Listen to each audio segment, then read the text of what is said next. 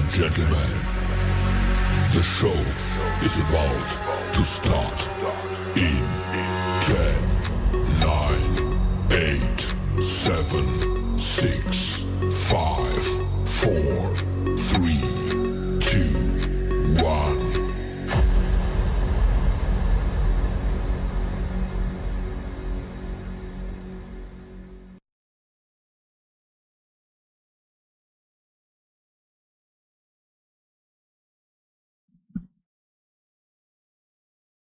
Heyo. I also forgot to turn the lights on for the computers. What's up? Hey, Kevin Case. Hey, Mel. Let me get the lights on. I gotta take pictures of the steampunk computer and the Ice Cube and then Mel's. Then I'm gonna put them on Etsy. And I guess I could build you any water cooled PC you want. Like be my store page or something.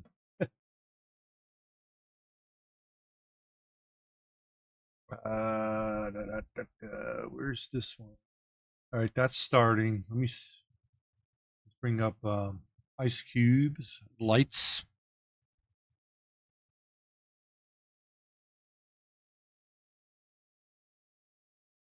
Yeah, Tom and Jerry. I got a size large. I think there was none left, and I got a size large. It doesn't fit me so well. I'm a little bit too fat for it.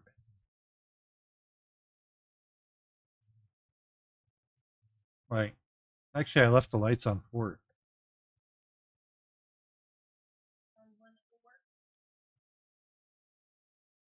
I keep feeling like a bug is on my neck. Fur behind you.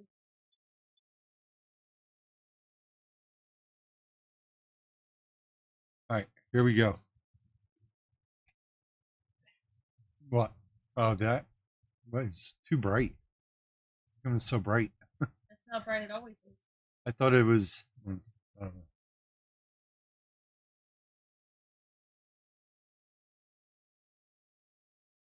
All right, so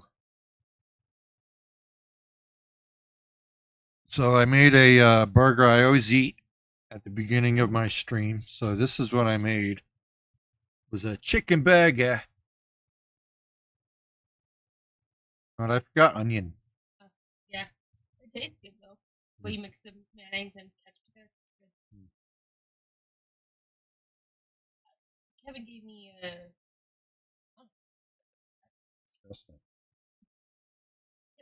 Kevin gifted me that a Tomb Raider game, right?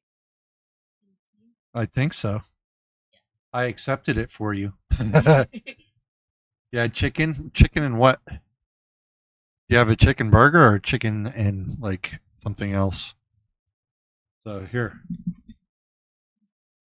Kevin, thank you for the Tomb Raider game, by the way. I keep forgetting to tell you. Thank you. But thank you so much for that Tomb Raider game. When I get the Midnight Meow set up, then I'll stream from that with that game. Yeah, we have to use or at least I have to use I have to log in to Steam on Mel's account for the Ice Cube to get stream avatars. So I kept seeing it. You got a gift from Kevin Case or whatever your name is on there. It's something similar. And then on Ice Cube, no, on Steampunk I log into my Steam, so I have all my games on there. This is the gaming PC, so I kept seeing you sent a gift game and she wasn't accepting it, so I finally just accepted it for her.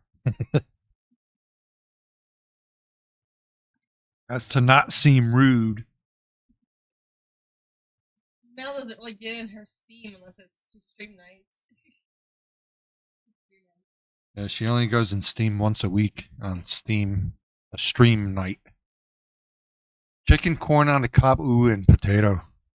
That sounds like a barbecue. A barbecue meal.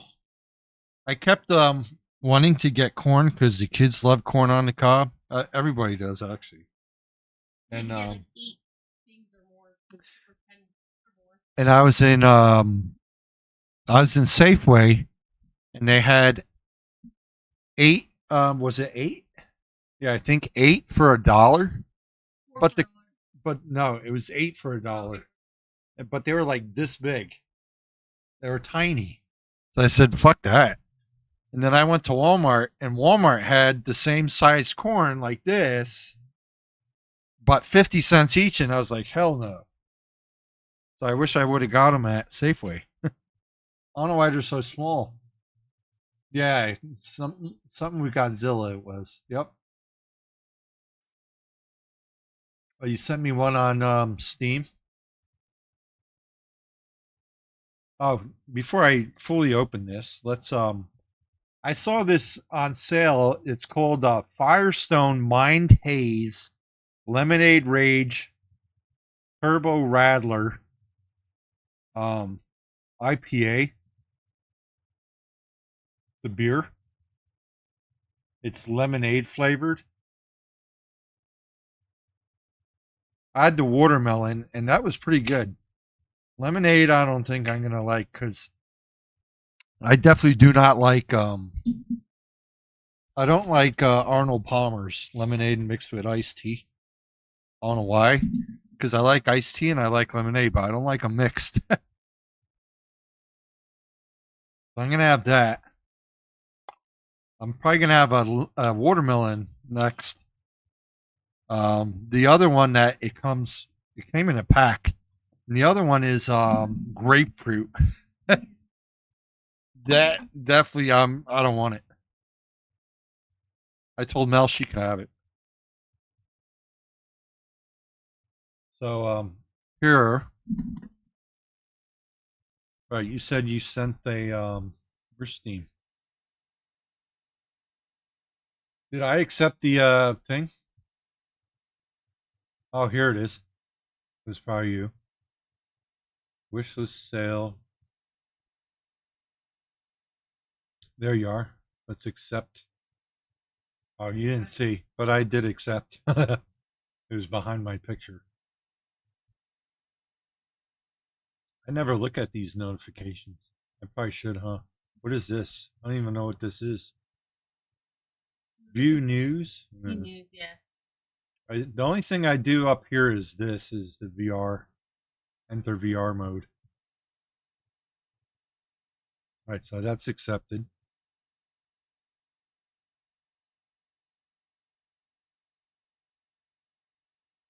Yeah, like it doesn't seem as bright now that we're in the small screen.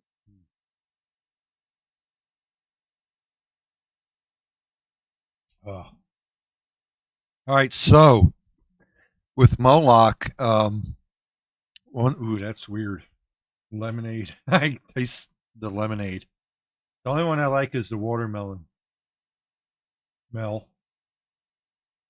The only one I like is watermelon. The lemonade is weird. Here, you want to try it? The grapefruit, I 100,000% know I'm not gonna like it. Did you ever like squirt instead of squirt? No. What is that weird? I guess J-Pop's sleeping already. I did start late.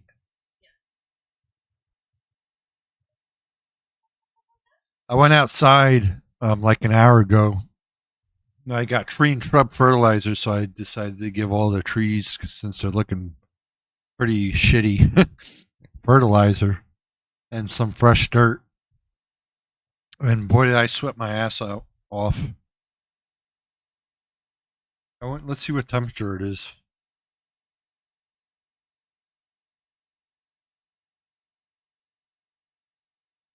It is 99. So when I was out there, it was probably 101 something. Because it got dark, so it gets cool really fast when it gets dark. Usually. All right, so under Moloch, I am going to I see it. I've seen it. I saw it first on TikTok. YouTube, I don't really go on YouTube for like live or shorts or anything. And I've never seen it on Twitch. So what I'm going to do is probably if I could stream to all three, I will. I don't know if I will, if I could, but I'm going to do marble races. And I'm going to race shooters. Now they have, let's see if I could bring up TikTok.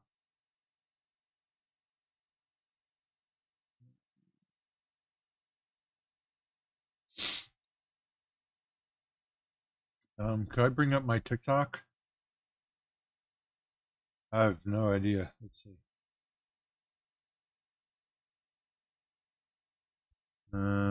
Okay.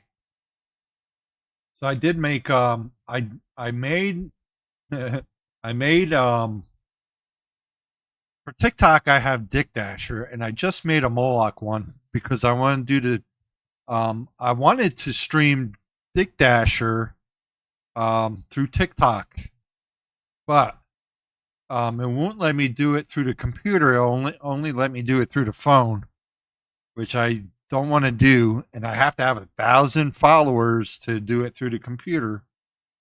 So I'm just gonna say screw that, and I'm going to attempt marble races through Moloch. So I'm going to start it probably through, actually I could do it through my phone, and then I could do it with the camera. So I couldn't actually stream everything through these marble races through Moloch. So let me see if I could, show you what I'm talking about. Because they have marble races with those plastic tracks, and then they have home built marble tracks. Yeah, if you're not affiliate, you should be able to multi-stream Moloch. I am affiliate. Live on Twitch, TikTok, and YouTube. So I'm affiliate with Twitch, and I do dual stream every Moloch stream with Kick. And then with Dick Dasher, Dick Dasher on Twitch, I multi-stream now to YouTube. That's why the music, I can't do the music because of YouTube. And let me find the account name. As far as what my idea is for these marble races. All right, Marbulous Marble Racing. So this guy, I like his track a lot. And I'm going to follow him.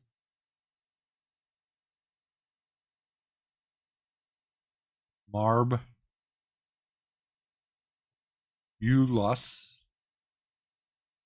Why isn't that coming up?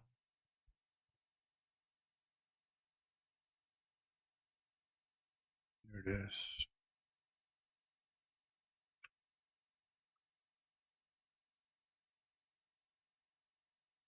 Yeah, this guy has the coolest track in my opinion. I really like what he did. All right, so here. Yeah, that's a bad video. Let me follow him. Let's just do a pinned one. Hold on, let me pause it and let me get the sound for you.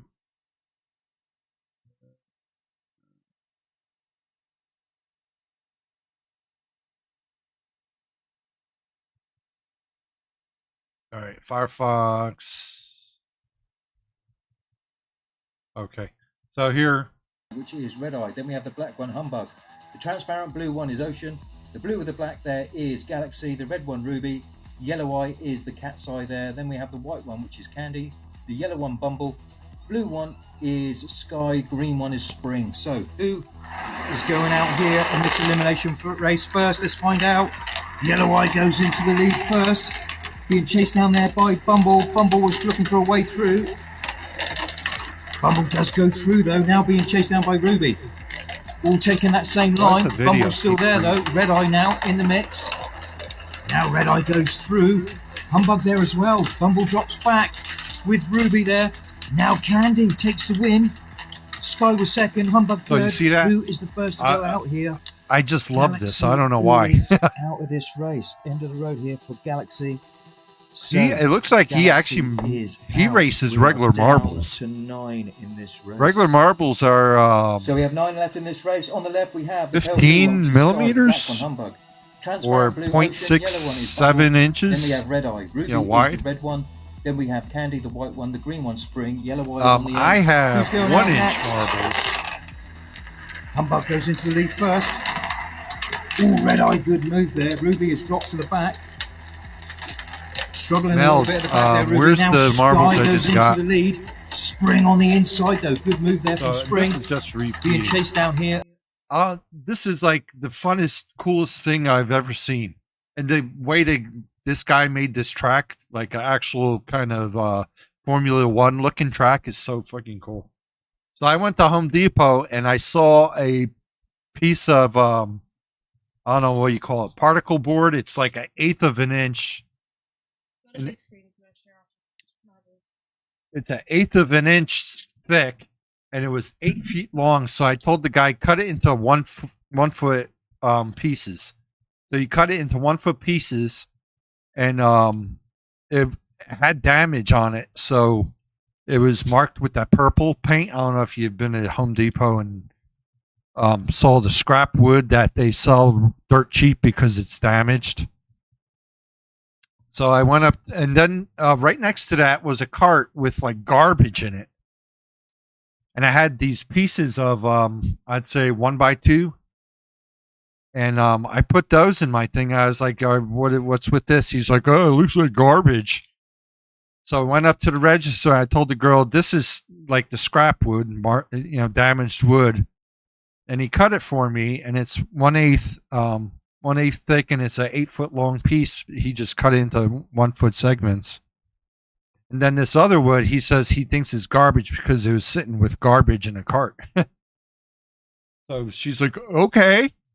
And she tried to find the wood, and she couldn't. And so all she found was this like $6 wood, and it was 70% off. So it came to $2. So I got the whole freaking track for $2. I just have to build it now. So I should probably build it on stream, huh? So here's more marbles. Yeah, so these are the ones. So I got one jumbo shooter, which is like 2 inch or something. And then I got these, let's see, 1, 2, 3, 4, 5, 6, 7, 8, 9 shooters, which are 1 inch or 25 millimeters. And they're solar system. So each marble's supposed to look like a planet, but it doesn't. But so I got 9 marbles here, and then 3. One. The other ones. Here's a Hot Wheels marble. These I bought off eBay. Here's a Dr. Pepper old-fashioned logo marble. And here's another Dr. Pepper one. They had Coke, but nobody here likes Coke, really. And then so I got the solar systems. I bought a Yankees, and I wanted to buy a Mets, and I wanted the guy to combine shipping, but he didn't. So I just bought the Yankees marble. I'm waiting for him to like combine the shipping for the Mets. I don't know what this guy's doing. It's someone on eBay. And then they have other ones, shooter marbles. I don't really want to do the small marbles.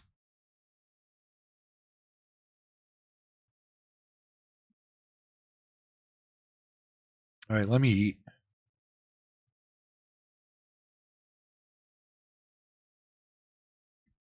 So that's what I want to do. That's a project, and I want to build the marble track like this guy. Here's another one. That's really cool, but I'm not going to do it like him because he. I wonder if he's in Arizona or something. Because look at this track.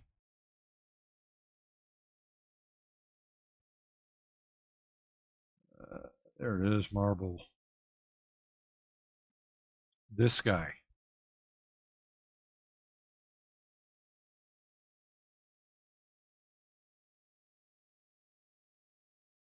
I don't know why there's no sound. He's got water going in it. Let's. How about this one? Oh. You didn't start it at the start. All right, here's this one that starts at. Oh wait, this is when he was just building it. I guess it almost looks like he also has his track like outside or something. Look how cool this is. He made it. Mel, why is the thing like this? The internet. Yeah, it's like choppy. Oh, you're not showing that screen, by the way. Oh. But why is it choppy like this? I don't know. All right, look at this one. The mesh doesn't seem to work as well with the T-Mobile internet. You know. All right, here's a this one's really cool. Season Look at this 4, track. Race 17.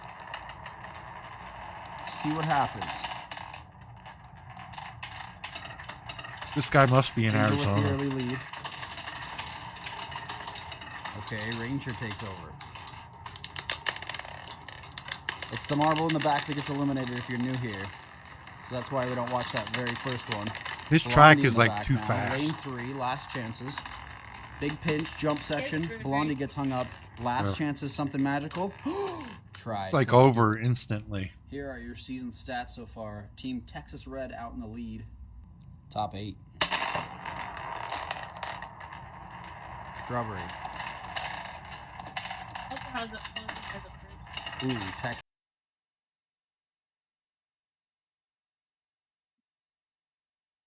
Looks like he Choose your racer. changes it up. Who wants it the most?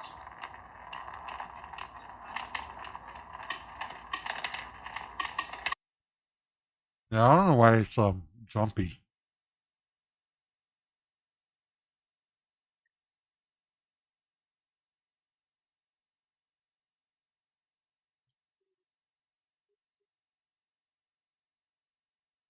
Wow, this book is so good. I told you. Oh look, he's got like decorated for Halloween. Oh, It's Blondie in the back. Bouncing around, messing around. it's something with our Blondie internet. trying to make something happen here. Texas Red with a big bounce. Blondie tries to snipe, can't do it. Goes around the outside. Texas Red eliminated first. The top 6. See how he starts it? I don't really like that.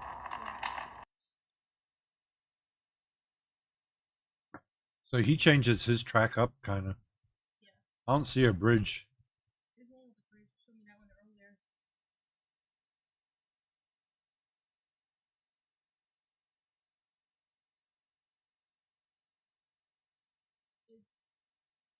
Keep click and follow. Why is it not following? Live most nights. That's not true.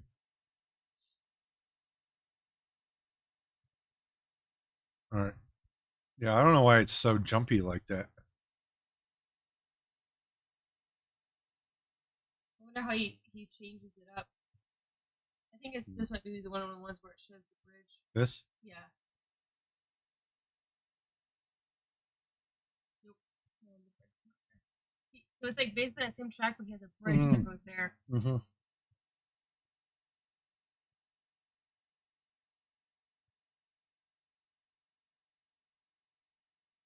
Remember seeing the bridge now? Uh-huh.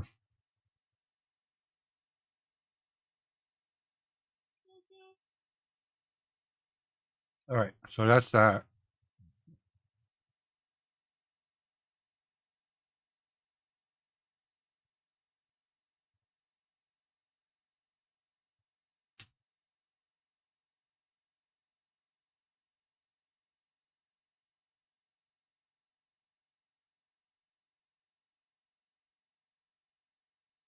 All right, so I'm following this.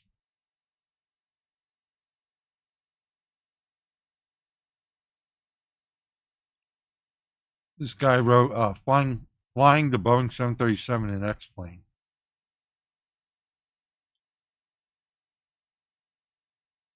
This guy wrote this book. I did the first part, which was pretty much all about the FMC.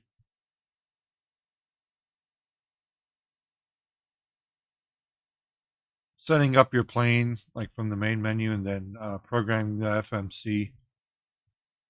Shoot, I don't remember any of those commands. What was it? Control, control, and then a number on the number pad. I think for the views. And then we did a map, and it turned out really bad. The flight. Let me bring up little nav map because he does use that. One thing though, I can't get little nav map and Xplane to sync up.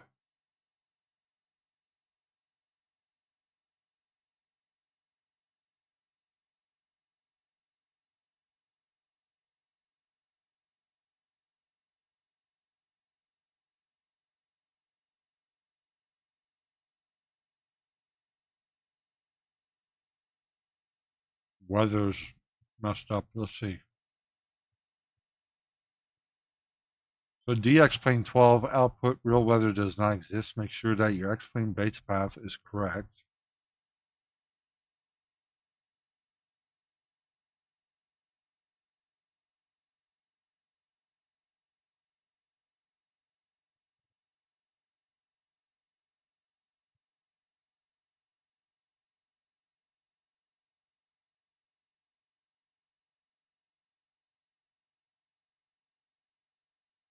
Let's see. Click reset pass in little nav map dialog. Load scenery library and where?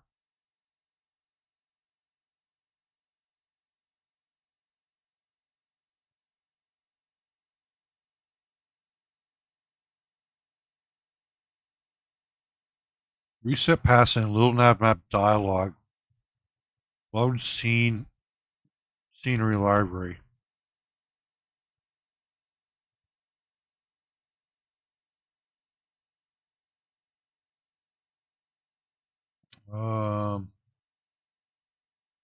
Oh, here.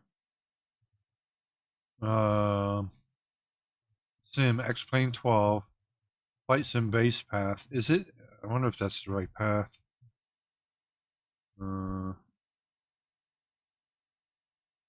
No, that's not the right path.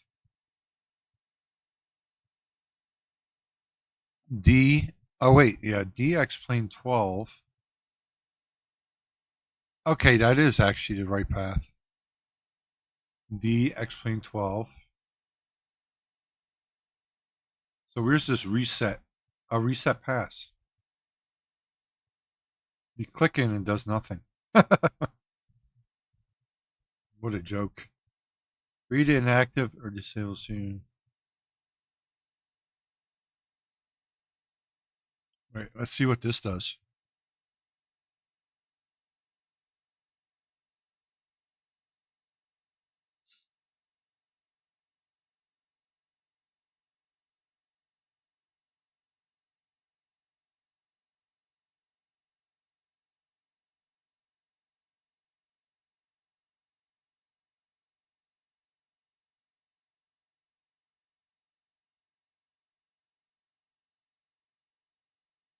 Oh, that burger was so fucking good.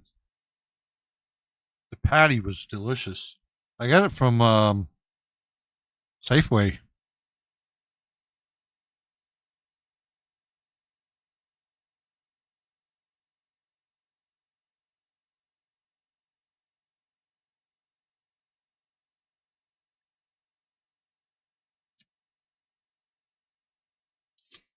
I wonder if I'm going to get too high and buzzed to even fly the plane.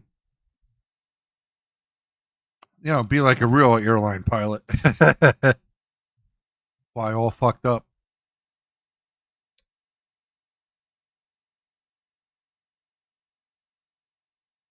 I have my FMC that I got from WinWing.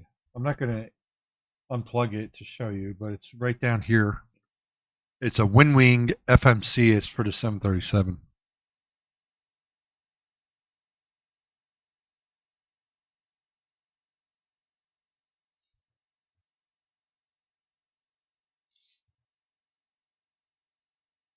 All right. Use this database, right? Looks good. See, what's this? What's this red?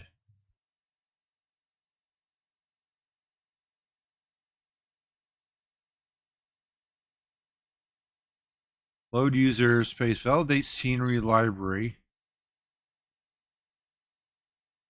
All right, scenery library mode is correct. Mode is set automatically. It says something about weather, though. I don't see anything about weather.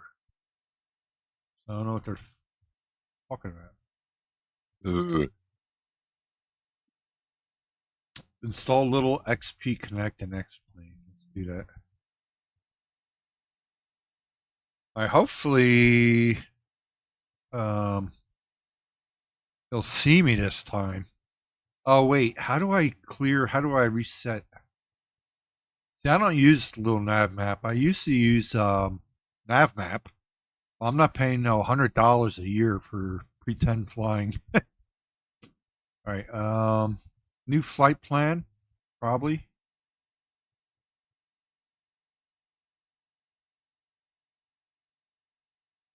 No, I don't want to save that.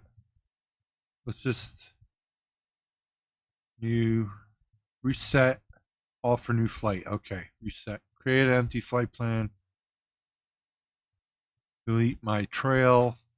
Reset active flight plan leg. Restart the aircraft performance. Reset flight detection.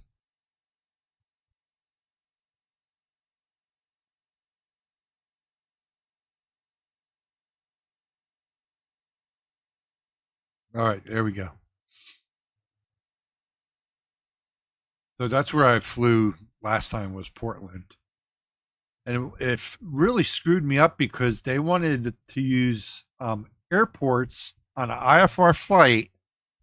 They wanted to use airports as waypoints, and you can't do that if you're IFR. Stupid.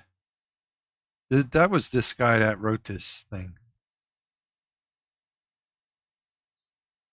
Oh, it opened it in Chrome anyways. Darn it. All right. Let's go back. All right, let's go to chapter 2. Because I did this flight already and I don't want to do it again. We know what a sit in the star is.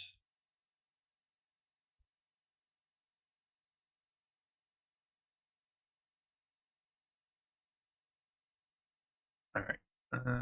Where's chapter 2? Or part 2.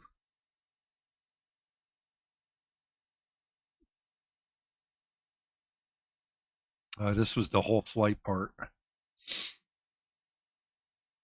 The approach was kind of fucked up.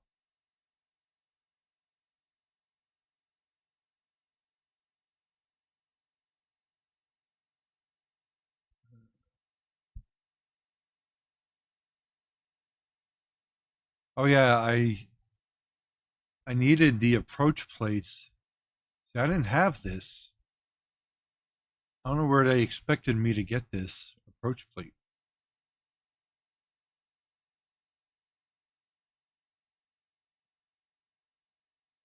What a pilot. See, I'm not going to remember any of these bullshit. So I hope he puts it again.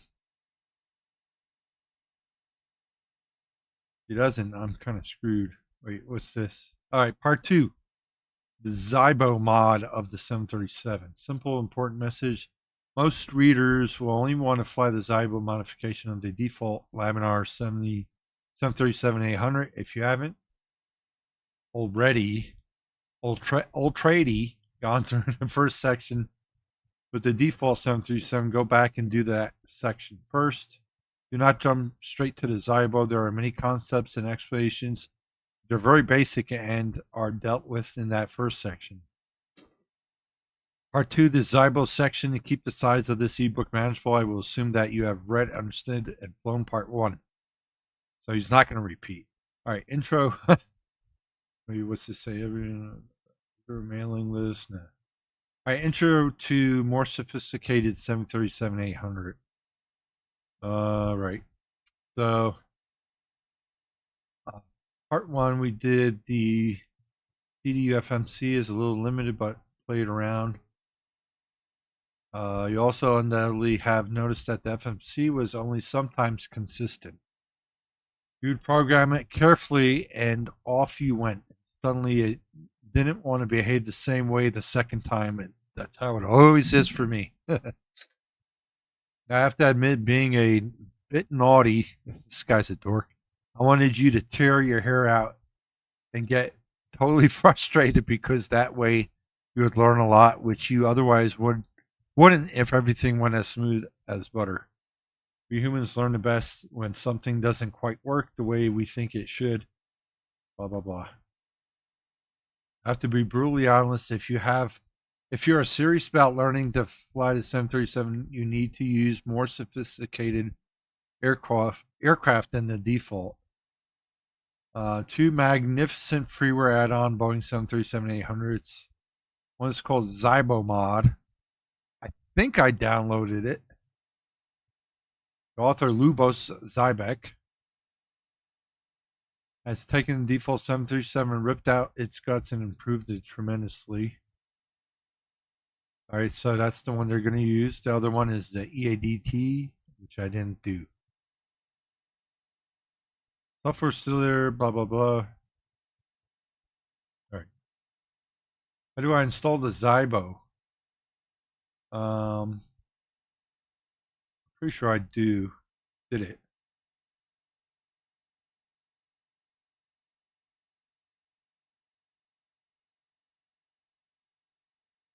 And then I did get this too, better pushback. Avitab okay with Xplane. Yes, indeed. There have never been any problems with this plugin. Avitab? What's Avitab?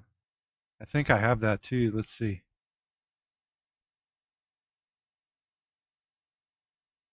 Ooh, what is this? VR compatible tablet.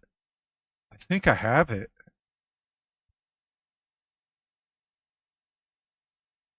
All right. See, I don't know why.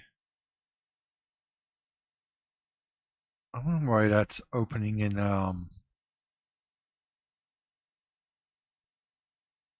Microsoft Edge. Part 2.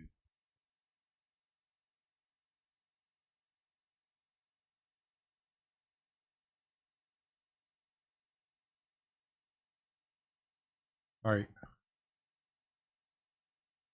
So we left off reading this. All right. All right. So it's got me logged in. Download.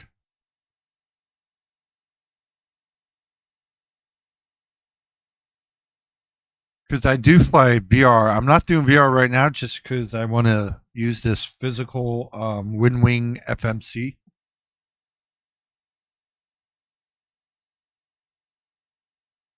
All right.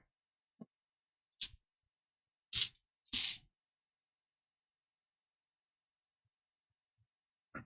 Let me clear up space. I got this at TJ Maxx. They're delicious. World's best tasting gourmet gummies. Super happy mix. Very good.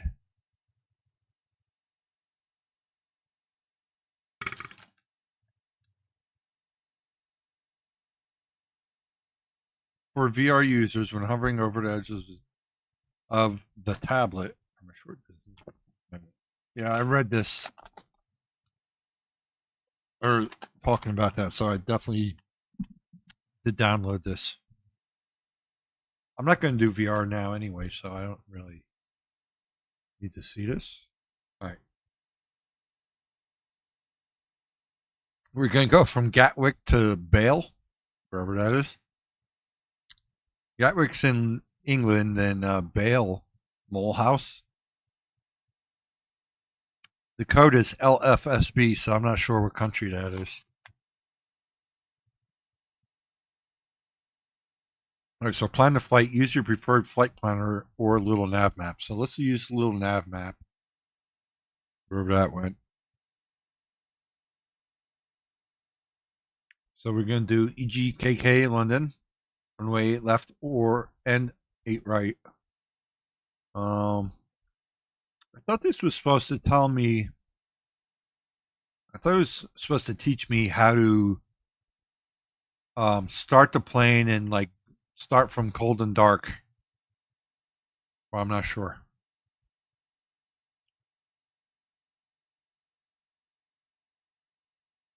Right. Oh, it's in France, but it's located close to the city of Basel, Switzerland. Oh wow! So we're gonna go way out that way. Little nav map. Spend some time getting familiar with little nav map before proceeding. A little nav map can create importable Xplane12 compatible flight plans with no trouble to learn the Zybo CDU, and instead we will manually program the flight.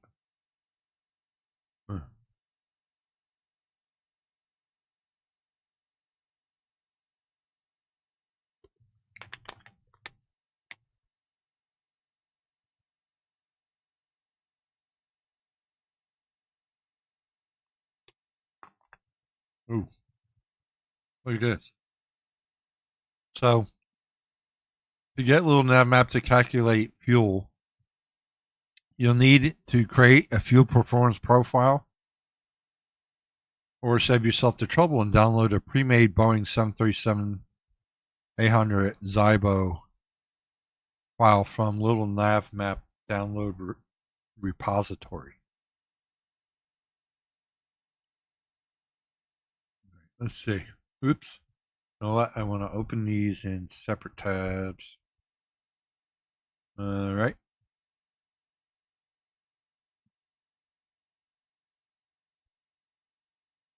Aircraft performance.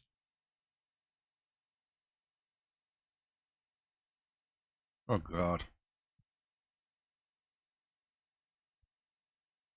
So I'm going to get Zybo's. Nope, Zybo's not at the bottom. So then I guess this. Oh, that's the laminar. Ooh, I want this plane, the Bombardier Challenger 300. I really want that. So wait, what am I looking for? Boeing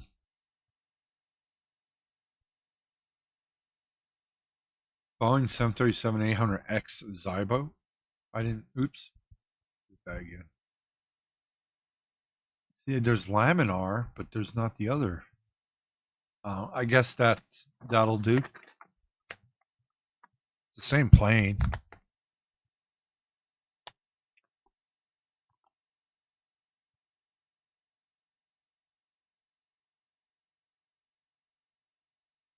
Because there's no Zybo anything.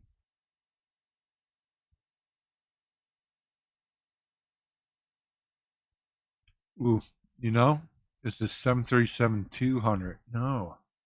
I have the 737-200, but it's not in here.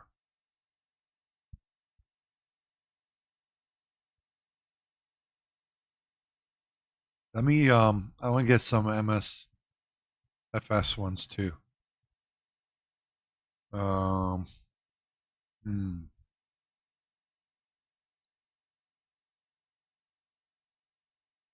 PMDG, yes.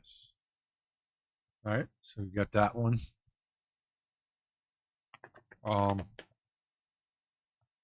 Cessna 414, I'd like that. God, I can't stop eating these.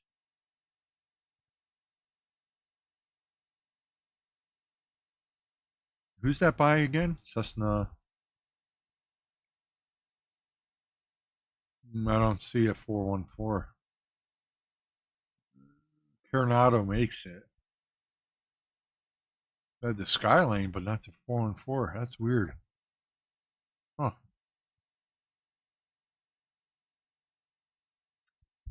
Let me just get this one too. 787.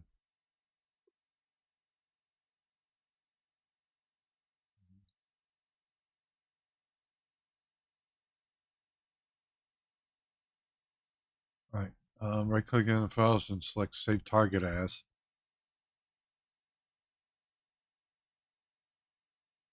What? Right click on the files below. Oh, and select Save Target As. What?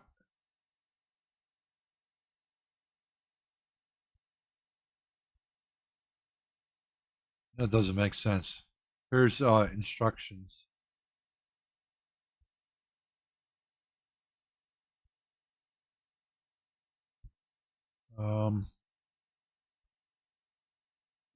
Here they are.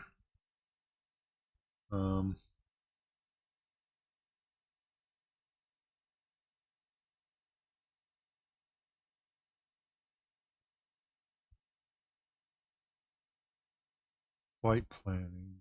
Simple default profile. Oh, here's files. Okay, here. Can be saved and loaded like flight plan files. And performance files can be dragged from a file manager like Windows and dropped into Little Nav Map main window.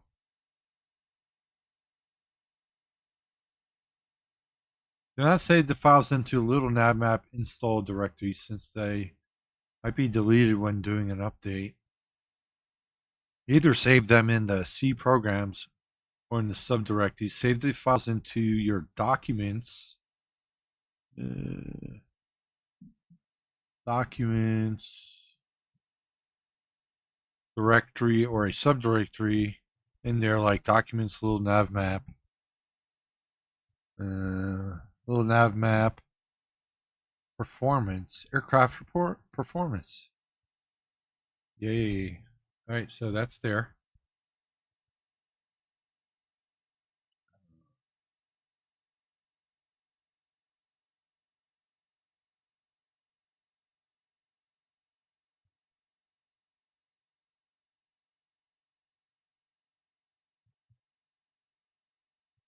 So let's get these three over.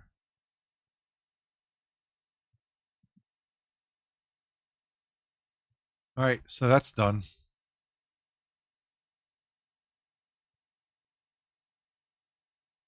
All right, open Little Nav Map and zoom into the area with London in the left-hand top corner of the LNM map. What?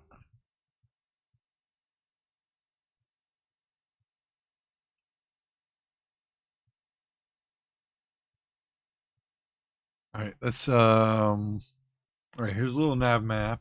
I'm gonna do it off screen here. Zoom into the area with London. All right.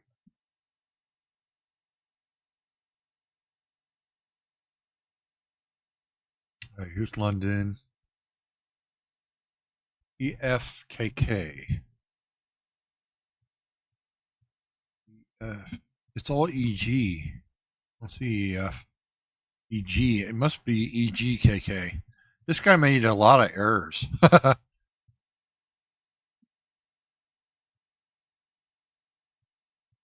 Where are we going? Gatwick. Okay.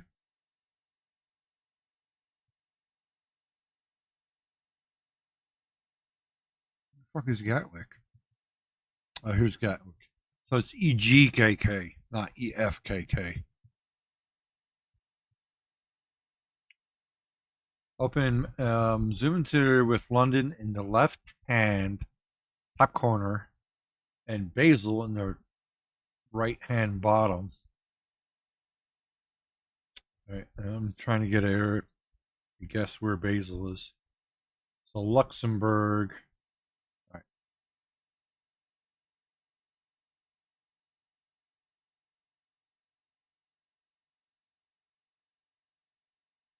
All right, that's good.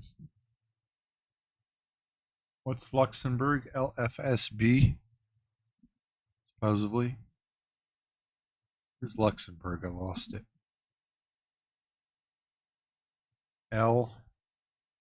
LFSB. There it is.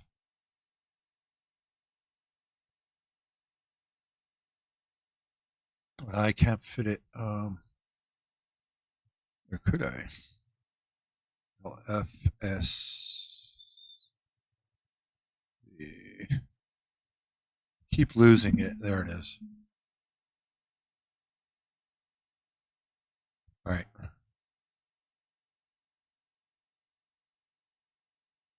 Okay, now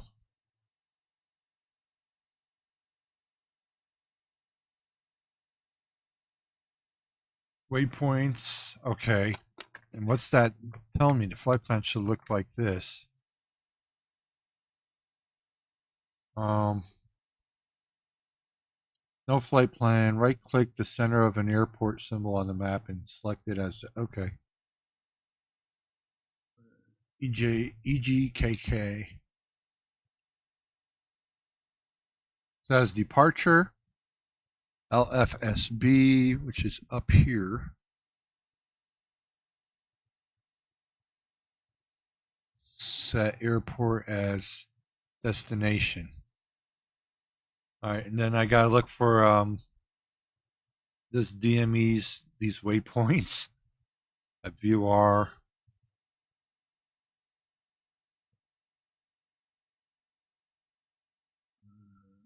All right, so DVR.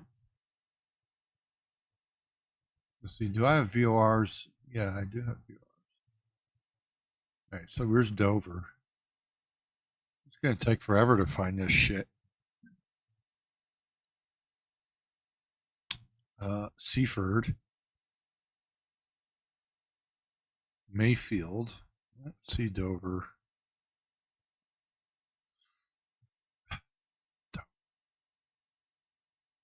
Is Dover in France or is it in England?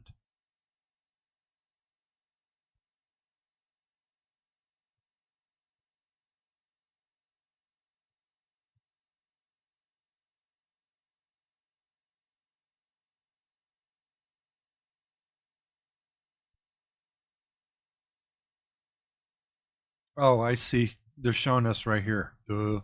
All right, Dover. Why would I go way the fuck out there? That's so stupid.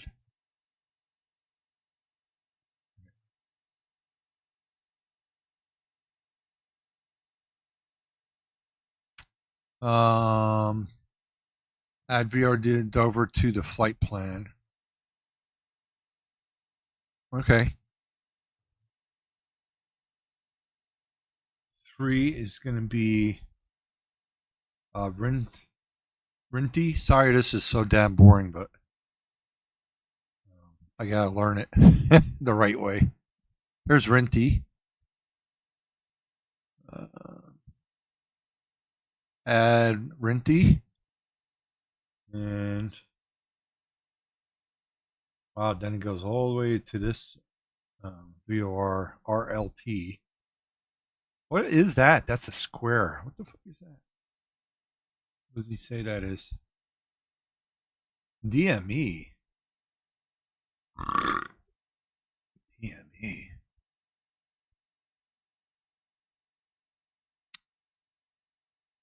DME.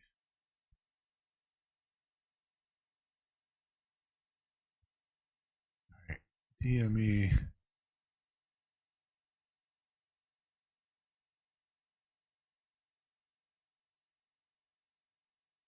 DME. What the fuck is a DME?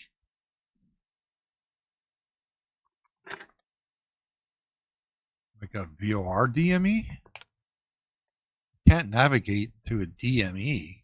That just tells you your distance. Distance measuring equipment. So what the fuck is a DME? I bet he means I bet he means it's a VOR or something.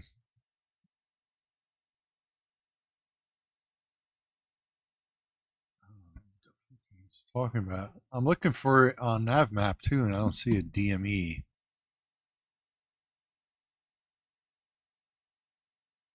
Oh.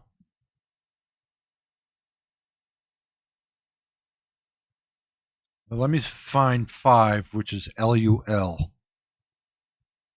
LUL.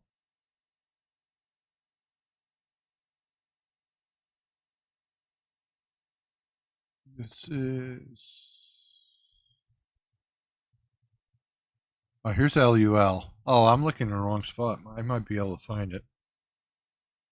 RLP.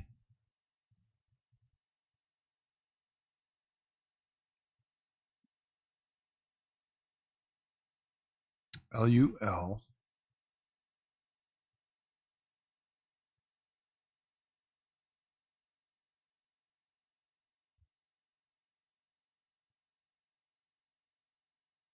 LUL.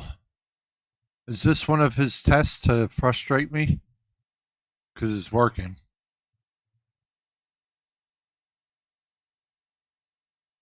I might skip that shit.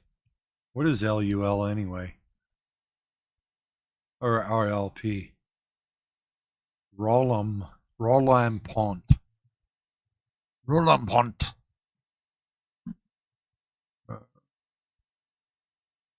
Yeah, I'm not seeing nothing like that. So fuck it. All right, let's go to wait, RLP. Yeah. The VOR. Why is he calling it a DME? An asshole. I might write this guy and be like, you know, you kind of don't know what the fuck you're talking about. All right. At the flight. Oh, VOR. LUL. And then ARPUS. Where's ARPUS? Just a little right.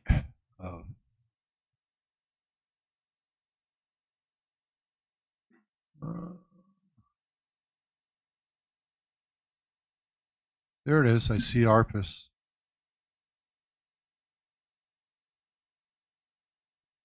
And then LFSB, which we already have.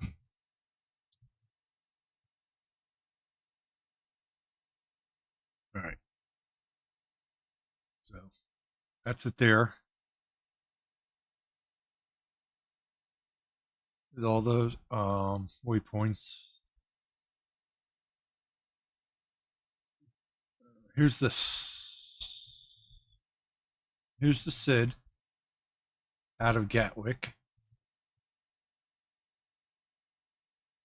And it's called the DVR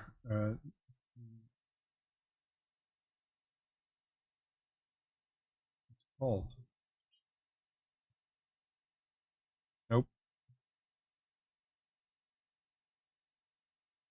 Called the DVR 1M 1V. And here's the star. What am I looking at here? All right, LUL, ARPUS. Then we come into the airport.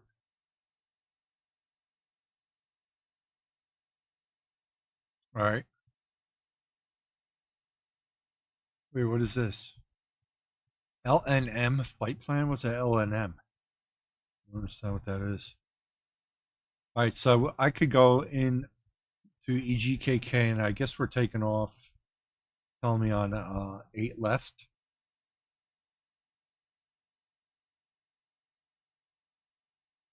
Wait a minute. It's got a whole shitload of stuff in here. So how do I get these? How do I get the Sid and the Star on this?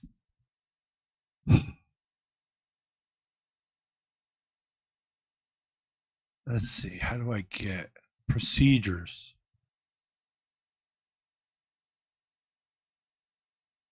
No airport selected.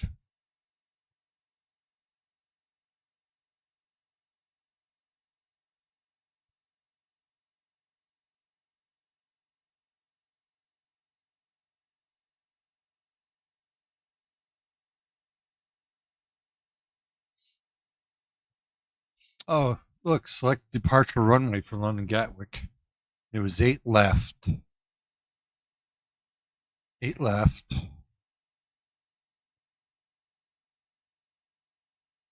And then it says show departure procedure. And what was it called?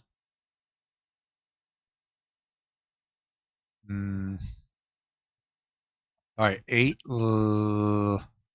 left. Here it is, DVR.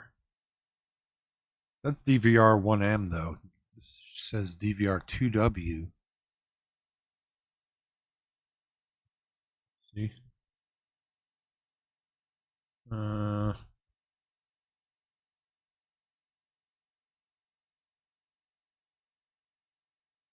not used to these plates for Europe.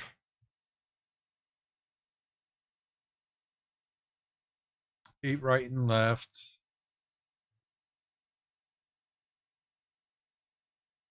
So it's got to be that DVR 2W.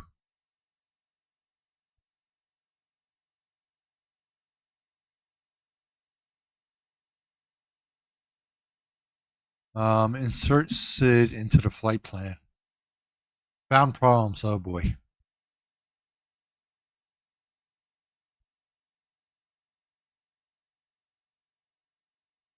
Found problems.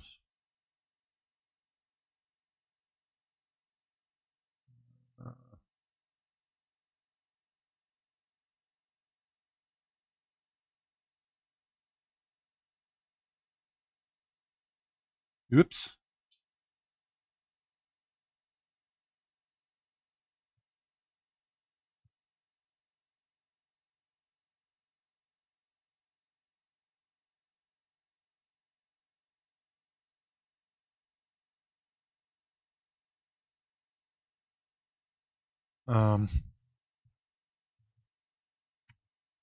SID for 8 left. There's DVR2W, Franny, Kenny 3, Lamb 5, Sam 3, SFD 9. Goes to Tunby. Where's Tunby? Saw that.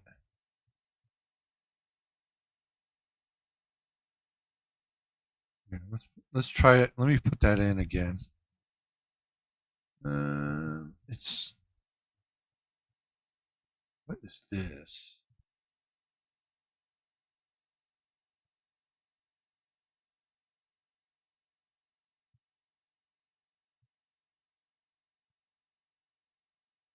Oh.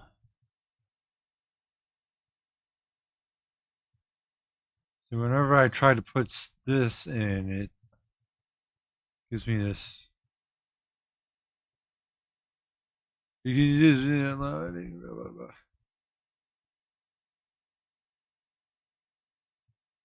All right. Whatever that was worked. All right, and now the star is going to be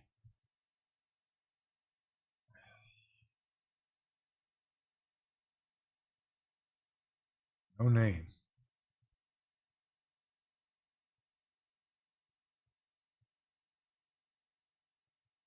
All right, so let me select. All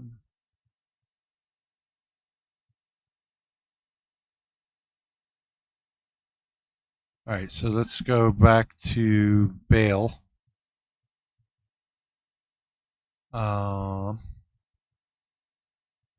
Select destination runway. Oh, here, look. Right click the SID 8L DVR2W.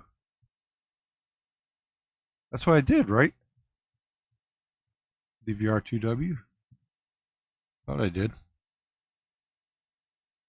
And then right click on LFSC in the flight panel, choose show arrivals for bail. I do the star ARPU AK. ARPU. Right. So here's ARPU 8K. Here it is. Insert it. And then I want to insert it for what runway?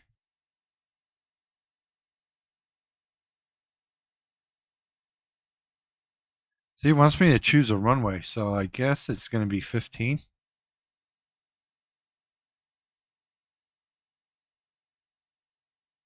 15. Let's do 15 because I see 15s. All right. And then in the same panel, right click approach ILS. Oh. Approach ILS Y 15 TFF 15. ILS Y 15. Yes, this one. All right. Click insert approach.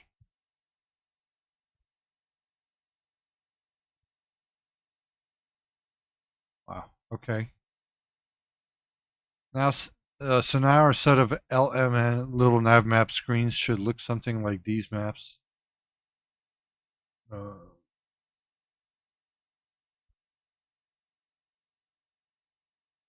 here's this. Yep, 21 steps. So perfect. Looks right on to me.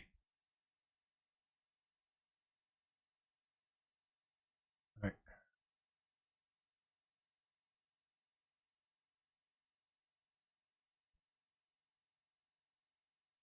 Right.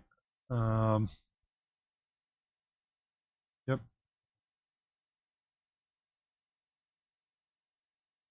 I don't have numbers on my screen though. I don't know how I would see that. Let's see.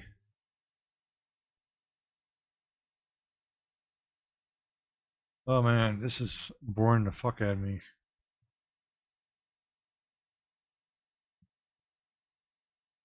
All right, begin the flight now. Wait, am I supposed to do anything like save or anything? Oh, I didn't put the altitude, 30,000 feet.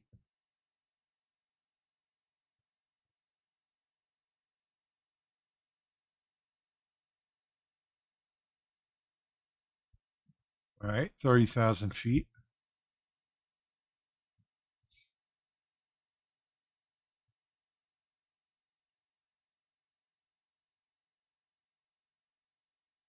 All right, start X-plane, begin the flight using default Cessna. What? Now what are you talking about with a Cessna?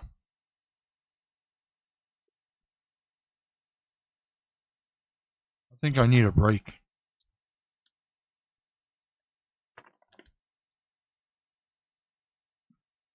All right.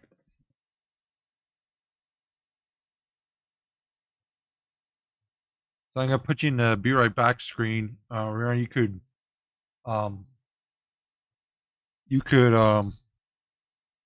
fight your avatars and be right back with exclamation point emote and your favorite remote, and it'll fight. I'll be right back in 5.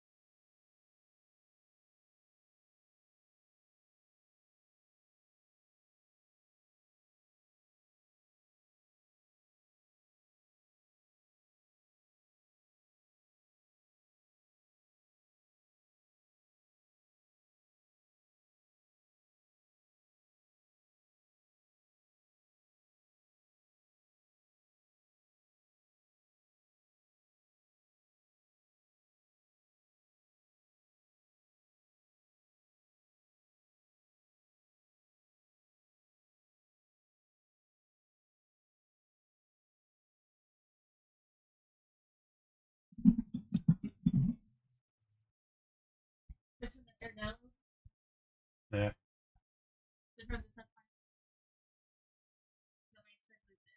sure.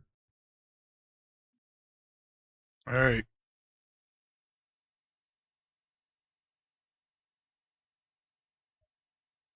Yeah, I didn't see any emotes in that. In the beginning, I saw it in the emote thing, but all right, I got another beer. It's the watermelon one.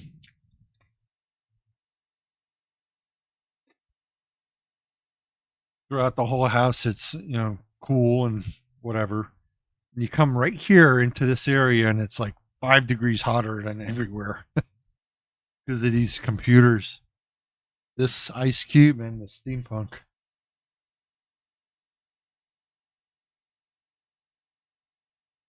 I have two fans, one right up there and a fan over here, but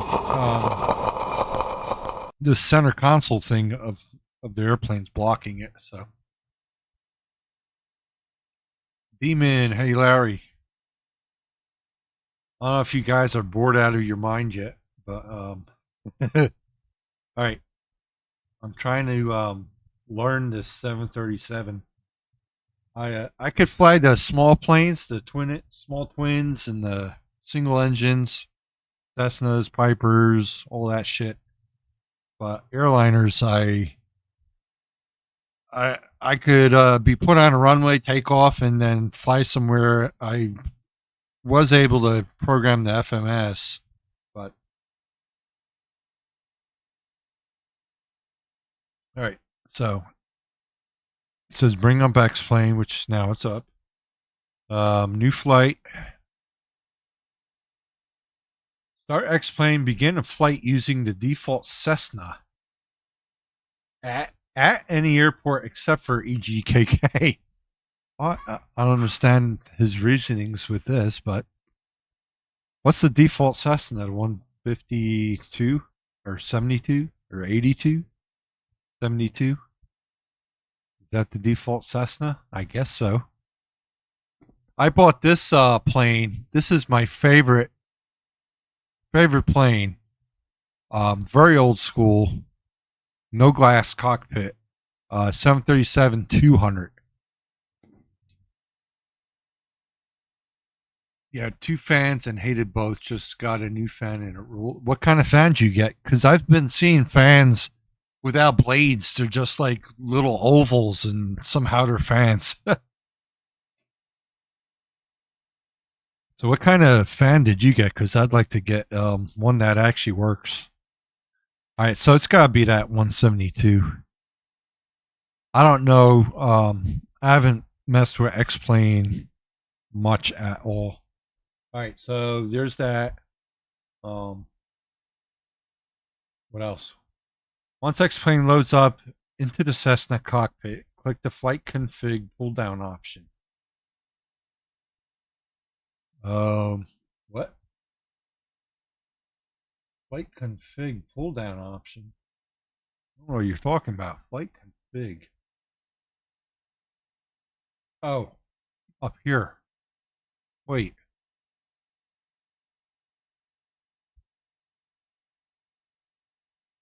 It's a menu right here, but I don't have it.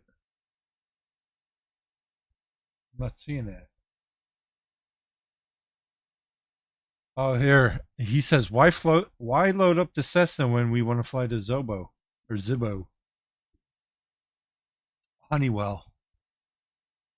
Mel, Maleficent tried applying to Honeywell, and they were kind of big here in Tucson. Honeywell, and she applied, and right then when she kind of applied, they went downhill south and like moved out of Tucson. The building's still there and it's still Honeywell, but there's like nobody there. Yeah, it's a skeleton crew now. Yeah, it's a skeleton crew. I don't know why they even bother staying. Mounted to the wall, but I have it sitting under my desk. It's called the Turbo Force Power. Is that something I could probably get on Amazon? Let's see. I have a Honeywell fan. You want me to go get it for you? No. I want to see what this looks like because it's probably not what you have. Is it a weird looking one?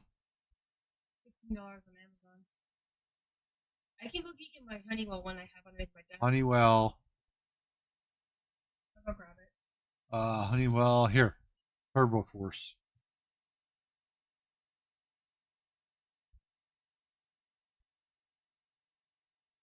Is it a tower?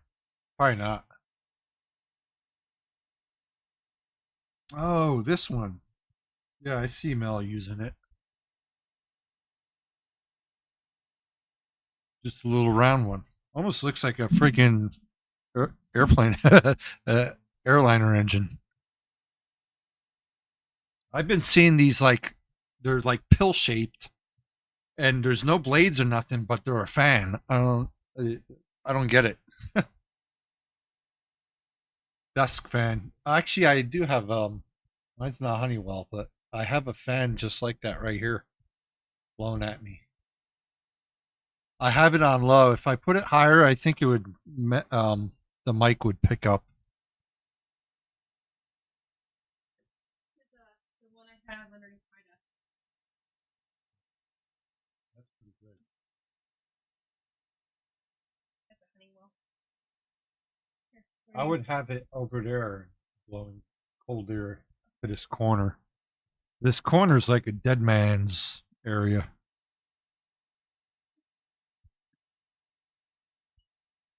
I'm in what's called the game room, and this game room used to be a garage. No, it had to been. Well, it could have been carport, yeah. But it's sealed in room, and had one little vent for air conditioning, but I hooked up a split AC. Where the unit goes up high, and then the little units outside. I have that, but yeah. Yeah. Who wants to guess what temp it is? Is it over 90?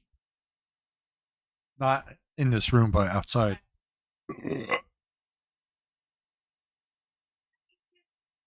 Was it 90? Is our weather station up or down? 96. Hey, Crowbar. So it's 96. It was 99 when I started stream, which was 8 o'clock.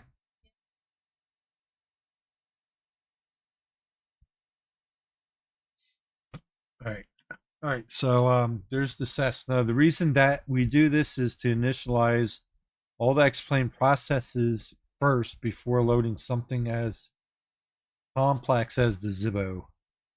It's actually a good habit to get into for all flights with any add-on aircraft. So this is, I guess, exclusive to Xplane because you don't do this in Flight Sim. All right.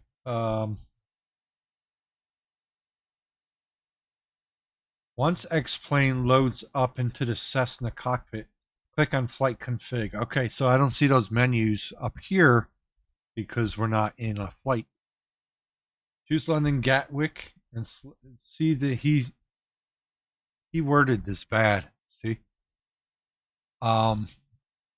begin flight using the default Cessna at any airport except e.g. Oh, okay, except. Okay. So let's go in the area of there, maybe. Oh, well, I don't know what's near London. Let's start it not in EGKK, but let's start in what's the other one? Heathrow? EGLL.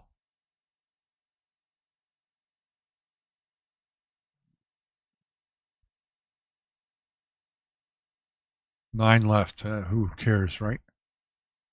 Ramp, runway.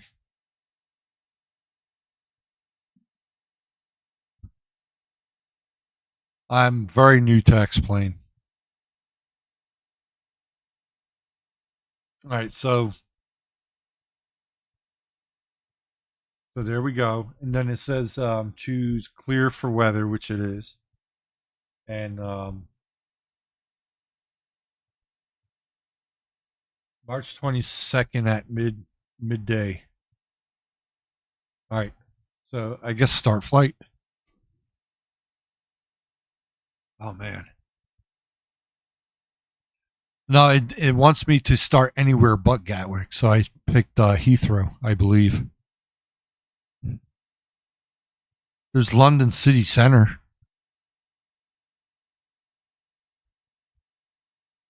The gummy in these beers are starting to hit me, so I hope I could get off the ground.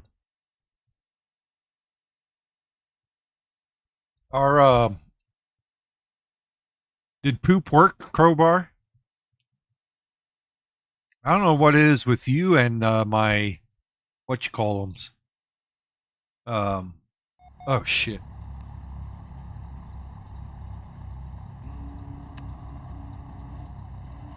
This is a problem with this yoke, which is the TCA Boeing. The throttle levers just, these two sliders cause this.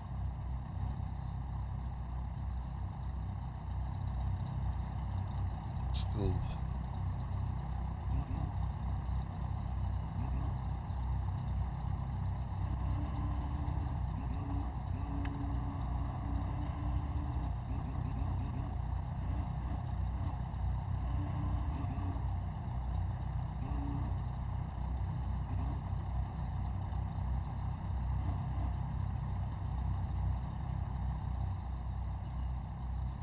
Still shaking. It's pretty bad today, huh?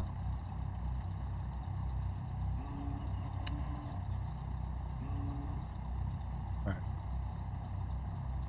You got to fly direct from Nashville to Gatwick.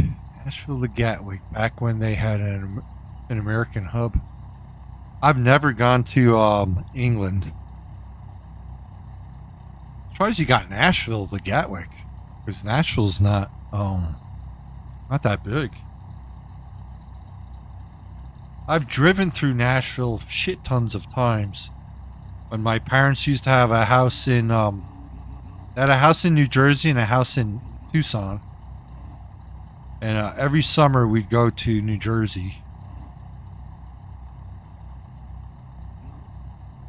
And we'd go along the 40. We'd take the 40 all the way from Flagstaff all the way to, like Nashville, and then from Nashville take the 81, or a little east of Nashville, take the 81 north through Virginia, go past Bristol, the NASCAR track. There's an airport along the 81 in just about like halfway through Virginia, and it was up on this hill on the right if you go north. And it was just such a cool airport. I never knew what it was, what its name was, or anything. I always wanted to like see it and fly into it on the sim. Mountain Empire, I think that's right. Out through Knoxville. So is Nashville in the middle? I thought Nashville was the east. There's Memphis on the west, and then there's something in the middle and something on the east side. Is it? I thought Nashville was on the east side. Is it Knoxville? I don't know. You would know. I don't know.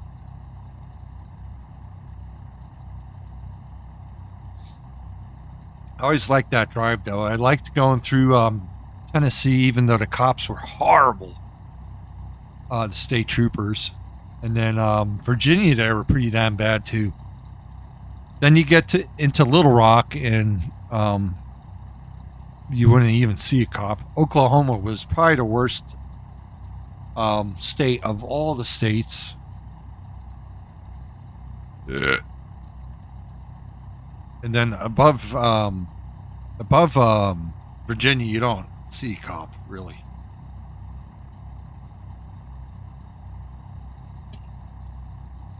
Worst near the line, yeah. They always do that at the state lines. They're always really bad. All right, so I'm in here now. What?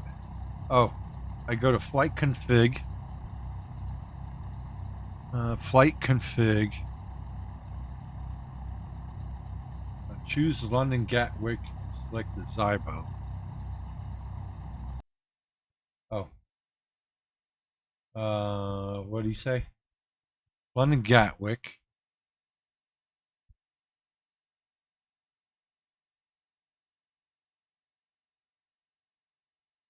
Oh, look. I could choose it right there. London Gatwick.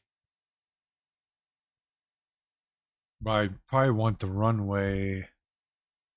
Start on runway. Wasn't it? It was 8 left. How do I change runways? Let's go 8 left. All right, 8 left, and then switch to the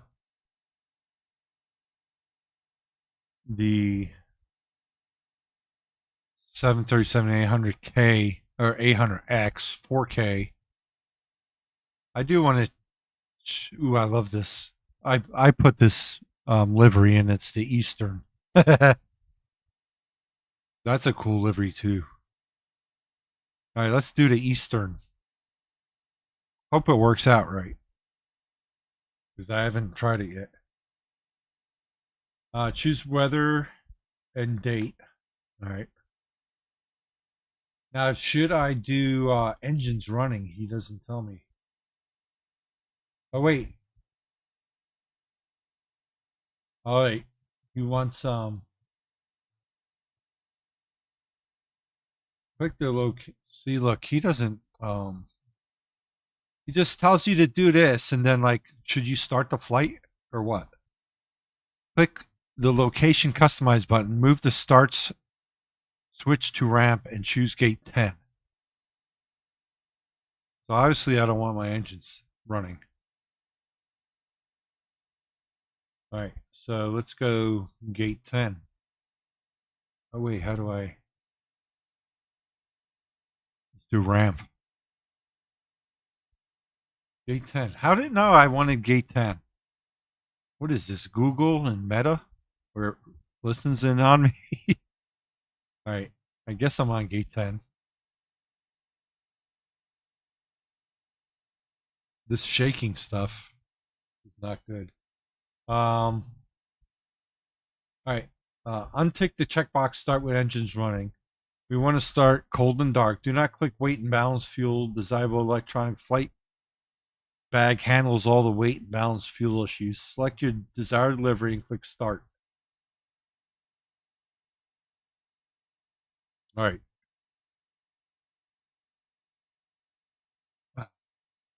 Here we go. This TCA Boeing yoke is acting up pretty bad today.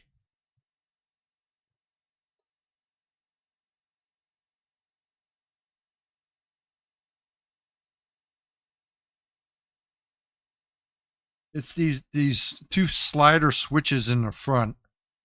The right one, they're supposed to be throttles, but the right one pans up and down, and it's I took this thing apart already because I told Thrustmaster about this and they didn't give a shit. So I took it apart myself and fixed it, and it was working pretty good, but it's starting to kind of not be so good anymore.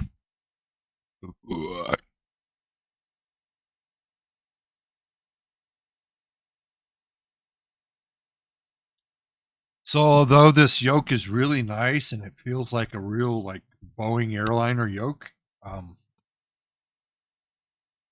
piece of shit. We all know, you know, how Thrustmaster is, what they did with those rudder pedals.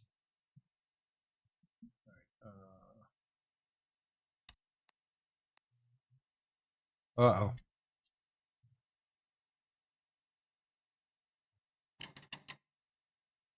I can't go look up or down at all now.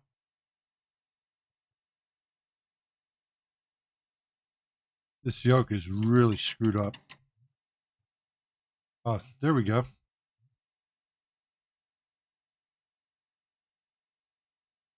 All right. And do I have that thing? Yeah, here. All right. So we're in the Zybo. This is my first time in this plane. Let's see what this tells me to do. All right, Zybo flight. So this plane is free. So if you have this Xplane12, Larry, you could use this plane free. It's the same thing as what's stock for Xplane12, which is the 737-800. But they say this one's way better than the stock one. I guess kind of like PMDG, but there is no stock 737 for for flight sim besides 24, which has that iFly one. My first job is to create a quick look for the Zybo flight bag tablet. Set the quick look up, control number key.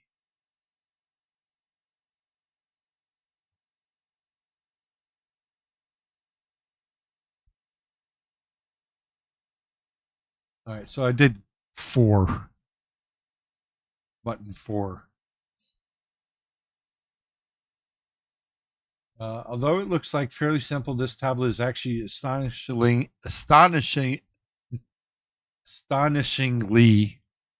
complex. Here's a link to the 241 page Zybo EFB manual. Fuck, hell no. Nope. Nope. Not doing it. Since this is a different aircraft to the default Laminar 737, we'll have to make a new set of quick looks. All right. So let's do a toga.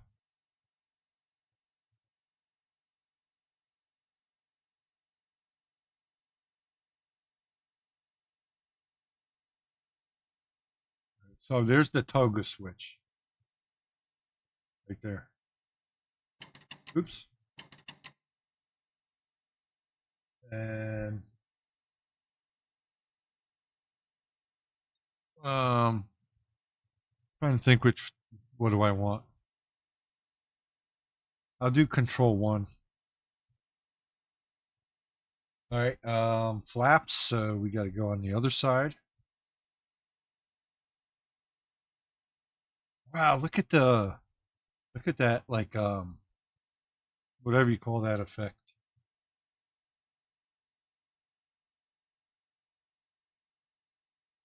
All right, here's flaps, control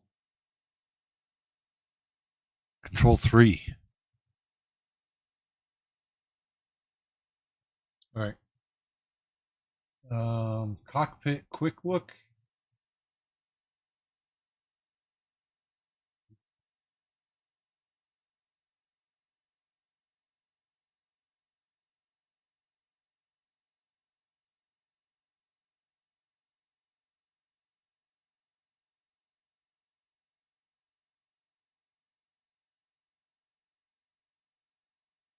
Right.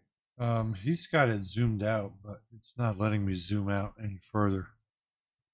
All right, so we'll do control 2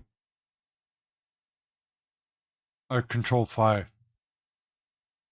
Not control 2.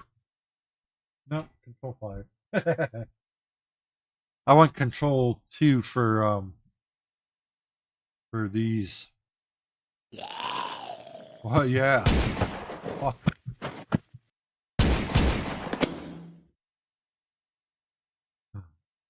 Wingnut. I was just thinking about you. I was gonna. I wanted to tell you something, but I forgot what. Oh, I took a gummy and I'm into beer too, and I was thinking, if I take off and fly, am I gonna end up in the middle of the ocean asleep? I think that's funny.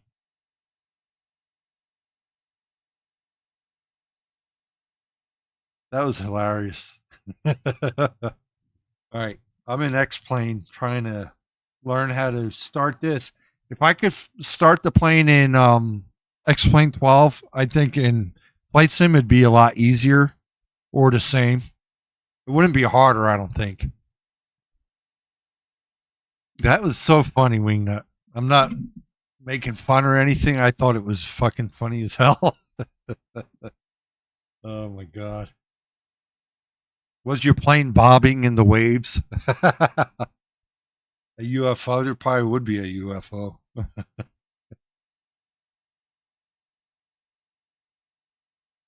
So I'm going by this guide. It's a I don't know how many 244 page guide. How to fly this plane. Start it from cold and dark. Go through the menus of everything and all that shit. All right, I don't need an MCP because this view I have already is oh shit, it's not.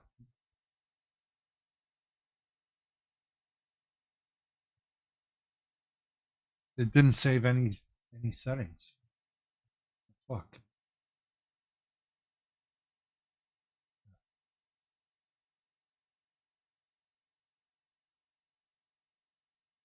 Hang on, let's start all fucking over. I think it's because I had my mouse not in this screen. All right, so once this, so do Control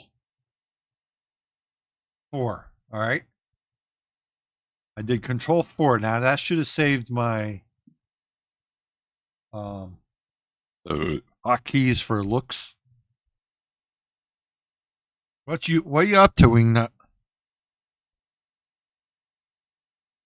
I'm drinking beers. I know that's not good, but all right. Now we want the toga button. Such a stupid name, isn't it? All right, so there's the toga button right there. So let's do what I do. Control 1.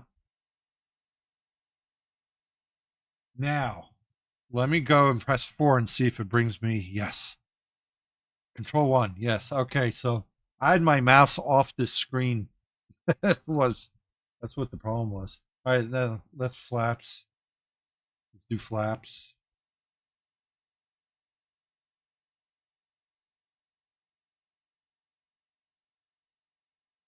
Taking care of your dad. Mel and I had to take care of my mom back in like 20. I'd say 2015, 16, 17, and 18. My mom passed away in 2018, but she was bedridden since like 2016, I'd say. So we had to, she was in one of those beds that has a air mattress thing. It would blow up in different sections. And it would, it was adjustable like a hospital bed. And we'd have to feed her. We'd have to, she had a catheter thing with a piss bag. She had a shit bag too. Or wait, no, she didn't. She had diapers. And we had to change her diaper. Mel did that mostly.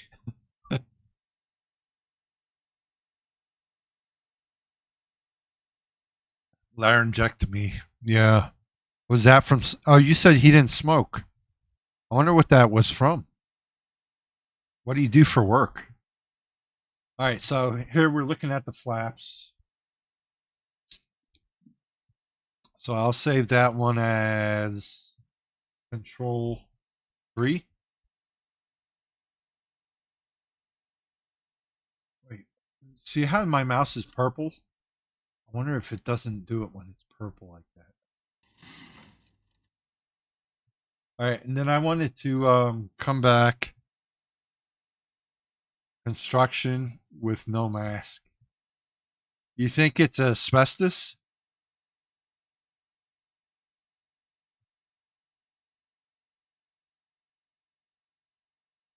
All right, this is Control 2. All right, so there's one. There's the flaps. There's that. Then what? Asbestos. He could probably get the. Wasn't there a big thing about asbestos that you could get? taken care of because of that.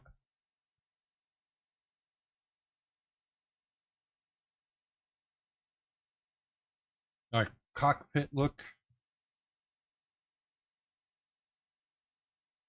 See, again, it's like way zoomed in. I don't know. I don't see how I could zoom out. I don't know why I can't.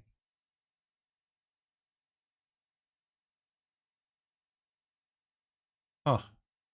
And this actually seems more zoomed in than it was before. How do I go backwards? Maybe if I go, oh, look at that. I'm going fucking backwards. There we go. Ah, that's what I want. Actually, I want to move forwards more. How do I move forwards now? I have to look down and then move forwards. And then I got to look up.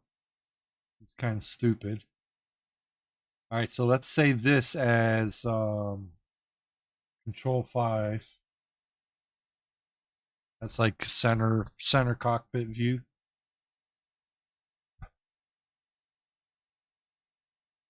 What do we start on the 30th? School? All right. The MCP, I could see the MCP, so I don't think I need to. I could make that number 8. All right, let's do that.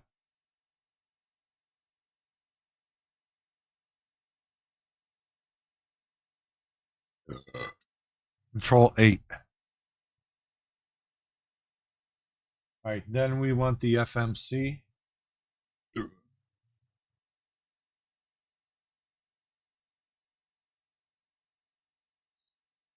How do I zoom in?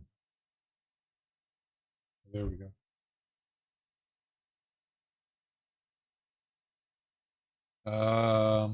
Control.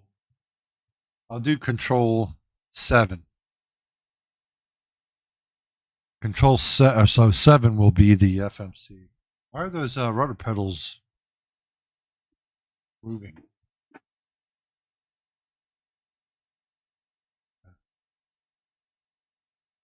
Oops.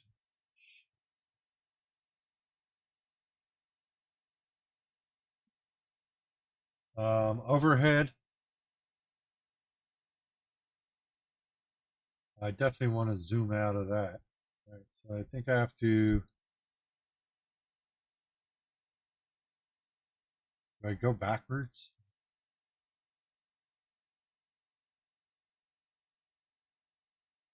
Let me lower myself. Let's look up again. There we go. Now I'm kind of far out.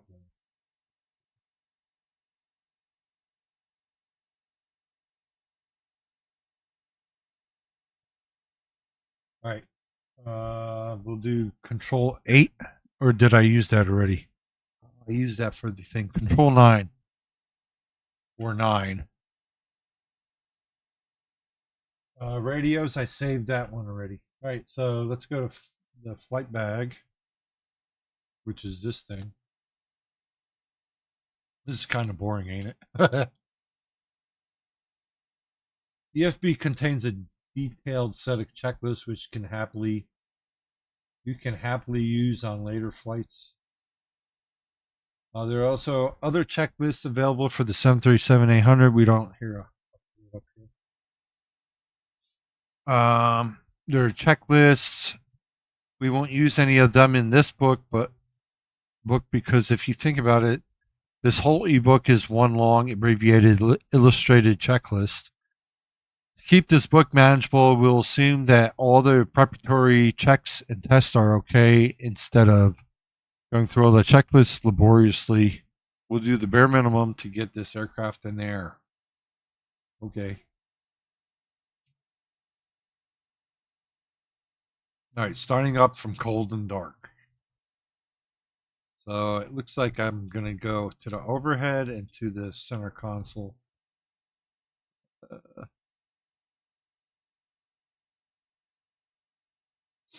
All right, initial settings before power is applied. Speed braking the down. Okay.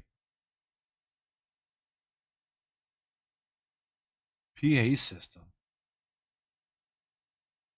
Oh, I have my own PA system. I don't need this. These. I have my chappy ones. All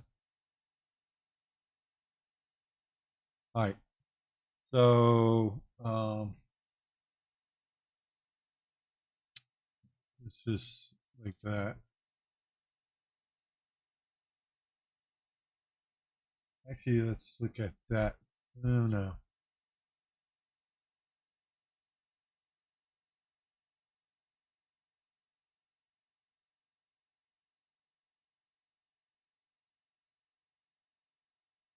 Okay.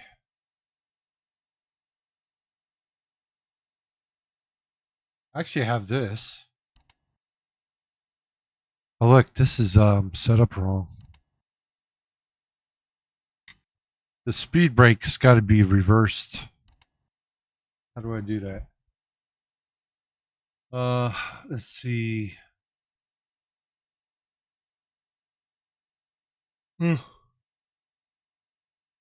View. How do I go to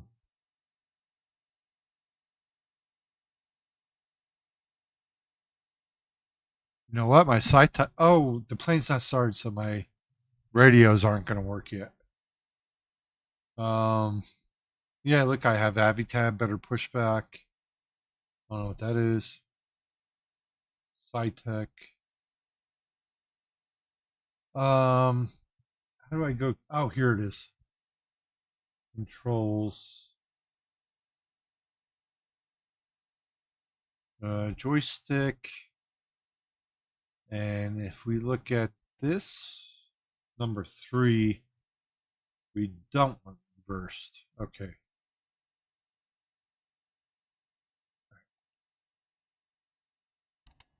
There we go. All right.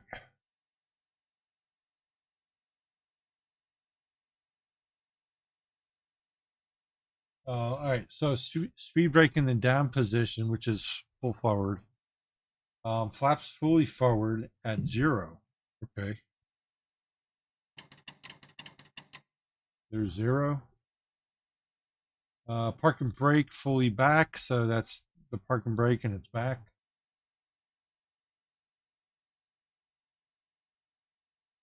When electrical power is applied, the park and brake light comes on. Engine fuel controls that cutoff, which is these two guys, which is the whole big 787 Air India thing, which I think is bullshit.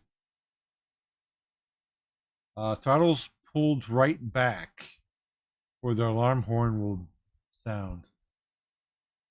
All right, so my throttles are all the way back.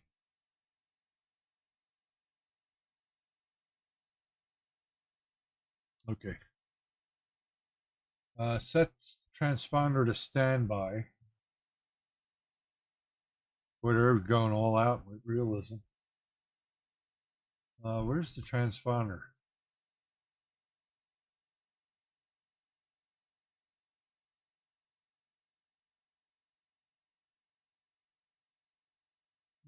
Where the hell's the? See, he doesn't say where the transponder is.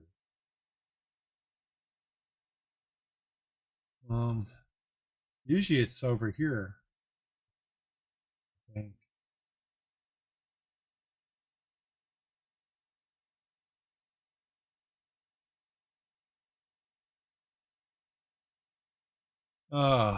ADF, nav, ADF. Oh, here it is. This must be the transponder. So it's on standby already.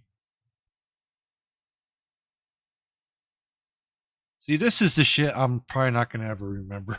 All right. All right, now we go up. Up. Wait, where's up? Oh, there. So set the electrical power to hydraulic pumps to off. Which are these guys? All right, it's already set this way. I don't know why. All right, applying electrical power. Next, we switch on the battery. If you want to learn like a really old plane like the MD-80, Mustafa does a really good in-depth tutorial of everything for that plane. But it's, I mean, if you don't know how to start these planes, learning the MD-80 is probably not not the best choice to learn on. If you know this, you'll have a grasp of what to do in MD-80. I know it's going backwards, but still.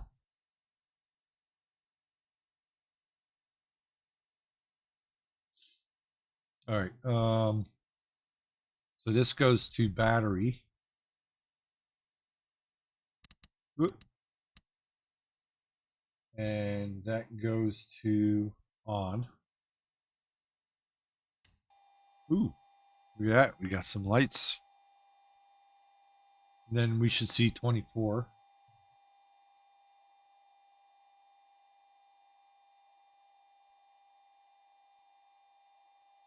All right.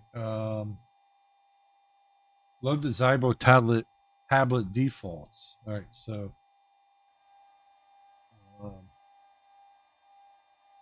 load. Click the save load config button. Click on reset. All right, click on reset. Click on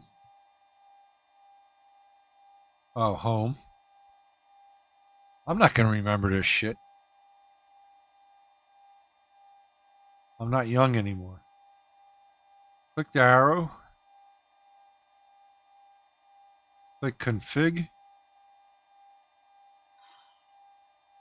And customize. Click general config. Change pounds to kilogram. No. Not going to fly with kilograms. Fuck yourself. And FMX to FMS.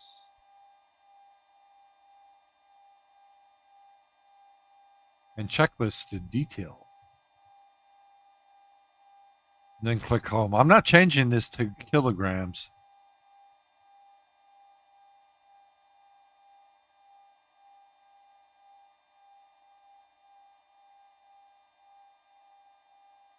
We can't do anything without power. Most airports have ground power facilities, so we need to connect up the GPU. I wish he would show me the APU.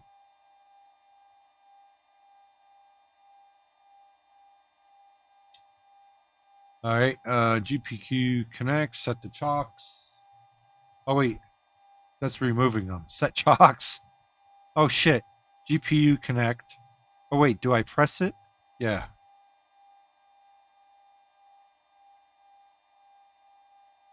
And set chocks. Okay. So if we go outside, we should see chocks and we should see a GPU. You guys see neither. All right. Oh, there's the GPU cart. How do I zoom in? Oh, I see chocks. Why is my nose wheel turned? Fucked up. You're not supposed to have that. It's not good. God, you're the fucking.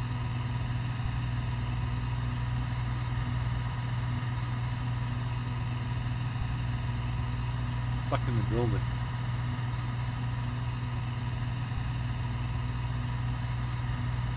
Oh, this is screwy. Am I in a corner or something? What's going on? Why is my nose wheel turned? That's not good. Look at that pretty plane, Eastern Airlines. I think the first airline I've ever flew on, which was down to Florida from New Jersey, was Eastern. I'm pretty sure. I know I have a every flight I would take, I would kind of keep the safety card as a souvenir thing. And I'm pretty sure I have one of these from a Eastern Airlines 757. 757 is my all-time favorite plane. 757 first, then the 737-200.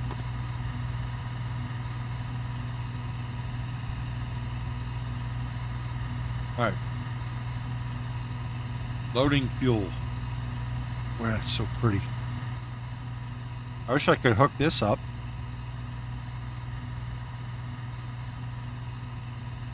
All right, wait. Why am I not going back in the plane? Fuel. Wait. Home. Fuel. Payload.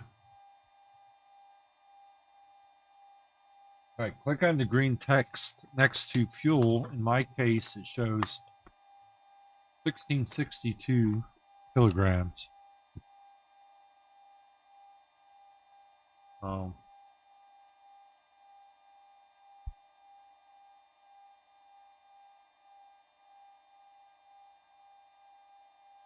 right, it says all right, so the fuel I have is 23031. I don't know as far as kilograms. So he says from our little nav map flight plan, we then get the following relevant information about our fuel. Where we get that, I don't know. I don't know where he's getting this.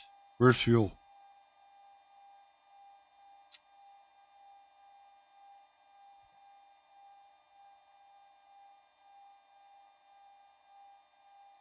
Oh, wait, fuel. Oh, look. Yeah. He's got 411 nautical miles. I have 410. That's weird. Whoa.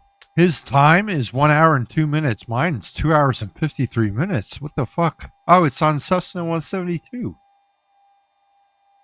Why is it? How do I change planes? Fuck. How do I change planes on this?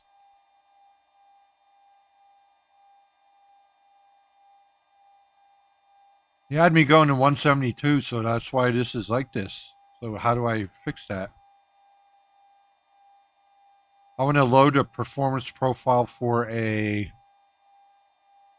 737. How do I do that?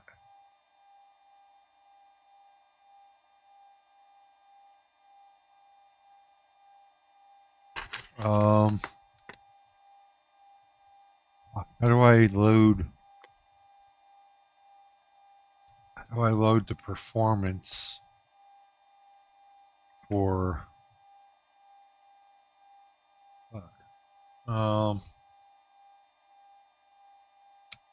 You notice too, it doesn't see me on the map.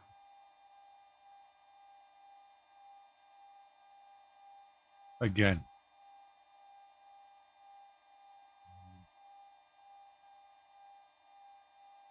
Scenery library.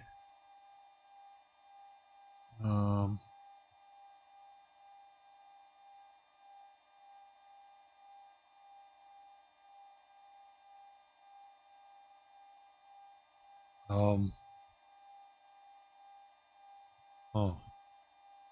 How do I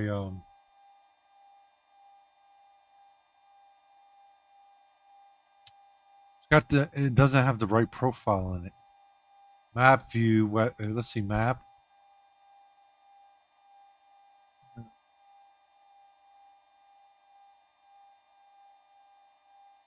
Aircraft.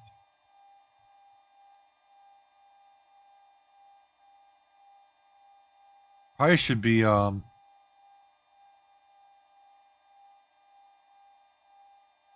aircraft performance.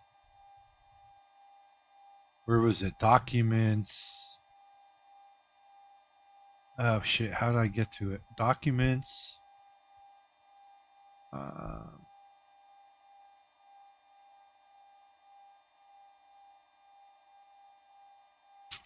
Where is it? Why is there no Xplane?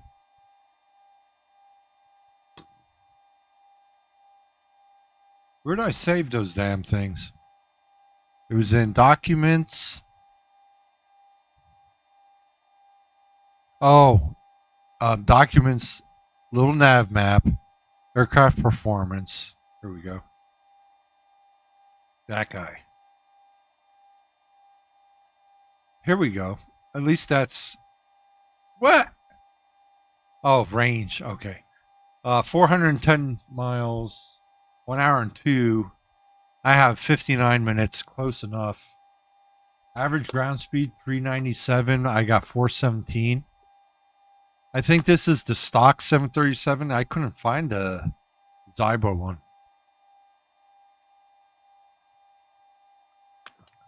I don't know where. I wonder if I could find that on like not Flight Sim TO, the one for Xplane. Got what it's called.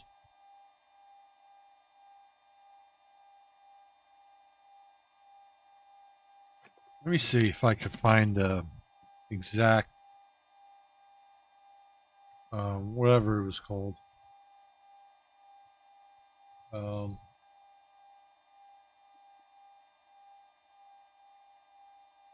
uh,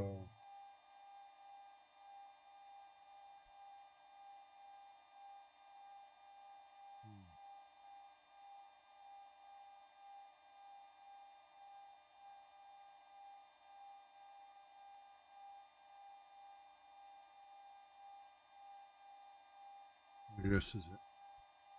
Explain mods. Okay, I'm gonna just type in Zybo.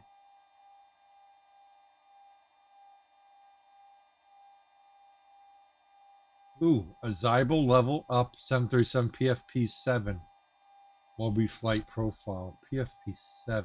I have PFP3.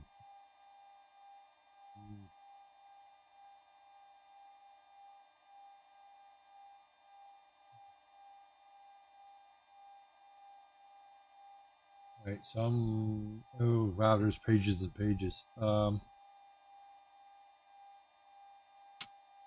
What's this called?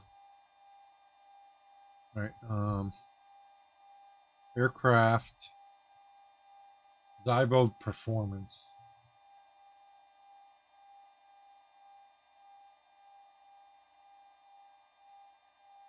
Gotta find it somewhere. It's on.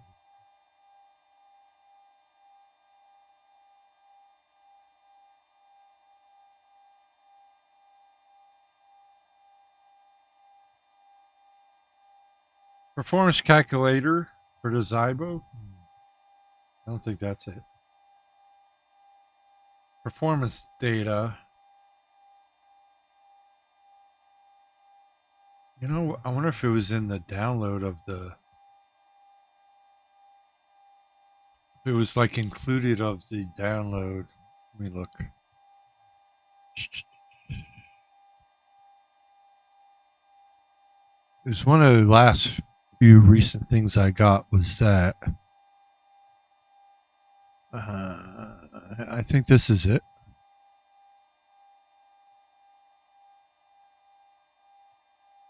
Yep. Come on. Let's see if they give a performance file in here. What was it called? Like Perfin or something? The last things of the file. Don't see it. VR config. I just want to see what that. Begin teleport. Wow. I bet this cockpit looks stunning in VR.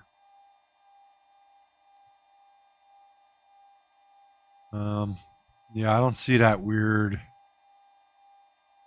file. It was like PERFN something or other. I don't know. Right, moving on.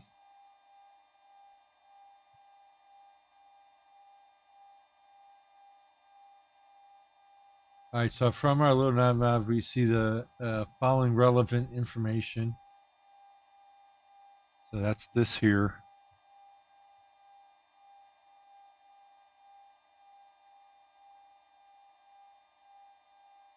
Click the green number. He wants me to put it in kilograms. I don't want to do it in kilograms, though.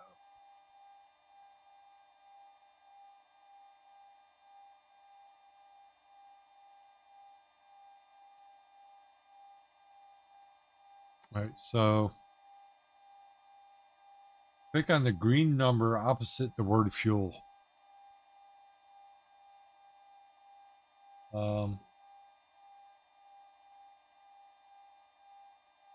Fuel 23. Let's do.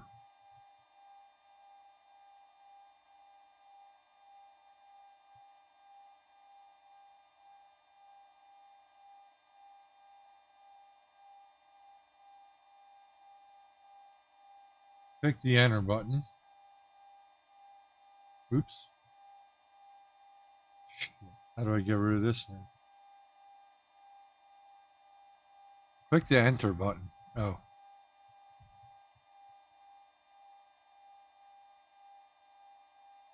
I wonder if that changed in here.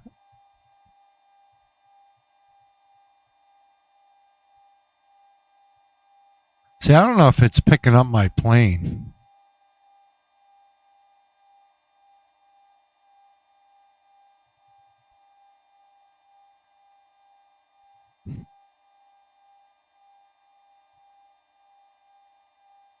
Oh, shoot.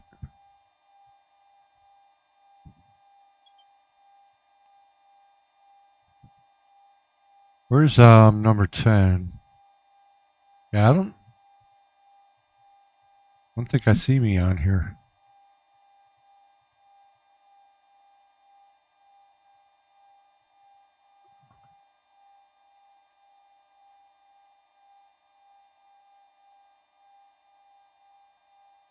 I don't see gate 10.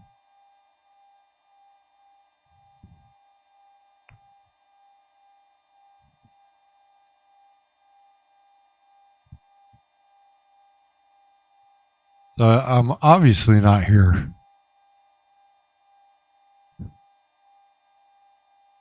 Why can't it sync my plane to this thing?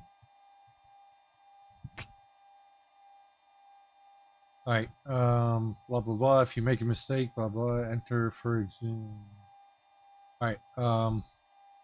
Now passenger numbers.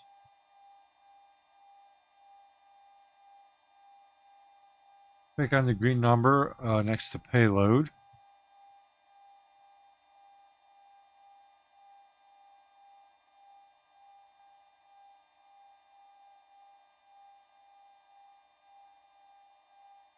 Payload total.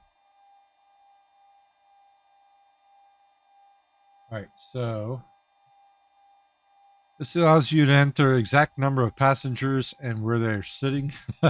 We'll make it easy and specify 100 passengers and let the FP distribute them. Click 0 next to payload total. Put 100.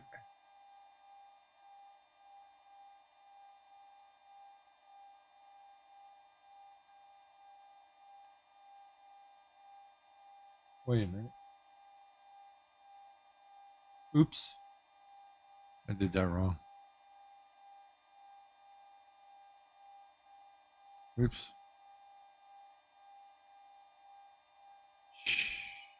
How do I clear? C. Whoop. What the fuck? Oh shit. It just... Oh. It put the guy in here. The pilots. They look stupid too. How do I get rid of them now?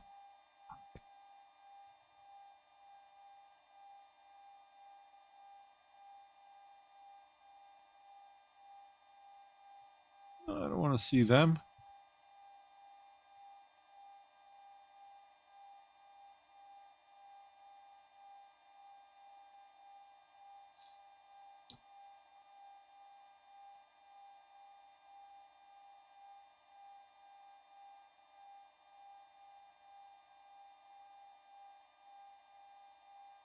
All right, press 100 and then this.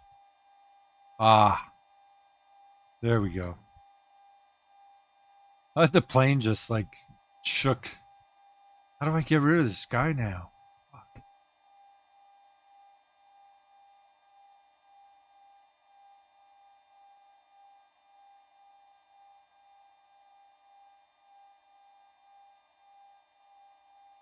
Shoot, I can't get rid of him now.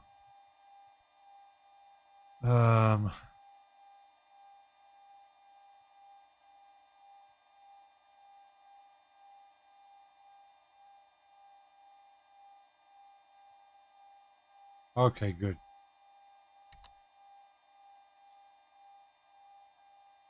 All right.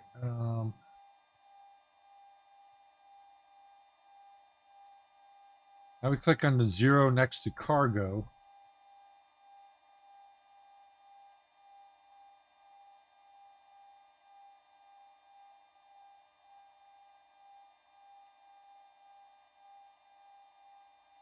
Let's do 1,000 pounds. 1,000 there. 500 pounds in the back. Hope the CG's good.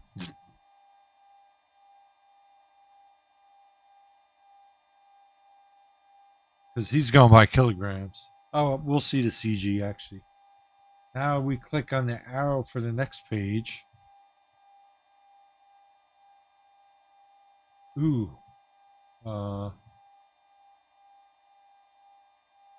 His toe is like over here. Now we click the arrow for the next page. Verify that our center of gravity looks something like this. Your numbers might not be identical. Well, as in order, we must load that fuel into the aircraft.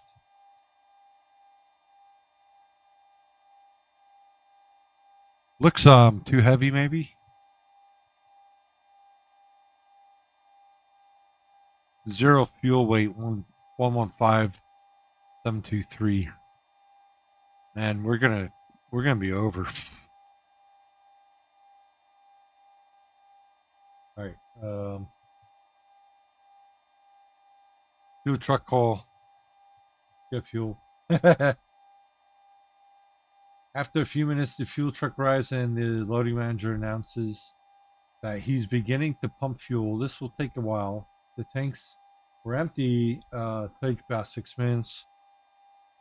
Wait patiently for the fuel to load. The less fuel remaining from the previous flight. Blah blah blah.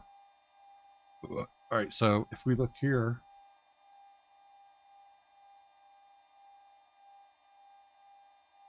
Ground flight deck hose is connected and starting refueling.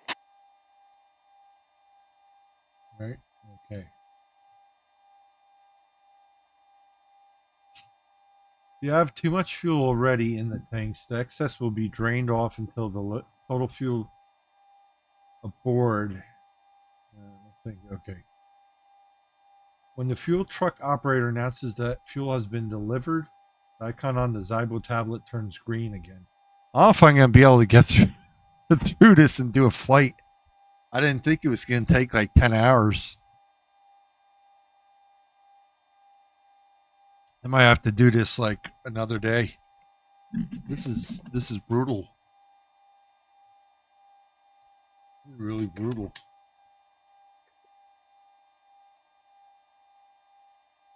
Ugh.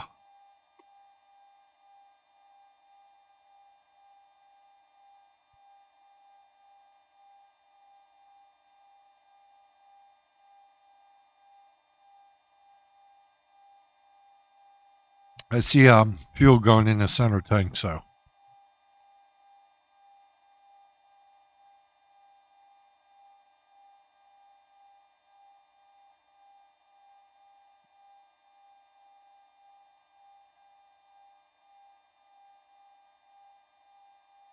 Right, so this will turn green again once it's full.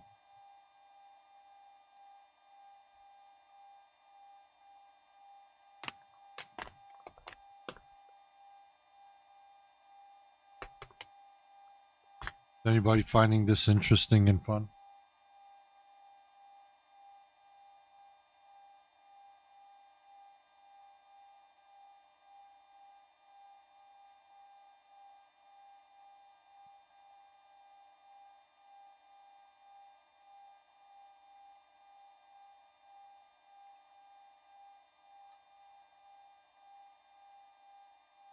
Still going up.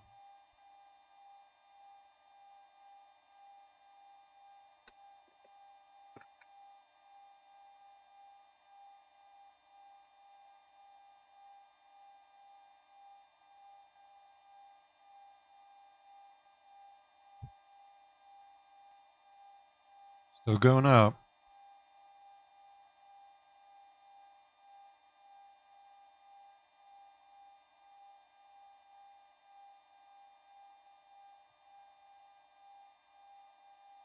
Huh. Isn't that weird that to retract the flaps is a lower speed than extending them? I would think the opposite.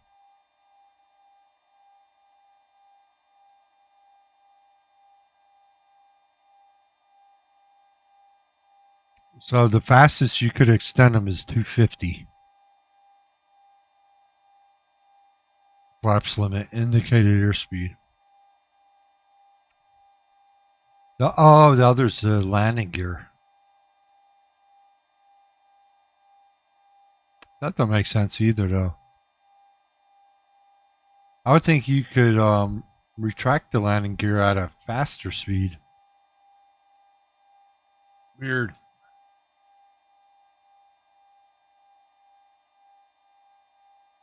So that was Mind Haze Watermelon Rage.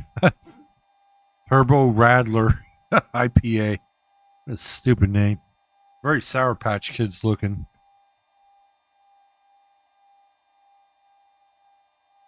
All right. Still going up. My God.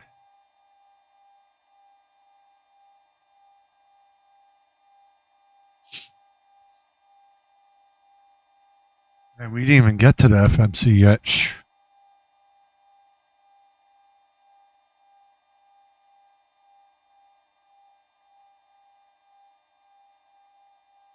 Once the fuel's low, look up to the overhead panel. Actually, if we look outside, we could probably see the fuel truck. Look at that. Pretty cool.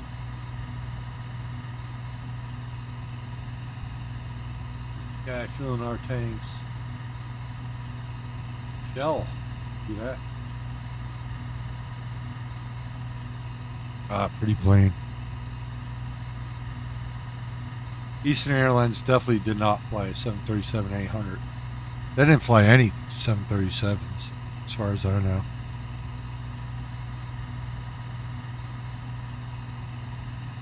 They did do 727s, 757s.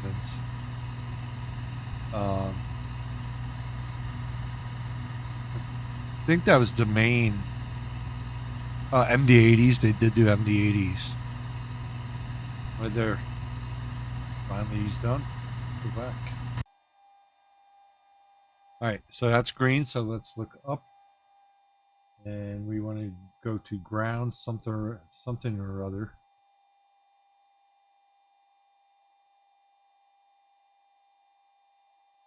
Our ground. Switch it.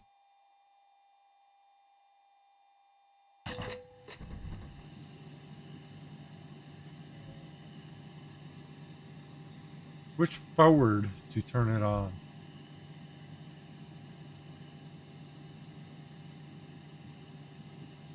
All sorts of tests and checks are usually made. We're going to skip all those tests and simply assume for purposes of the tutorial everything's working okay. I'm good with that.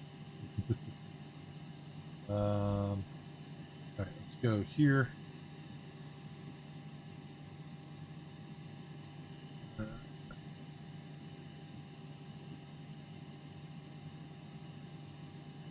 Do steady and on.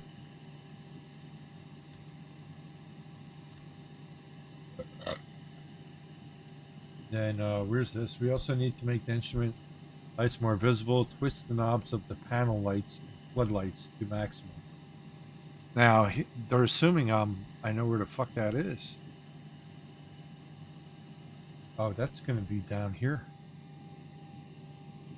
That's in the corner, and I probably can't even see it. Yeah, here. All right, let's get them all bright. Whoop.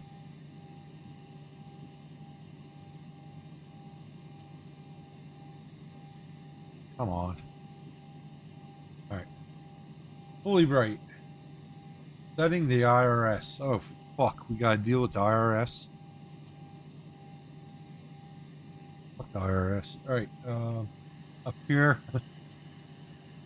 Let's see. Here's the IRS. This is the upper panel for the. Look up and locate the IRS on the overhead panel. Set both knobs to nav. Why shouldn't they be already on a nav? Maybe.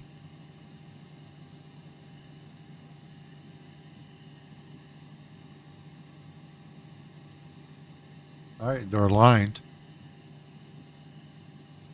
Monitor progress. Turn the display select knobs to headings ST. What? Oh. Oops. How do I... There we go.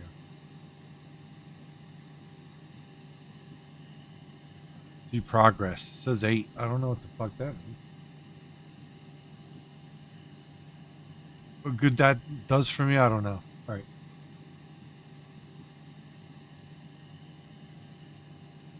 So they're in line.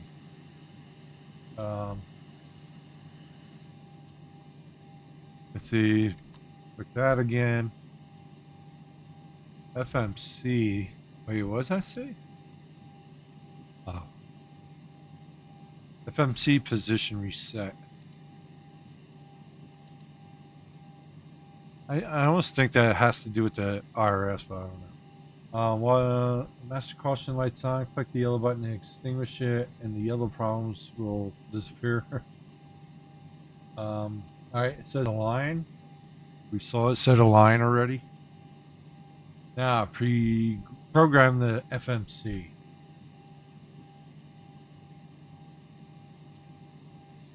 Right, so it was FMC. Oh, I didn't program it. Oh, there it is. All right. It's on my thing. All right, that's I'm gonna do it on my thing. I click FMC. So first clear. Nav data out of date. All right, click FMC.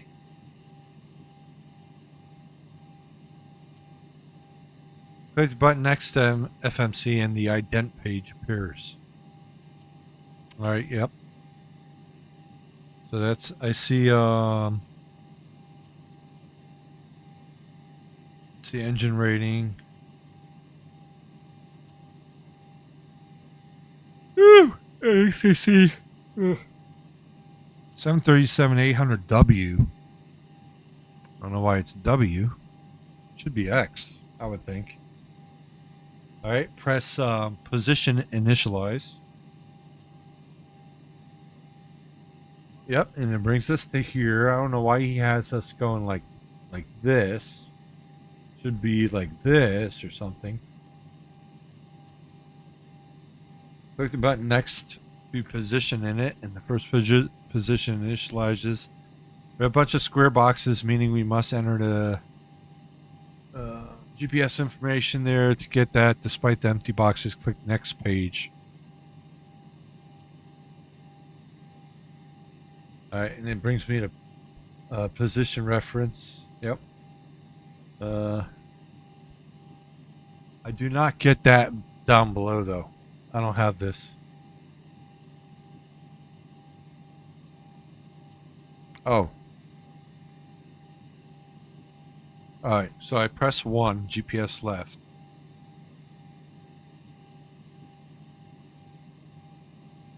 Alright, and that brings it down to 2. With those coordinates in the scratch pad, we can now fill those empty boxes on the previous page. Click the previous page.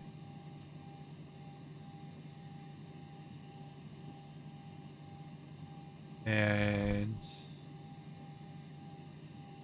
you'll see GPS coordinates remain on the scratch pad. Click the button next to set IRS position. Fills it in.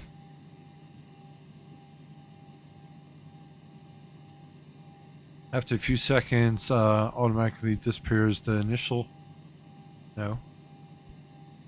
Click the button next to set RS and the coordinates on the scratch pad get transferred. After a few seconds, set IRS.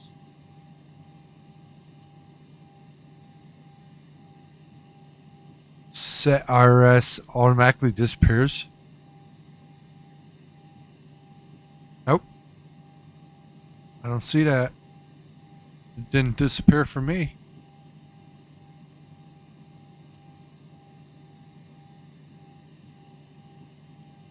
Didn't disappear. Hopefully that's not a problem. Alright.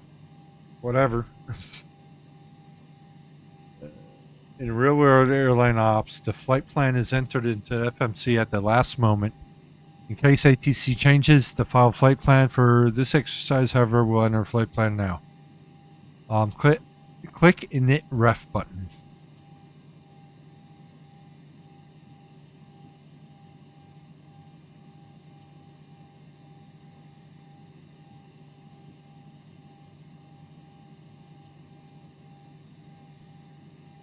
Shit. See, that RS thing's not going away. Maybe, to execute? No.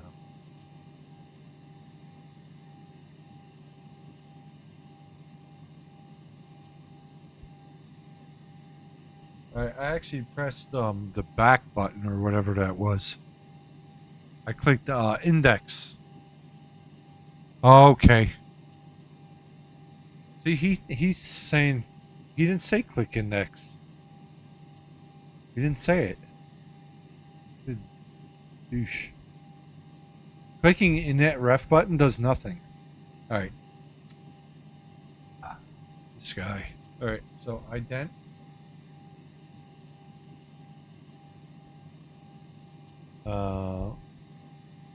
Click ident, click position,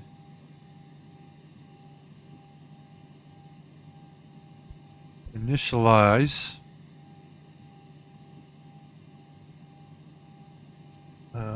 that it brings us there. Click EG KK into the scratch pad and click ref.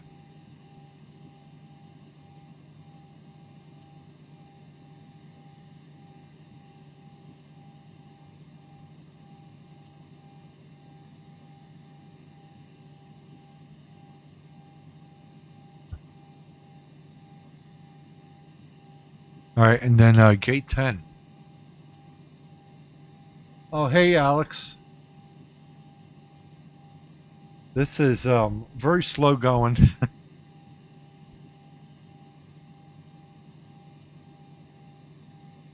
I'm programming this FMC. All right, now click route. See, I'm not going to remember this shit. All right, route 1. Route 1 screen appears. Notice that our departure airport already appears. Does it? No, it does not. Full of shit. All right, so... Oh, it appears in the scratch pad. Yes, it does. Click the button next to origin. And EGKK will be transferred on the right hand side of 4 boxes. This means that the CDUFMC requires them to be filled. That's the destination. We'll put in LFSB.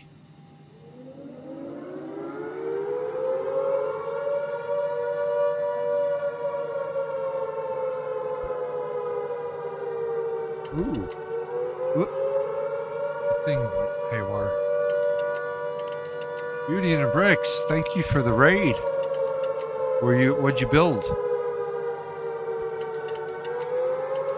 I was in a store that I never go to and vowed to never go in, but I did anyway, which is Hobby Lobby, and I saw some cool Star Wars ships. I send a picture of it to Tyler. They're like put together models with glue and shit. They're not Lego. Oh man, this thing got all screwy. There we go. Thank you for the raid. I'm trying to program this 737-800 that's in the what was the button I wanted? That's in Xplane12, which is a lot harder. Dreamlight Valley, twice as long as I planned. I thought I'd be done flying already. I didn't even get to start the engines yet. And I've been going for almost 3 hours.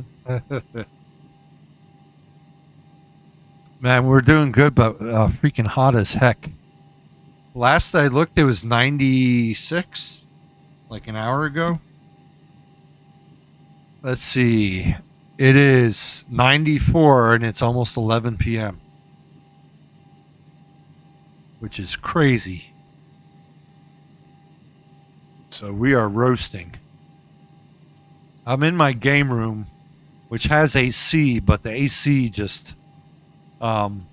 it's a split AC unit, so it's always running. So we turn it off like at night and stuff, and in the morning. But I didn't turn it on soon enough, so it's still kind of warm in here. Probably I'd say 70 or 80 degrees in this room, which is hot. We do have a kitten. You want to see kitten?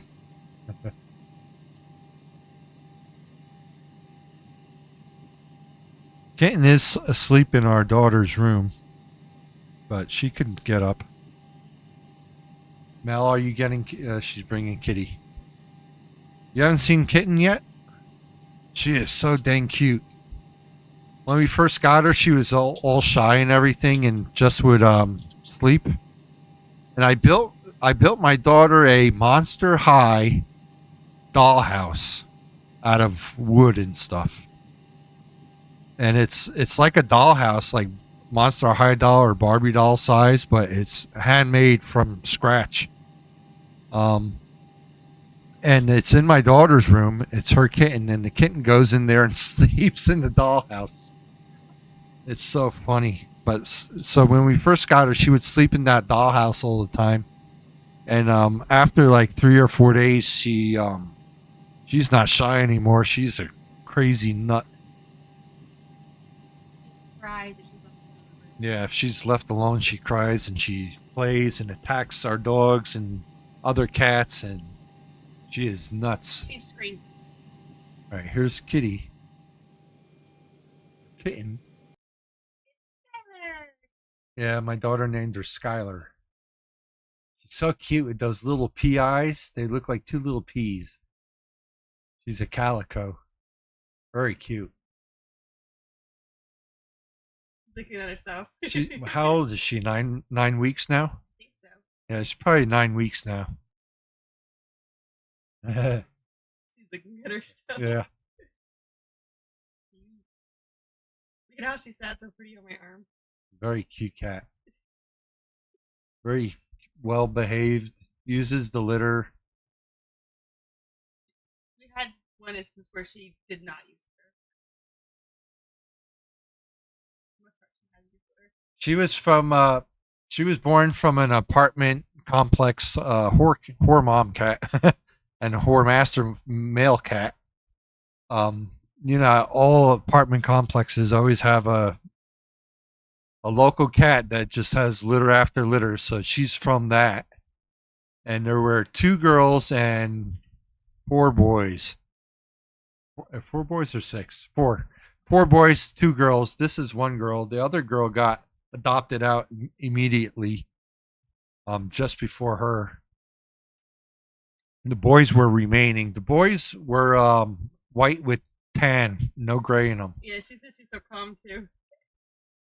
Yeah, she's calm right now just because she woke up. But usually she'd be biting you and she licks fingers. Those cats always seem to be the best, the ones from strays at apartment complexes. Our cat Runt was a cat from a stray. Yeah. We lost Runt, 2 years ago? Yes. She had eye cancer and mouth cancer.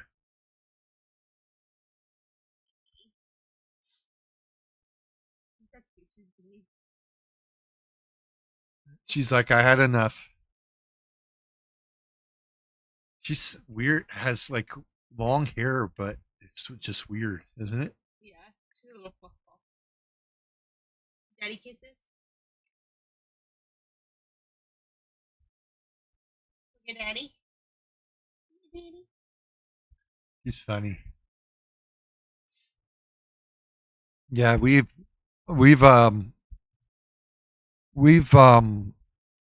bought cats from vets that the vets rescued them. So Milano's paid for, Wiley was paid for, but he just died. And then who? Tuxedo was Tuxedo's from Fair, so she was definitely a rescue. Or Paws. She was from Paws. That's the only no-kill shelter in Tucson, right? Paws. one of them. One of them. And then Runt was from a stray. This cat here was from a stray. Apple was from someone that died, so we took her. Lucy was from an old lady that went to a nursing home, but she died a year, or no, We don't know if she died. like 4 months ago. Lucy died. Yeah. We don't know what happened to the original owner. Yeah, Lucy died about 4 months ago. She was really old when we got her. Who else? Ash was with Apple. Ash we don't have. She ran Ash away. ran away. And then Zoe. Zoe we rescued from someone that probably kicked her in the face and did something bad with her jaw. So we rescued her from some guy up in Phoenix. Yeah, she's a wacko. Brycey said he's waking up. Yeah. Did you shout out? I can't shout out anyone personal. I told you that earlier. It's FYI, What? I can't shout out anyone. Let me shout her out. So anyone that's in my chat, not from Beauty and Brick,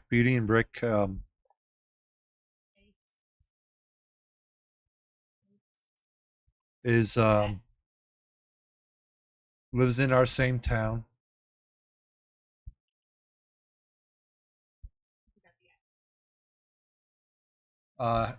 Very into models and Lego and She just took me crafts. back now. Look at her. And is the wife of DeLorean 2399, who is a news anchor and also plays. Used to play Flight Sim, but now he's highly addicted to Satisfactory.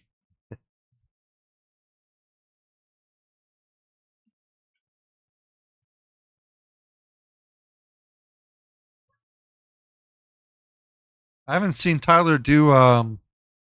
What was the Lego one? Lego City something or other. Tyler's Lego City. I'm thinking of I was showing before, I don't have it up anymore. If you look on TikTok, or I think they have them on YouTube. I haven't seen it on Twitch, but marble races. I got wood from Home Depot today, and then I got these shooter marbles. And I'm gonna build a Lego or a marble track out of wood. Liggity, thank you for the raid. I'm battling trying to start up a 737 in Xplane12. So I've had Xplane12 for like a year or two and never touched it. And I finally wanted, if you want to learn procedures and all that, the right way. I think Xplane12 is the best because it's very study level kind of flying.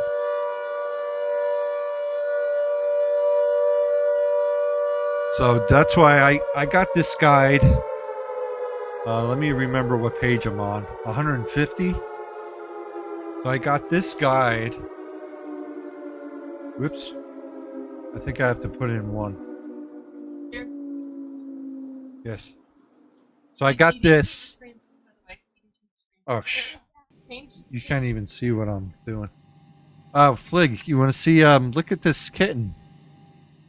This is a rescue from a apartment complex, Mama Ho, who had a litter of 6, and this is one of the kittens.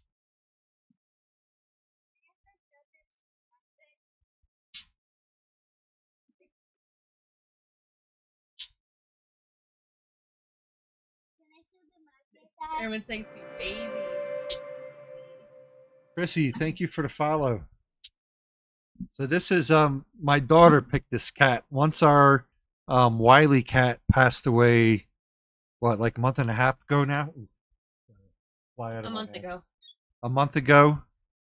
That left us with 4 cats, and then my daughter saw this cat and said, "Could I get a cat?" And of course I said, "Yeah." So yeah, that's a calico cat. Here's the he might pee. He gets scared. This is the Chihuahua. Double Cluck, thank you for the follow. This is Mocha. He was kind of rescued from a lady that bred Chihuahuas, but he was left over. Nobody wanted him because he's a little, messed up in the back. So that's Mocha, typical Chihuahua. It's the parade of pets. Here's Apple.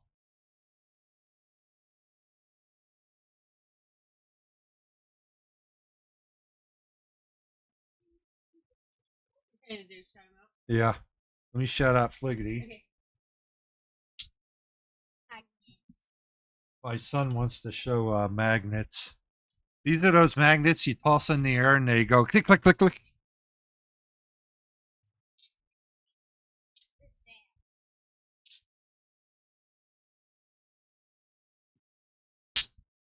So we got a ton of animals now that are like adopted or rescued, and we're at 5 cats again and 3 dogs, 2 goats, a fish. Here's Milano.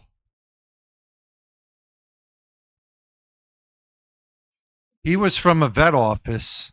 Someone turned in a cat, I guess, that had a litter in the vet They found office. him, by some dumpsters.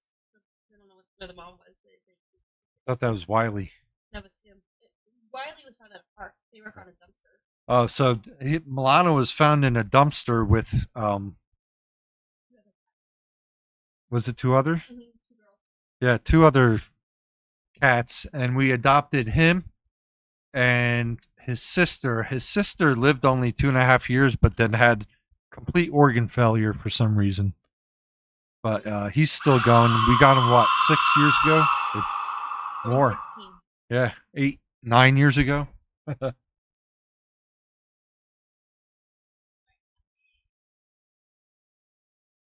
Yeah, so all these animals, man, are abandoned and all kinds of stuff. We didn't know that Chihuahua had such bad back problems, because when we saw him, he was, what, 8 weeks? He was about 8 weeks or so, and he looked kind of normal. Look, it's a magic trick. So I was saying I'm gonna do I want to start marble racing. I went to Home Depot and got Magic trick. Yeah. Yep. Dad, look, I'm showing. I went to Home Depot and got plywood, and it was marked purple because it was all jacked up, The secret. and I had the guy cut it into 1 foot slabs, and I found some 1x2s in a cart next to that with garbage in it, and I asked the guy, "Is this like garbage or something?" He's like, "Yeah, take it." So I took it, and so I wound up paying $2 for all that wood. And here, I'll try and find it. Tiki Taki.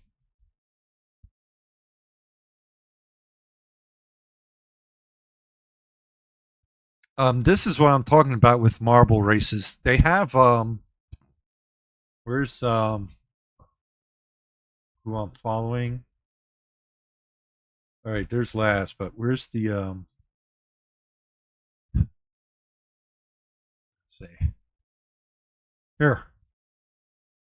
Here's the one I really like. I thought these were so cool.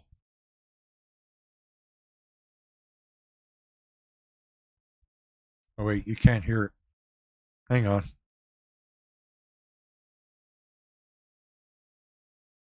All right. What is that? Firefox.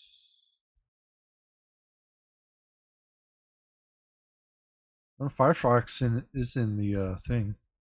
I don't know why you shouldn't be able to hear. Oh, probably because you can't see. I did it. Did it again. All right. So this is what I mean by marble racing. This guy's track I think is the nicest one. He's changed it since it's better. But I don't know. I go on TikTok or YouTube and I see this and I just can't stop watching it. So I bought wood and all that stuff to make this. So I'm going to build a track similar to this.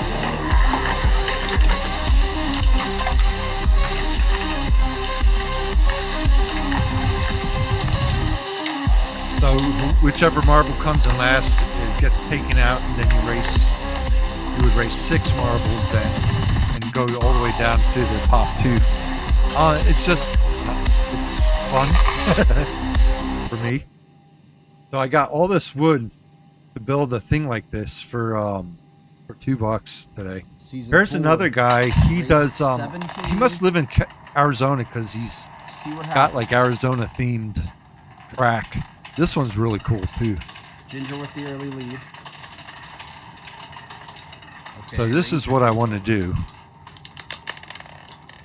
And I'll It's the do it marble on under the the back Moloch that gets eliminated name if you're new and probably here. stream it on So that's why we don't watch the very first one. TikTok Blondie and in the back YouTube. now, I haven't lane seen 3, anyone last on chances. YouTube or on Big pinch, Twitch with jump this. section. Blondie Maybe gets I hung should up. do it on Last Twitch chance since is I something haven't seen magical. anyone with it. Tried, couldn't do it. Here are your season stats so far. Team Texas So I want to Red do out a track like that. I know they have those like pre-made plastic ones with the swirls and loops and stuff, but that's not really original. So this guide here I bought, and the first part of it he goes through the FMC and programming it, and then the part 2 is starting the flight in cold and dark and starting the plane up, and I'm programming the FMC. It's taken me 2 hours just to get to this point. So where was I? 150.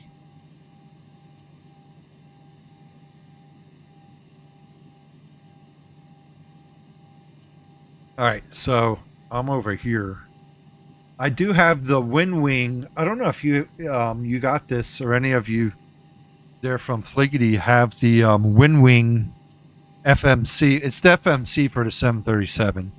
For the Airbus, it would be the MCDU, but I got the FMC, the Wind Wing FMC 737 version. And it's really nice. It was it was kind of hard to set up though because there's no instructions whatsoever, and I had to get some kind of Python script and all kinds of shit to get it to work in Flight Sim. On Xplane, it's a lot easier. Xplane is like plug and play, but for Flight Sim, you have to do a little bit of work to get it to work right. So that's what I'm doing now. Oh. All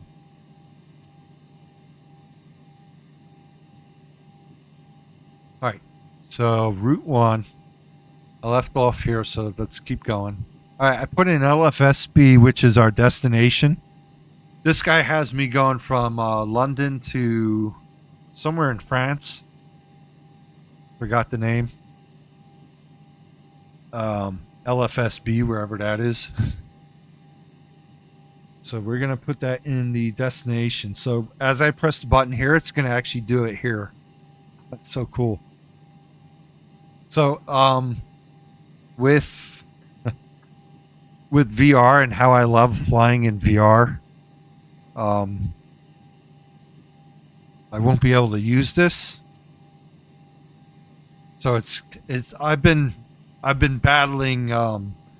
Should I do VR or should I do remember that cockpit panel I built? And I have the center console with the radios, the throttles, and the FB now, or the FMS.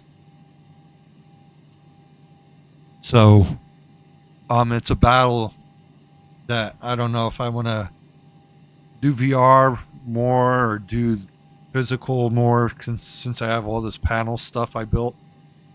I don't know. I really do like VR though. Probably more. So kind of getting this FMC was just kind of, I don't know. Kind of had to have it. I don't know. It's cheap. So if you don't get it now, it's probably going to go up in price. That's for sure. All right. So I put that in. Then we're going to do runway or flight number RYR 102. I don't know where they're getting that from. Where they're getting RYR 102. Because that's not what I would put for a flight. I wonder if that's going to mess things up. Let's see what he says. Next we'll put in a flight number. I selected Ryan Air Livery, which usually has a prefix of RYR and flights. I have, look at this one. I have the old Eastern livery. Eastern never flew this plane, of course, because it wasn't. Was it around? They went out of business in the 90s, and the 737-800 came out in around 2000-ish. So I don't think this plane even was there. Why is that door open? There's a door open over the wing. What the fuck? Do we have a crazy on board?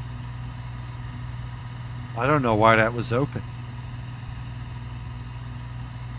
Hope we don't have some nutcase on board that's trying to start trouble. What's that, Redeem?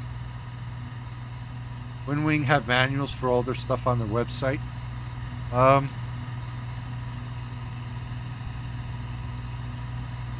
gonna think I saw it.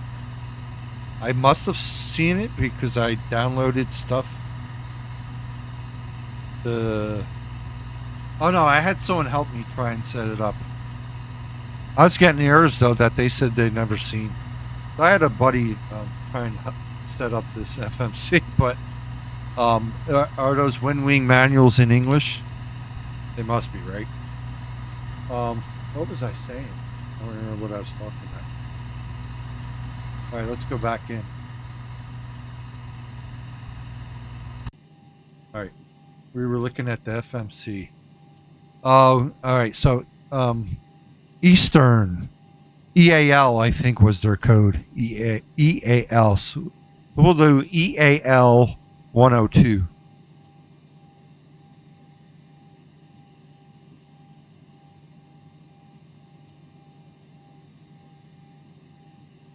It's so much fun pushing these physical buttons.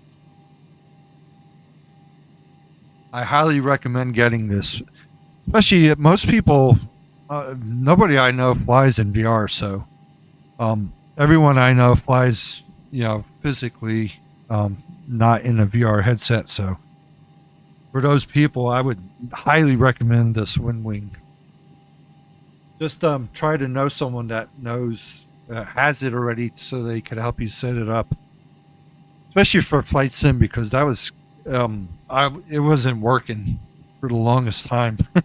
It took a while to get it to work, and I can't tell you or remember what I did to make it work.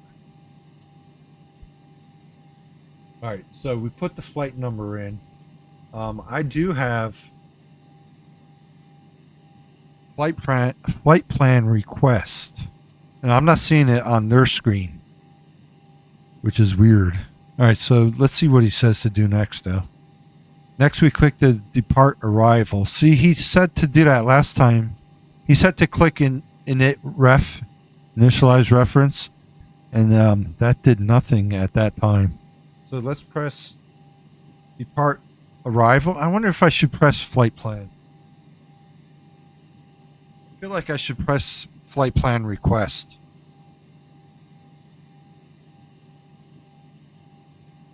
Oh, you know, I didn't do any flight plan through SimBrief, though. So I don't see how it could get a flight plan if there's none. I have one in little nav map.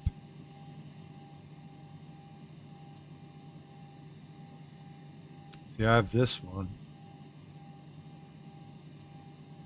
Where is it? Here's the flight plan. So to send it to the sim, I have no idea how you would do that. I don't know if you could. I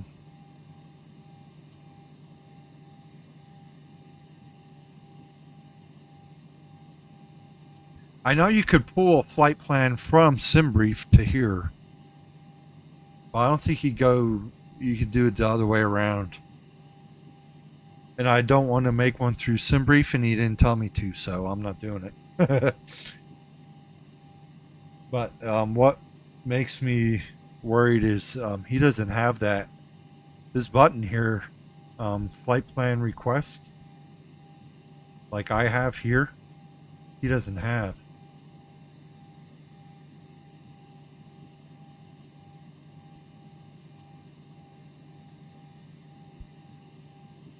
So I wonder if let me press it. I just want to see.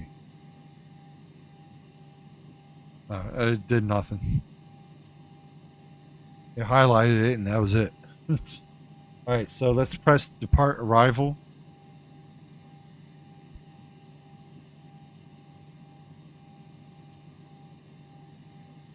All right, so he's seen the same thing. The depart arrival index screen appears. The screen shows our departure and arrival airports, and now we can tell the CDU about our choice of SID, which is our standard instrument departure. ATC may not grant our choice, but we put it in anyway. All right, so I'm going to hit depart, and here's our SIDs. Let me see which one he says to pick. I think we're doing the wow, 9 pages of them. I'm showing the DJ11J or D211J SID.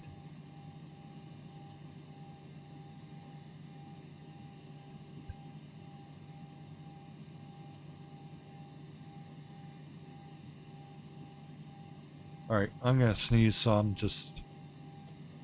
Whew.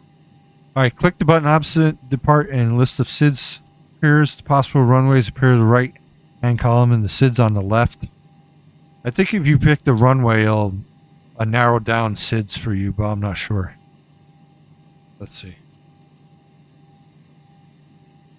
All right, so he says pick 8 left. Yeah, so look at that. We got way less SIDs. And he says DVR2W. Oh, yeah, Dover. We're going to Dover Vortac. So DVR2W.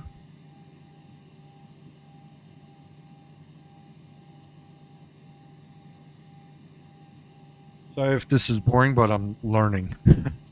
All right. Trans none. All right, and then we have next to the DVR2W and the 8 left is SEL, and then we're gonna press root.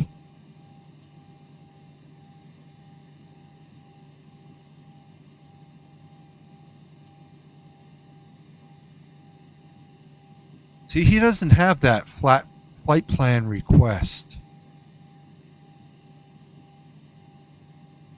I wonder why. All right, well, whatever. Go and save it.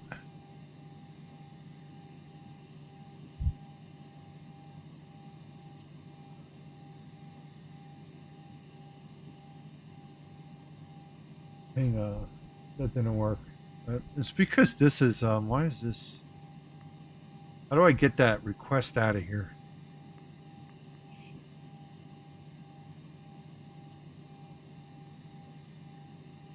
Let me cancel.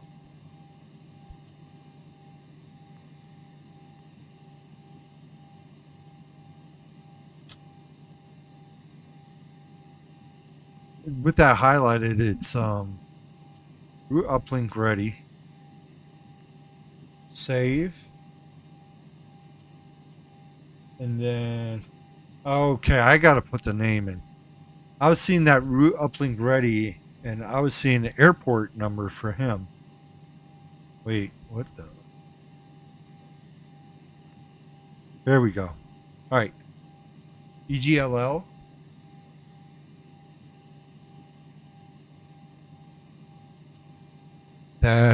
Dash LFSB.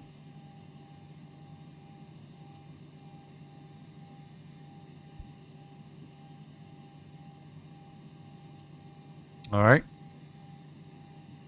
Confirm. Let's see. Put in the name. Then click the button next to RefCo root. Oh. All right. So it puts in that depart and arrival of runways or airports. And then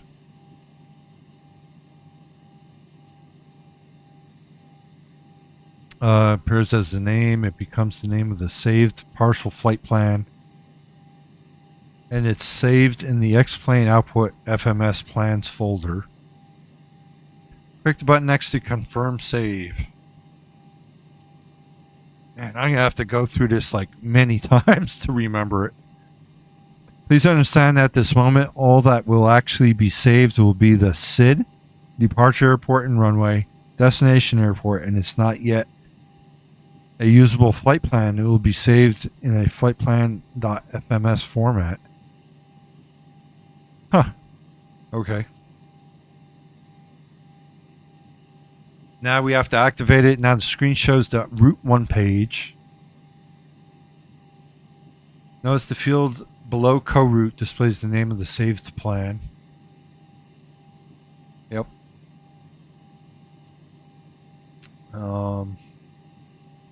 The option activate appears, so it's time to activate this flight plan. Click the button next to activate. It's so much fun pressing these buttons. Nothing much changed. The yellow LED above the execute lights up. To tell the FMC about the plan so far, click the execute button.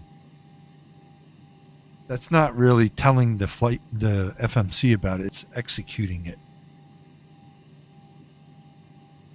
All right, root copy, perf init. Yellow light goes away in the first ATC. Yellow light's right here. Or what would be right there. It went away though. Yellow light goes out in the first ATC, ACT route. Page appears. Follow the summary of what has been transferred. Now we want to enter the en route portion of the flight plan. Click the legs button.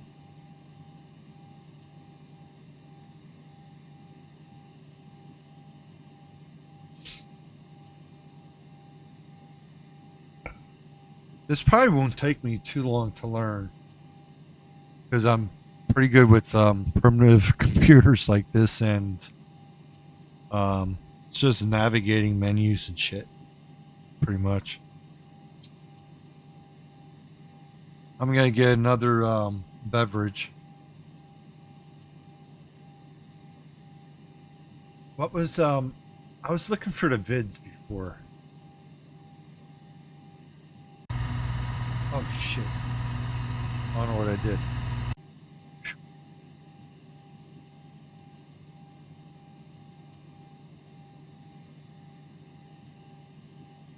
There was one I was looking for.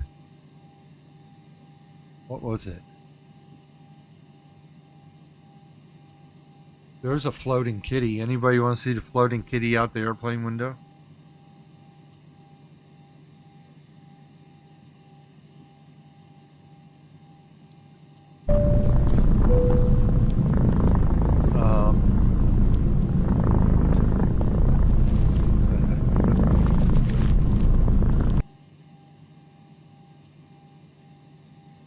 Look outside.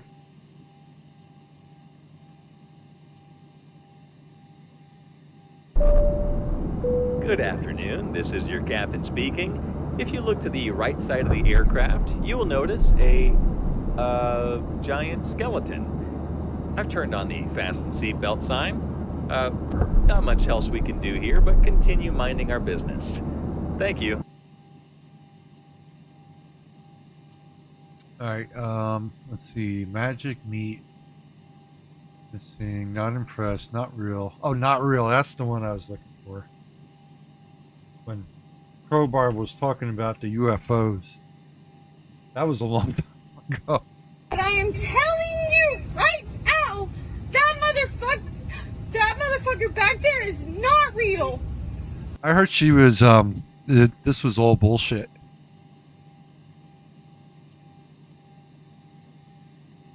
That this was all staged kind of thing. I don't know if it was. Alright, I'm going to go into a be right back break. I'll be a couple minutes while I get a new drink. And I'll be back in under 5 minutes. You could battle your favorite emote. Do exclamation point emote space in your favorite emote. Hit enter and it'll battle. I'll be right back.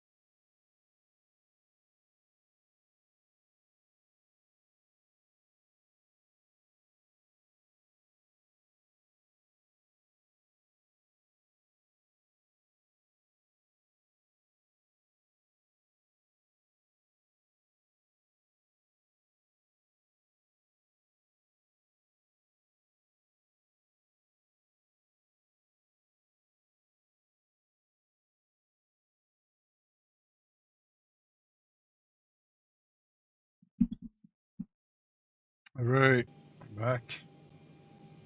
I got a box of these. It's 3 different flavors, so to speak. It's called Firestone Mine Haze. They're IPAs. This one's the grapefruit one. I guess I'm gonna try it, even though I said I wasn't gonna because I hate grapefruit. Let me, I guess, try it. Maybe it'll be good. Probably waste it.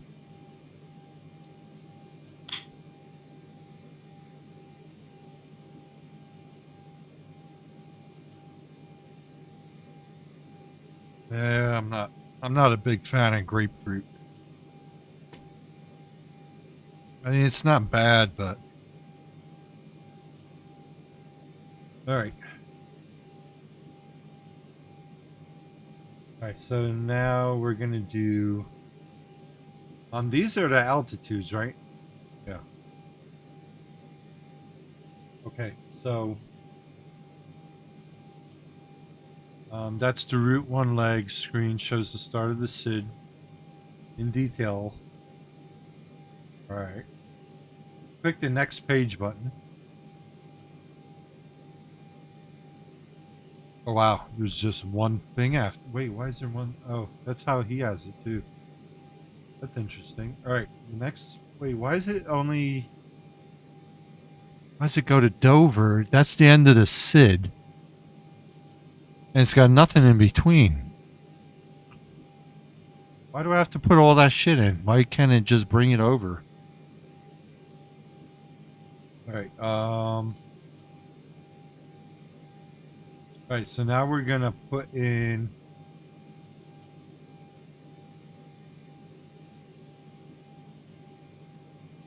Now we click on the next waypoint, Rinty, into the scratch pad, which is just off the coast of France.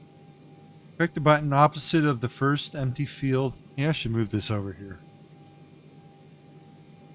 There. Oh, that's so much easier.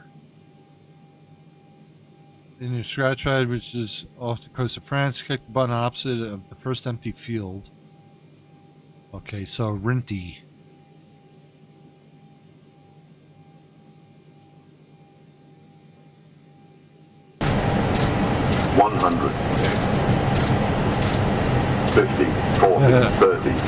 What's your favorite GPWS?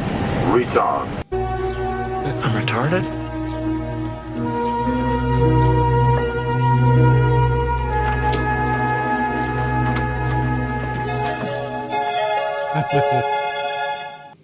All right, who could name the show that's from and the actor?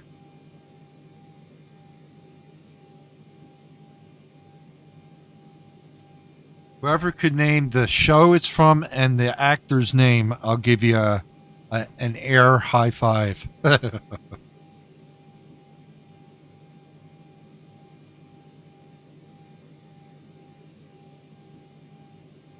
Come on.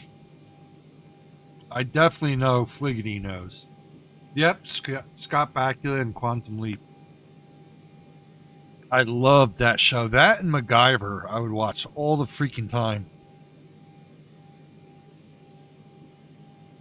Okay, so I put in Rinty. Oh, and see, exec is lit up. You know, on this FMC, it's not yellow. It's white. It is white on here. That's not good.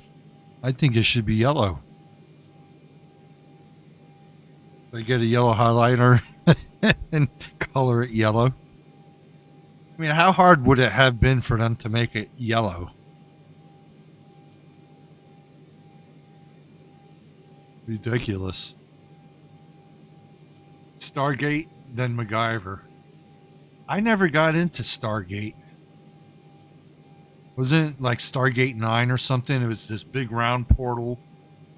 It just, I don't know. I liked, I was about around the same time as the Next Generation. I was crazy for Next Generation too.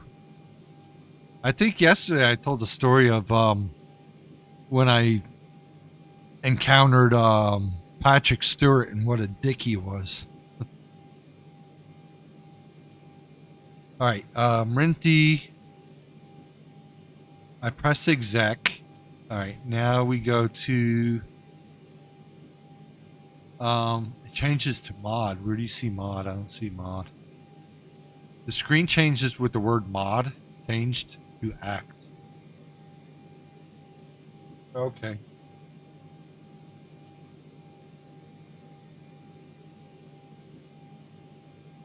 MacGyver. What his name was? Not Dean Cain. Dean Cain's the Superman guy, right? Dean Anderson, something like that. I think that's who, right? That's who you mean by MacGyver is Dean Anderson. I think his name was. I'm surprised I'm remembering this. I can't remember shit.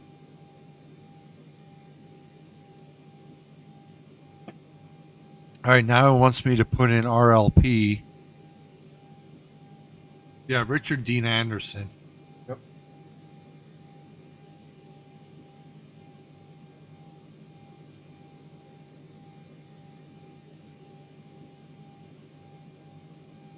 RLP, and then it goes in there. This is pretty easy. I did this. On a. I'm pretty. Like 99% sure it was a 757. Back in the 90s, I used to go with my dad to Newark Airport. And back in the 90s, you could just walk right up to the gate and stuff. And like right up to the window and look at the plane 25 feet in front of you. So I would always go up, or either him or me would always go up to the pilots as they're walking to go through the door to the gate. We'd stop them and be like, hey, could we go in the cockpit and see the cockpit? We've never been, and blah, blah, blah. And which was a lie, because I would go there like tons of times and probably been in like 50 cockpits at Newark before 2001. And this guy said, sure, come on, kid. And my dad went. And the co-pilot was outside doing the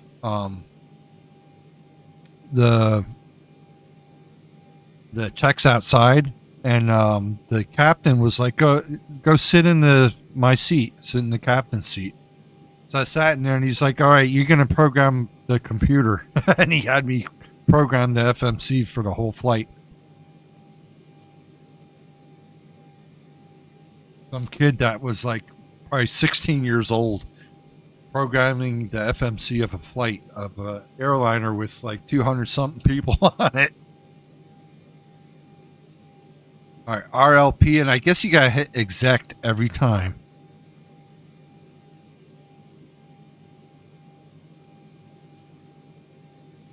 Stargate's the longest running sci-fi show in history. Yeah, I should check it out. Maybe I'd like it now. I remember as a teenager, I didn't like it. That was from like the 90s, right?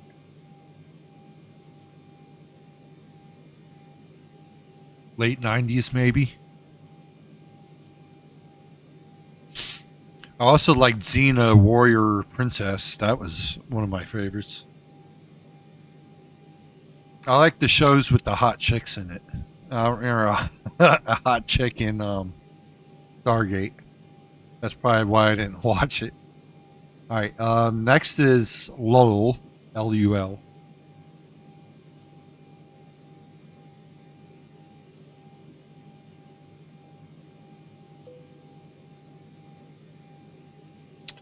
All right, that's LUL.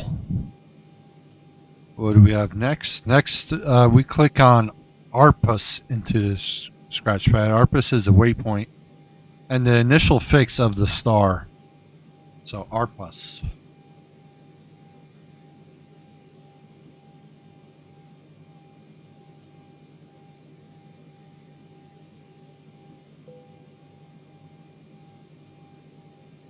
I clearly remember doing this on that 757. I wonder who. I'm pretty sure it was a Continental, because we would always go to Terminal C at Newark, and that was all Continental. So I'm pretty sure it was a Continental Airlines 757, which they had a lot of them. All right. Now we need to put in the star. Click the depart arrival button. We click on the second arrival. Oh, because it lines up with LFSP. Remember, I was talking about this last time. What if I click on the top arrival button right here? What if I click this one instead of that one? I think I did it and it didn't matter. All right, so why is there a route 1 and a route 2? I don't get that one either. All right, so first section, route 1 has our departure and destination program in, while route 2 and other empty slots, which we will ignore. Okay. Click the second button on the right column next to arrival opposite LFSB. Don't click the very top button opposite of EGKK. It says don't, but I did, and I think it still worked. A list of stars appear in the left-hand column, and a list of runways appear on the right. First, we must select the star we would like to use. Why? Why can't we select the runway? That would narrow down, wouldn't it? To me, I think it would narrow it down. Maybe there's less stars than SIDS. I don't know. All right, well, let's go select ARPUK.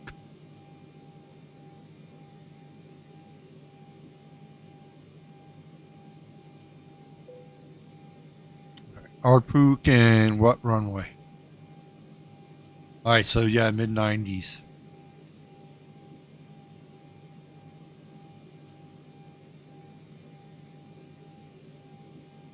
It had MacGyver guy Dean Anderson in it, so I don't know why I didn't catch on to it.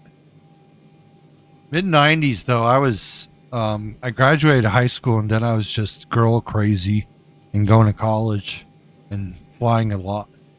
So I really wasn't home and I didn't watch TV from the mid-90s on.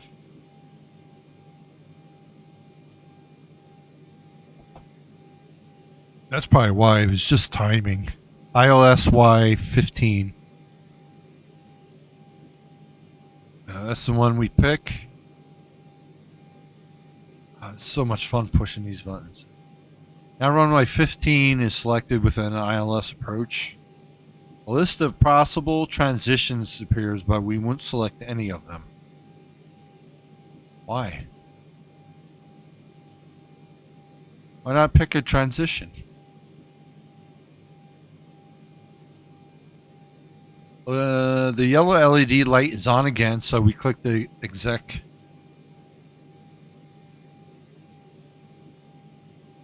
Does anyone else have this one for the 737? And is that exec button white?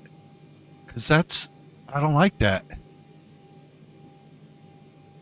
I want to get a yellow highlighter and just color the light. All right, saving the click route. Yeah, I'll never remember this shit. All right, click route. Click save again. Why do we have to save it again? Click save. Click confirm save. After clicking the button next to confirm save, we are returned to the active route page. The entering the flight plan is now complete, and it's time to tell the FMS about weight and altitude. Is anyone here? Does anyone here watch? What do you call it? Scam baiting. You know, like Gordon Shumway or Modern Scam Baits. He's not doing that anymore, but Hatch, all those people.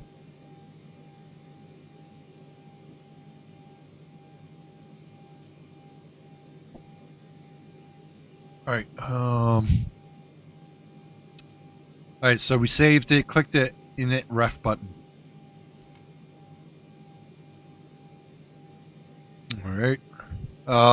This shit. Now we got to put in this weight and cruising speeds and shit like that. All right.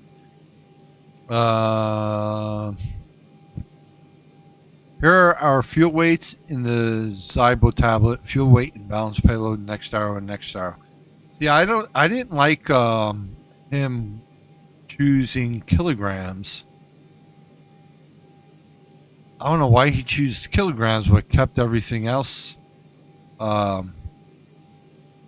non-metric. That's the only thing he chose that was metric.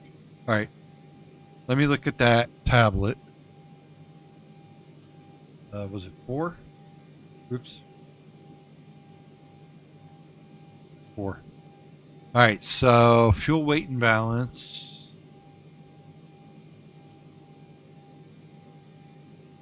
Fuel weight and balance. Payload, next arrow. Next arrow, next arrow. I could, I guess, change. I guess I could change the weight, but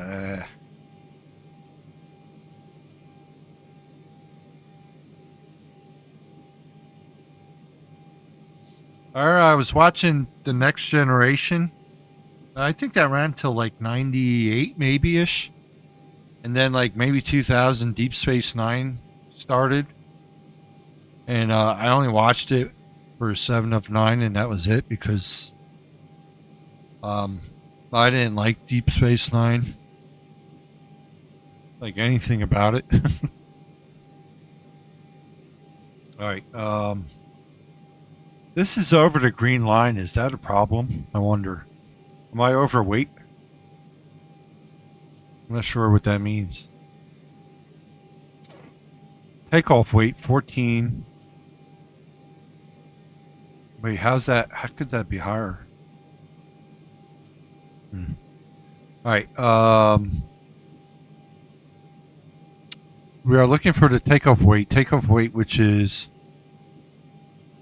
blah blah kilograms, which I'm not using.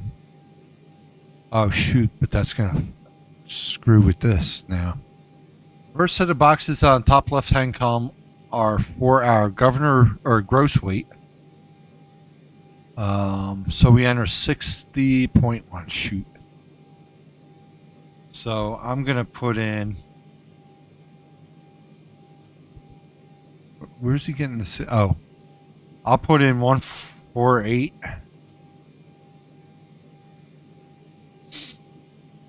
What am I gonna put in?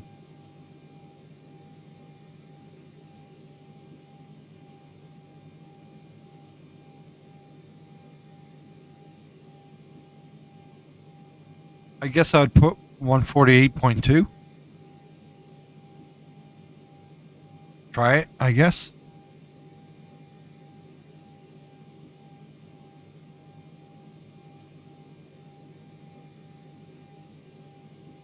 All right, 148.2.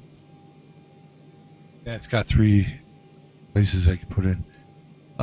So we enter in the scratch pad and click the button on the top left next to governor weight CRZ. All right, let's see what happens. Ready? I'm gonna press it. Ooh, that's good. So the cruise CG 8.0% is the same as he's getting, so that's good. I guess. Alright.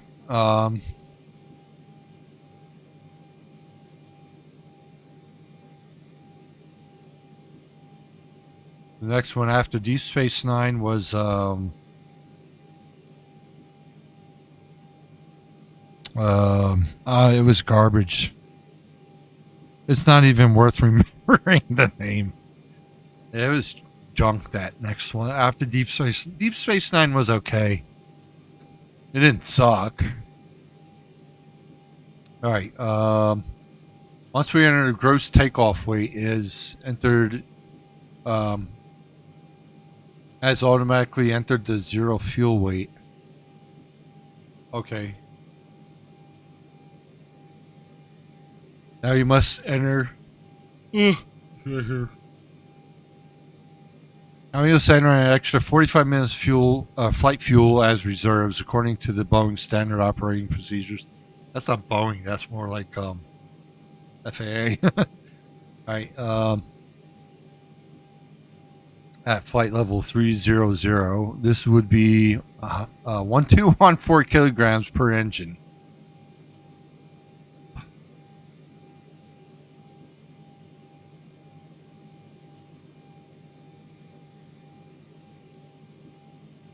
We'll do what would that probably be in pounds? Probably 100. Oh, no, not 2.4. That'd be like 5, maybe. Let's do 5. All right, so 5 for the reserves.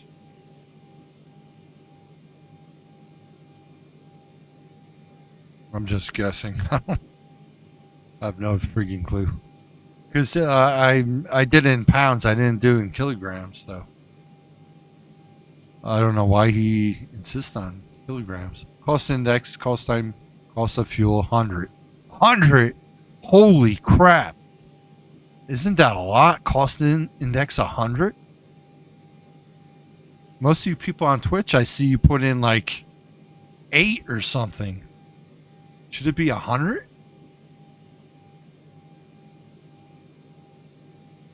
Voyager, you're right. Yep. Voyager sucked. I'm sorry.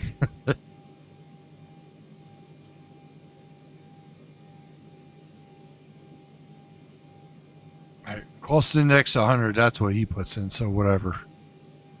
I don't know where you get that cost index from. Cost of time divided by cost of fuel. I mean, where do you get that? The last thing to enter on this page is our cruise altitude, 30,000. Why doesn't he just put FL300 instead of 30,000? That a little stupid.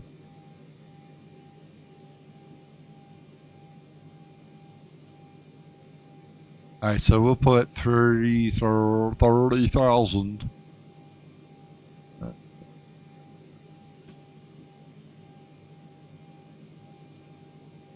Last thing to enter is our cruise. Click 30,000. Scratch it. Click the top button on the right next to flight level 396. All right, so.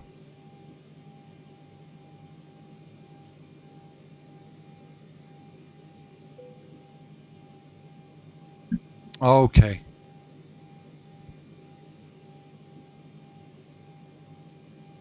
The 30,000 is automatically converted to flight level 300 and the yellow exec comes on. Click exec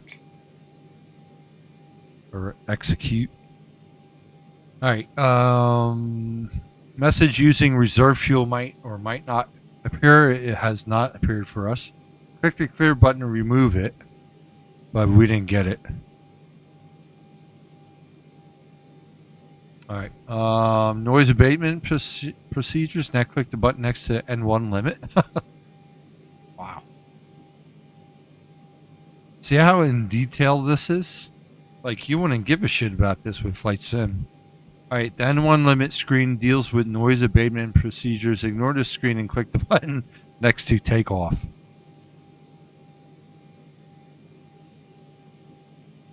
All right. Takeoff settings. We want to set flaps to 5 degrees when we take off, so click the 5 on the scratch pad and transfer it to flaps. Flaps, flaps, flaps, flaps, flaps. All right. All right. Now, wait, what is this? All right. Then click the button opposite of CG. Without entering anything in the scratch pad, and the CG percentage and trim is calculated from the flap setting. Ooh, cool.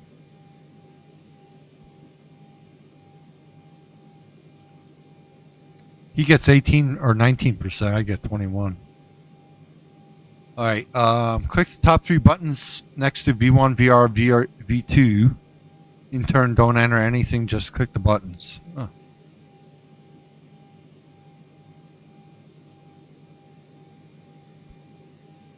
Cool. Values of V1, VR, V2 are calculated by the system. Now the last step to enter the speed of 20 knots greater than V2 into the IAS mock display on the MCP. 20%. 20%. Value of V2 is 149. He gets 142 though. That's a bit of a difference. Add 20 knots. So we'll add 20 knots to 149. So 169. 69. So enter 169 up here. Up where? Up your rear. IAS Mach 169.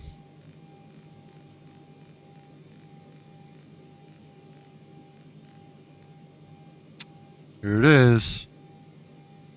All right. Verify the flight plan. Now, just like we did in part 1, we verify the legs using the moving map of the ND navigation system, which is this.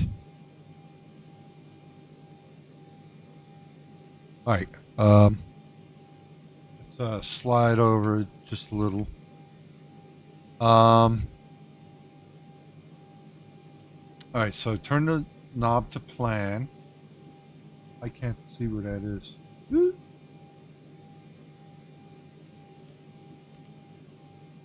All right, so that's on plan.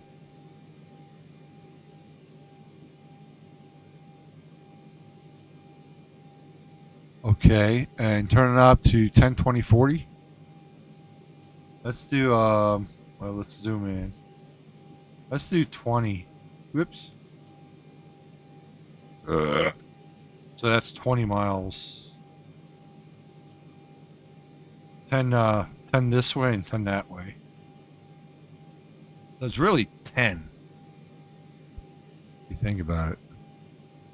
Alright, adjust the display so that you can see both the ND and the CDU. On the CDU, click legs. What?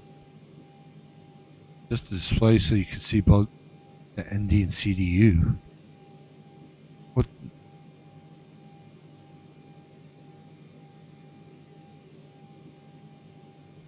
Let's look here. Whoops. Legs.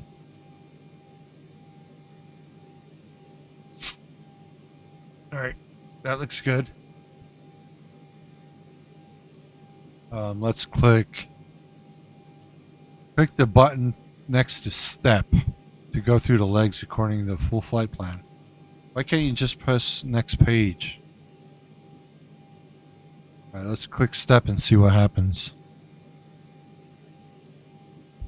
Oh, that's going through each little step. I see. Okay.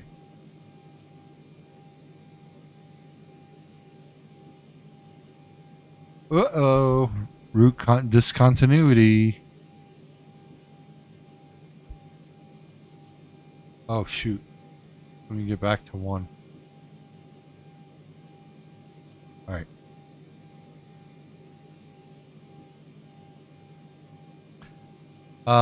Checked it for errors, and when you get to the third page, you'll see a magenta flight route stops at ALTIK. Right, y'all. Oh, actually, if I do this, let's step to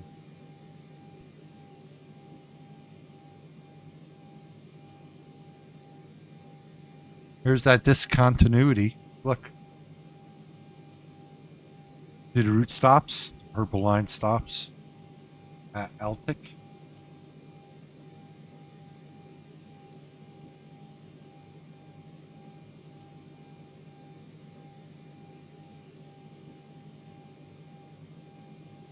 All right. Okay.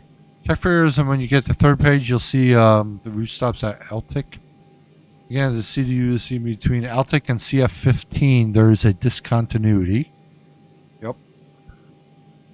Discontinuity. If you see a discontinuity in a flight plan, that means that the FMC cannot process the whole route. There's a gap between waypoints. This may not necessarily be a mistake, but is missed. But it must be fixed.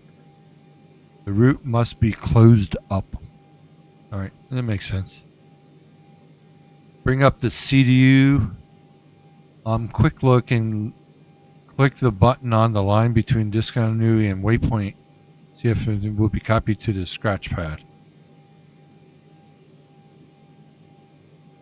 Alright. Click the button next to the 5 boxes and it'll be entered. Weird. Goes in. Okay. And then click exec. Like, why can't the system figure that out? I don't understand. Like, what is this crap here? I mean, you put CF15 in. Right under, ooh, let me schedule my DoorDash.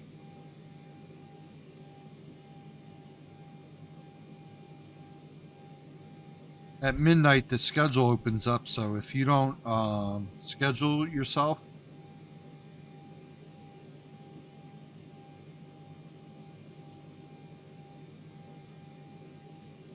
Friday, Saturday, Sunday, and these people jump on it, believe me.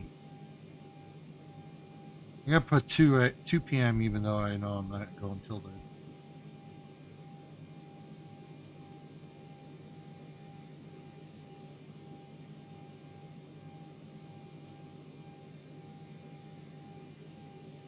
Alright. Alright, so I got my DoorDash scheduled for Sunday the 3rd from 2 p.m. to 10. I'm probably not going to start at 2, but I just have it in there. Because these people here in Tucson grabbed that shit up. If I didn't schedule now, if I went to bed and woke up at like 9 a.m., I'd probably have nothing. I wouldn't be able to get on the schedule. And it would be full of drivers, so I wouldn't be able to DoorDash. I would only be able to like Uber Eats or something.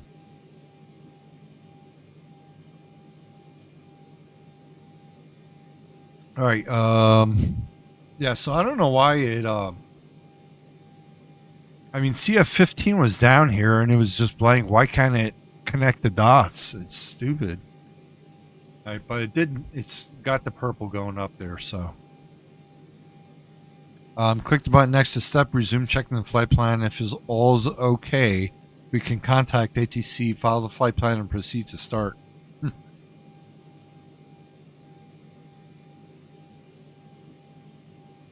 So we're just looking for discontinuity, and we're back at page 1, and it's all A-okay. So moving on.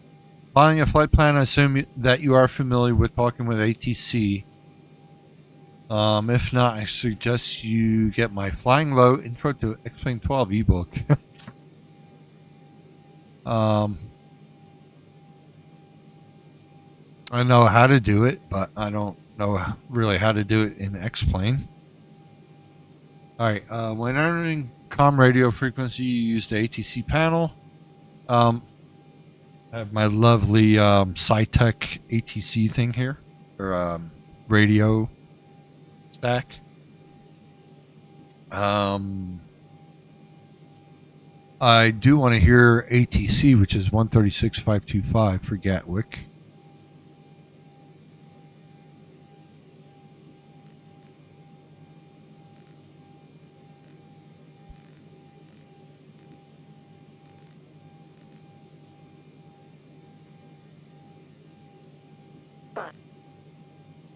You have information Tango. Here's ATIS. London Gatwick information Tango 11:55 Zulu. Arriving runway 08 Here. right. Departing runway 08 right. Wind calm. Visibility more than 10 miles. Sky clear. Temperature 15.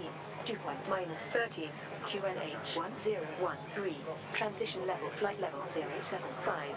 Advise on initial contact. You have information Tango. Sounds like information tango. That's kind of all you need. London Gatwick information uniform. So information tango. Zulu. Arriving runway 08 right. Departing runway just- 08 right. Wind calm. Switch it off so I don't keep hearing her blabbermouth. All right, so information tango.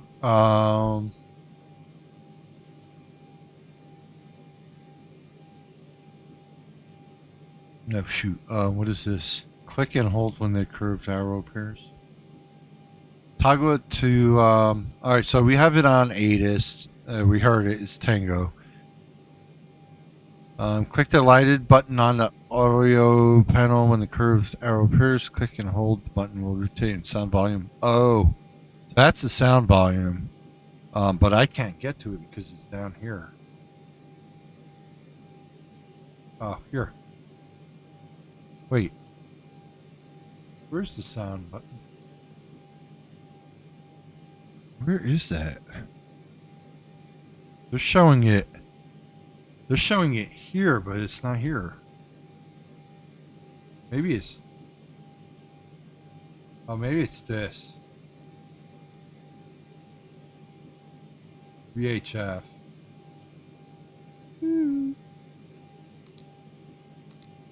It is all the way up, though. Yeah, VHF1. So that was the ATIS. All right. Moving on.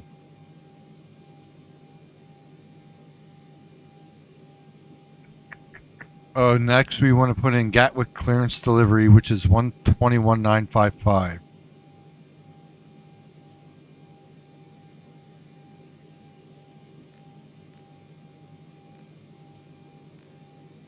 $121,955. You can see it changing there.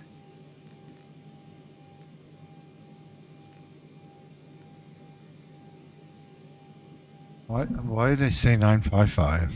That must be a misprint. Chart says 121.950, which is obsolete. All right, well, let's go to clearance delivery.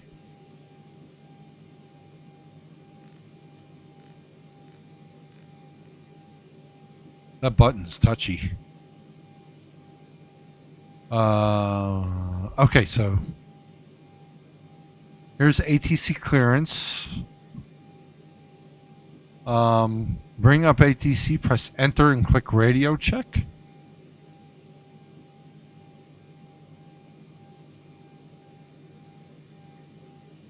Oh. Wait, why is there no control on this frequency? Oh, why are they saying that's not, no controller on?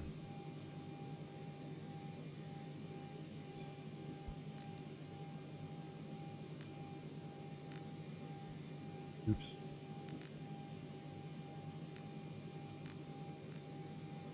Huh. I can't get to 955 on my.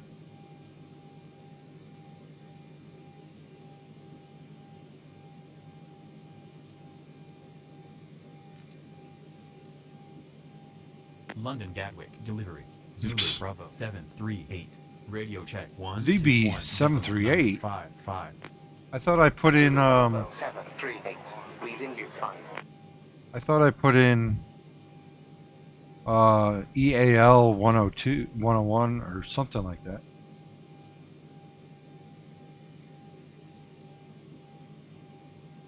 Okay.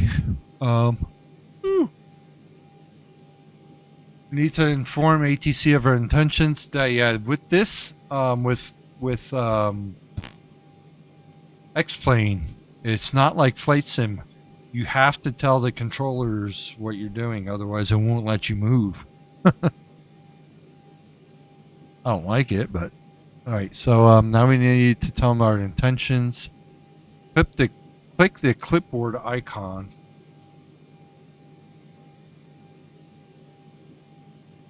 I want to change my ID.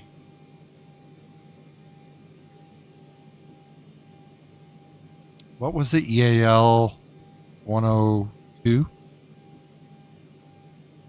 I'll do 102.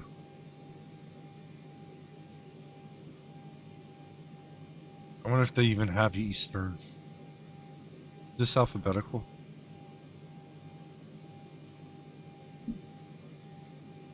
Wow, there's a lot of freaking...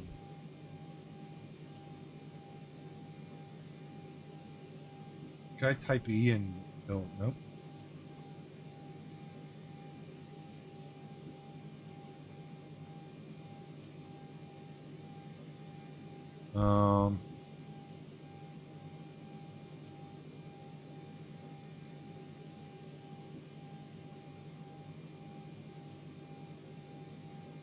Oh, it goes by code.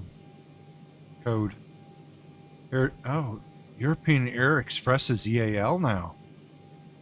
I'm pretty sure. Oh, Eastern Airlines, EAL. It's Eastern's kind of. I mean, they said they came back, but they had one plane or some shit like that. It's bullshit. All right, Eastern Airlines.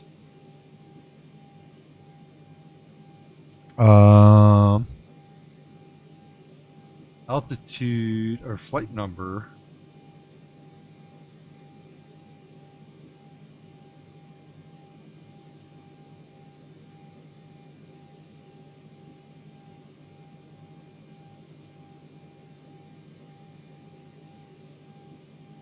Departure arrivals,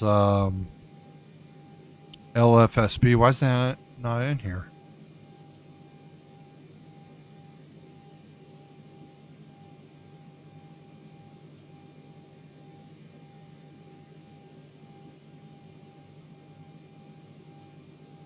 En route altitude is not 5,000.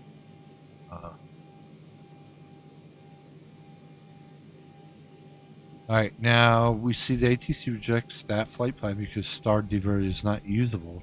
Runway 8 left is not available today. Let's try to parallel runway 08 right, which has an almost identical SID DVR 2P. Well, let's do what they say.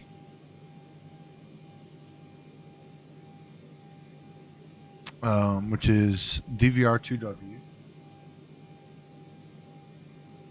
space DVR Rinty RLP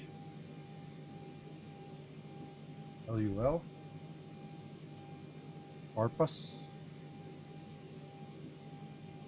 and ARPU 8K.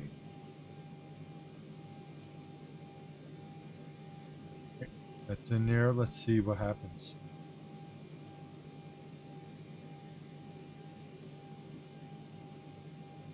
Ooh, I don't think I want to file and set FMS.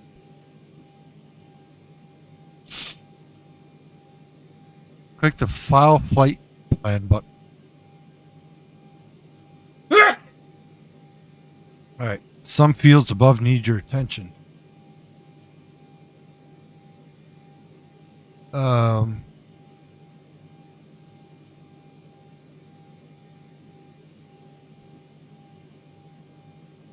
Oh, SID, here, this is what's wrong. SID DR2W is not usable within any active departure runway.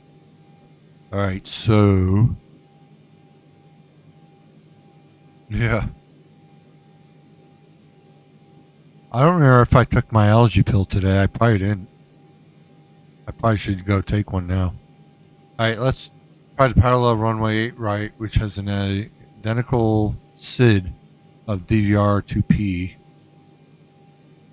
So what's that going to do now for the FMS?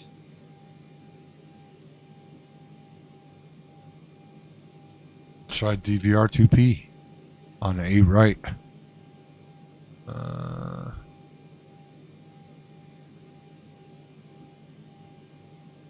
Alright, so just change that DVR2P.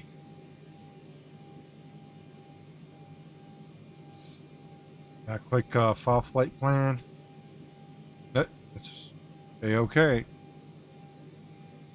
The ATSIM window is replaced by the transmission log page without any magenta highlight. This implies the submitted flight plan is acceptable.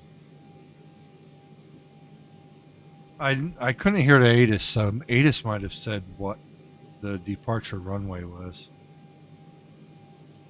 Now we click request clearance at, and Gatwick delivery responds with. Right. London Gatwick delivery. Eastern 102. Hello. I wonder if they're gonna bitch now that my call sign changed. IFR clearance to Bale Mulhouse. Eastern 102. Clear to Bale Mulhouse. Routing as filed. Route as filed. Adapter Victor Romeo 2 Papa. Time via DVRP squawk 4100. QNH 1013. I don't know what the hell that means. What's that mean?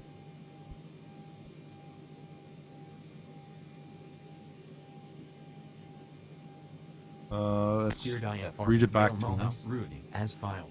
Climb via Delta Victor Romeo 2. You have to squawk 4100. Right here. QNH 1013. Eastern 102. Eastern 102. Read back correct. Contact ground 121.805. When ready for taxi. Alright, contact ground 121.805. What is QNH 1013? Oh, 1013's got to be the barometric pressure. What's QNH?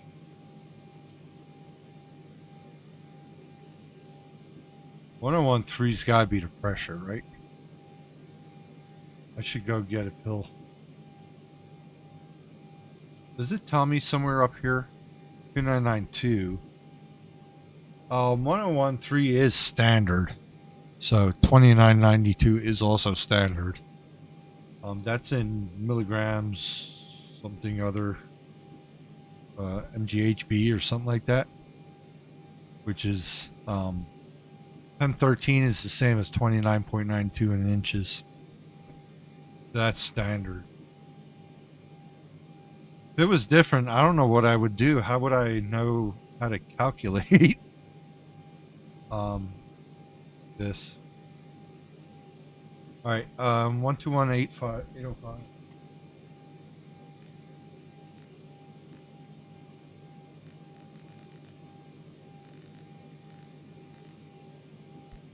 You know what? This thing doesn't have 3.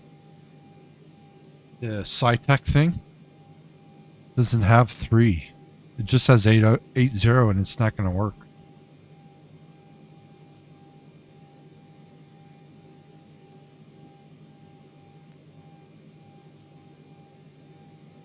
So let's see what we're on. Hey, you. What the fuck is this? 805.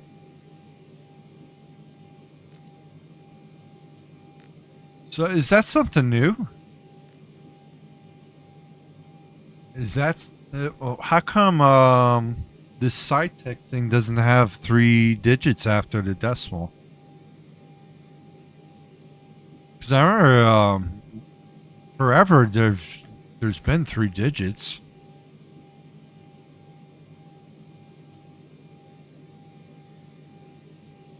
So how come my SciTech radio doesn't have that? That's kind of fucked up. Alright, I'm going to take a little break so I can take my damn allergy pill. I probably should take vitamin C too, because I think I got... We went to back to school night last Thursday, and I think I got sick from being in the school. I get sick real fast from these little shithead kids in the schools. Alright, so I'll be right back. Fight your emote with exclamation point emote. And you do fart? The only way I know of doing it. You could do mass fart, or maybe I have to. Let me see.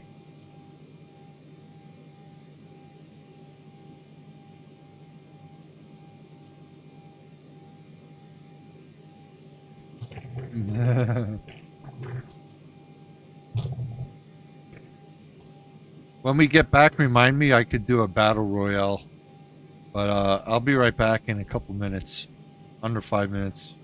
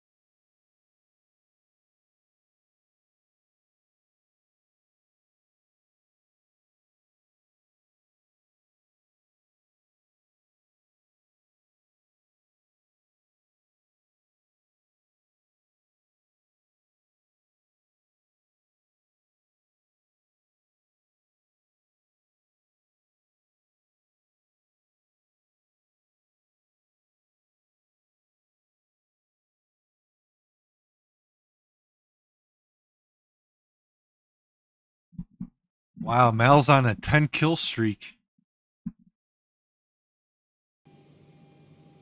Alright, took my pills like a good little boy. I think I'll do this push back and start, and then that's about all I'm going to do. There's no way I'll be able to do this slight. I have a cold, plus I'm too old for this shit.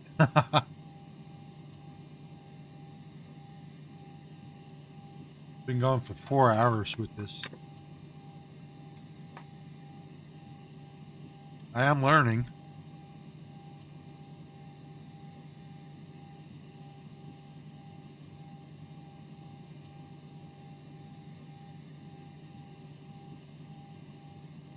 Does anybody know what that Q and H means? Right here, right in front of the pressure. Temperature, dew point, Q and H. I don't know what that means.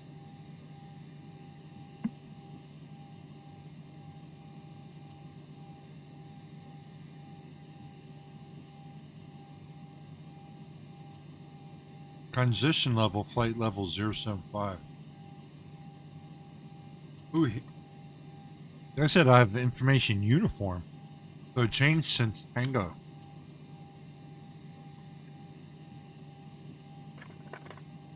Yeah, interesting. These gummies are freaking delicious. Yeah, man. TJ Maxx.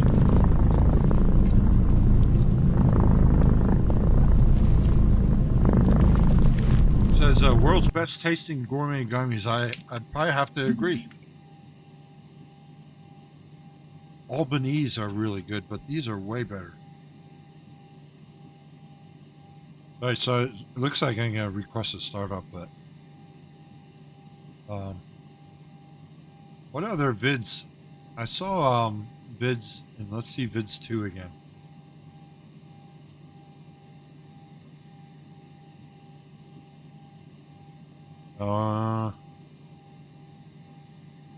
Smoking section's a good one. Spit is a funny one. Window view.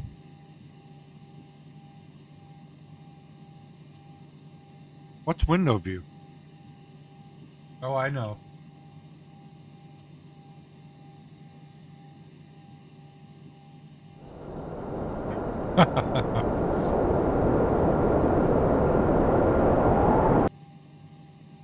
That's window view. Yoo-hoo is new. I've been there's a couple of them I want to put new in, but I keep forgetting. Let's look at smoking section.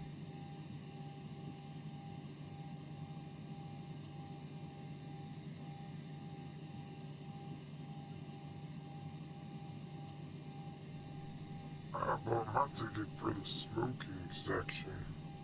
Hey, that's the same guy that from That Fucker's Not Real.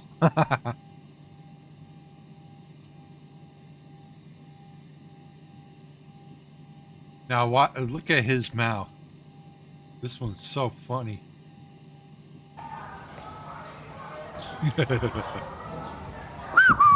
Yoo-hoo! The guy. Oh my god. These people, they're funny. All right. All right, so we clicked file flight plan.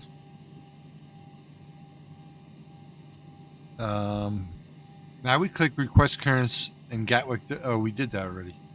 We have clearance. We click the readback when ATC grants us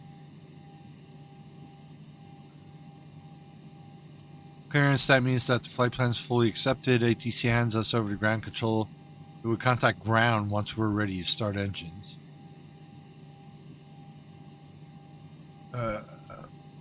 Now that we squawk code 1706.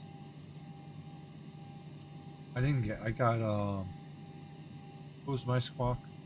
4200? Or 4100 is right there. Woo. This stupid thing keeps popping in front of it, but it's set right. Alright, so that's all set. Updating the flight plan. Alright, we gotta update it because remember we changed from 8 left to 8 right.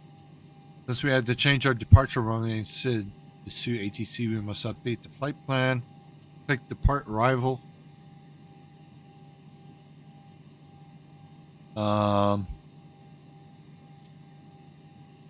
Click depart for EGKK.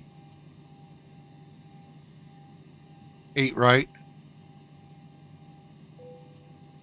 And then DVR 2P, I think. DVR 2P, they'll both be select, hit execute.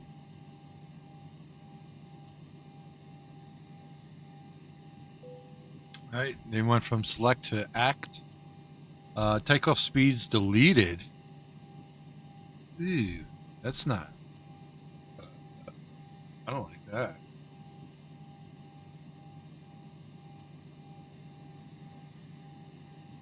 Takeoff speeds were deleted. Oh, we gotta do all this again. This sucks. You gotta recalculate them. Click the init ref. Click the button next to N1 limit.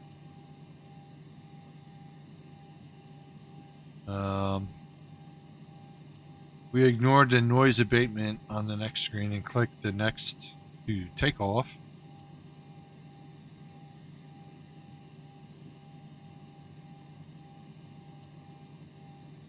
Okay.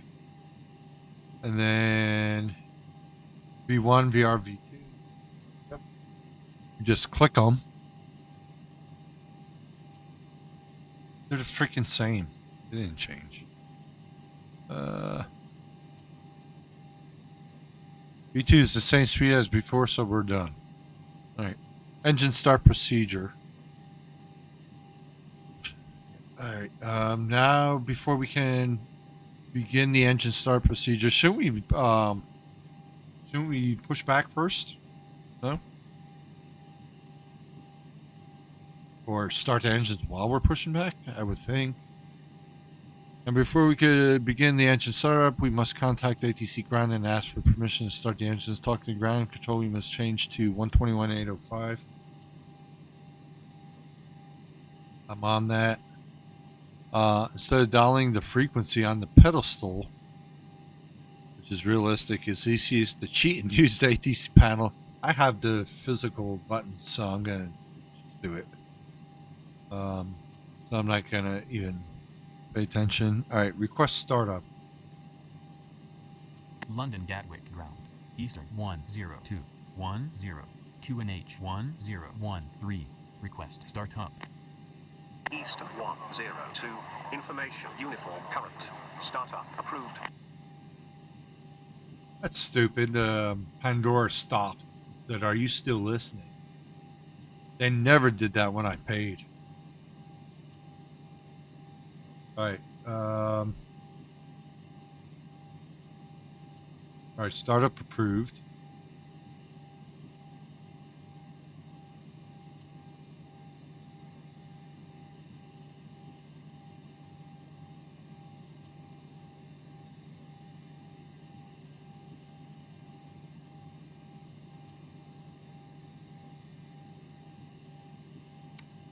Alright,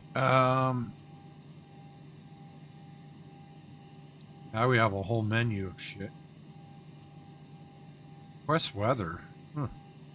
Cancel IFR. Request altimeter. Different departure. Request taxi. Request pushback. Pretty sure we're going to go with pushback.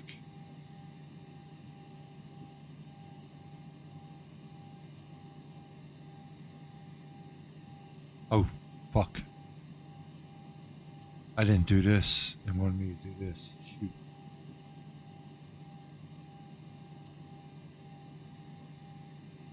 Alright. It wants me to start the engines. Alright, let's do that. I have no clue what I'm doing up here. Can I get rid of this damn thing?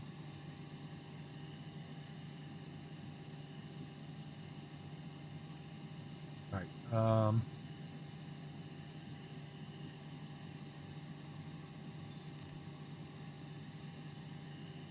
so I want kind of here.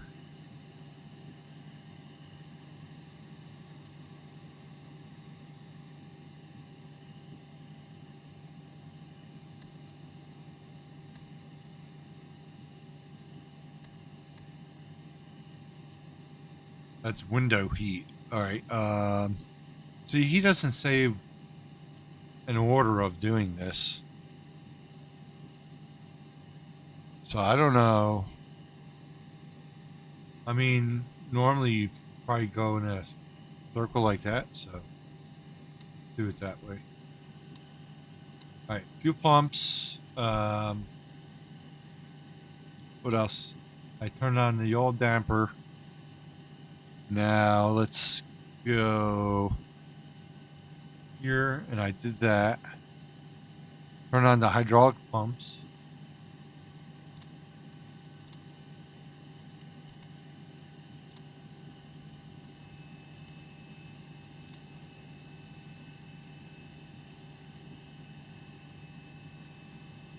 Where's the, oh wait, the pack's on. They're on.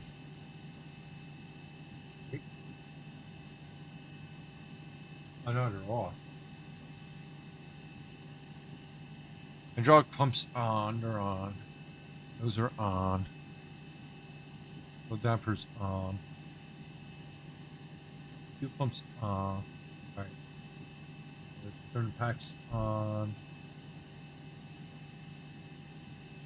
He says put them to on, but there's no on. Auto or high? I don't know which I'm supposed to do. Those are on, so wait. He says put them up, but to put them up, they're off. Alright, set this to cruise altitude.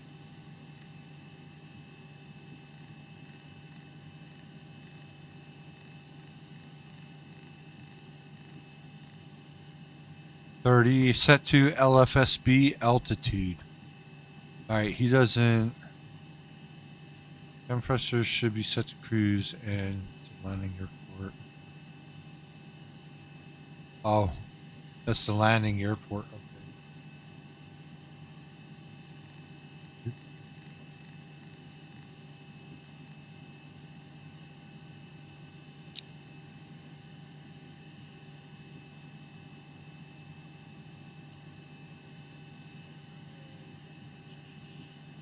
Now I'm not sure of these.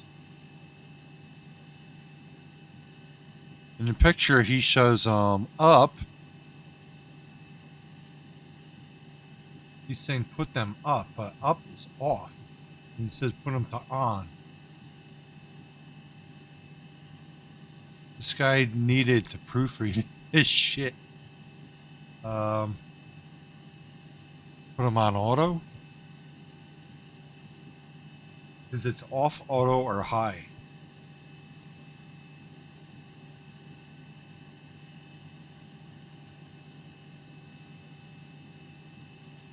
Alright, well, moving on. Since we're not using the APU for this flight, we need to call for an ASU air start unit. What? Oh, yeah. You need that thing with the big round hose. Yep. Alright,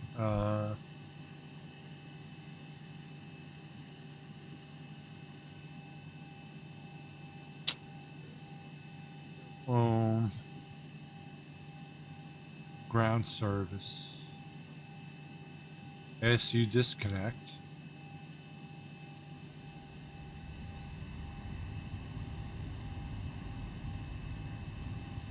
Click the ASU connect button. And then arrow turns red, indicating that SU has been called up and is not connecting. Man, this is tough. I'd rather the APU be on. But you gotta learn both ways. I wonder if he shows you both ways. Probably not.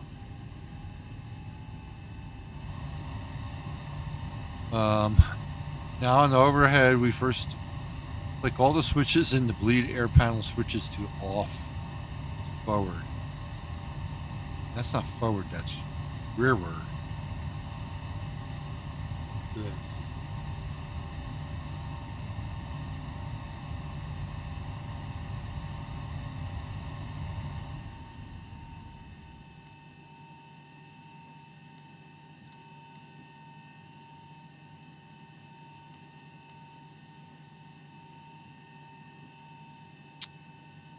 Let me set the APU bleed switch to on and the isolation valve to open and then auto. What?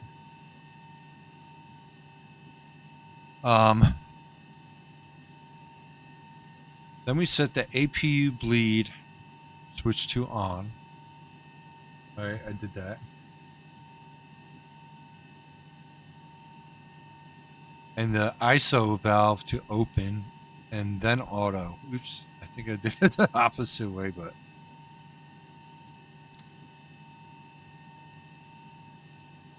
Oops. It's on auto. It kind of. I don't know. All right.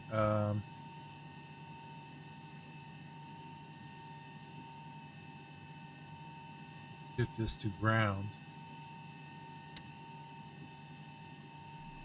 All right. Turning right hand knob on the ground causes fan blades in the starboard engine to start turning. Shit, are we starting our map? I think an engine. That guy's gonna get jet blasted.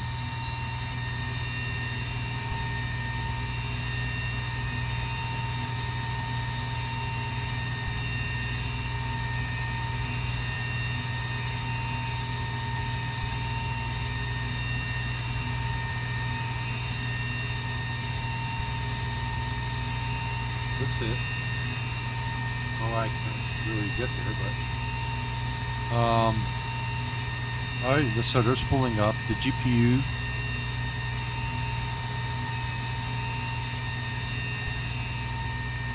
Yeah, so there's a GPU and an ASU.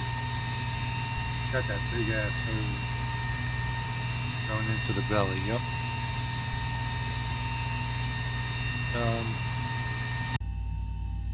All right, N1.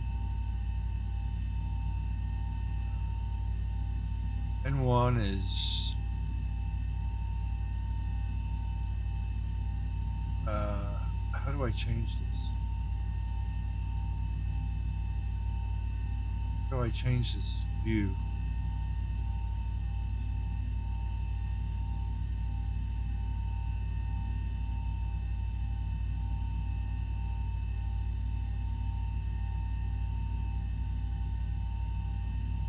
It's got thing.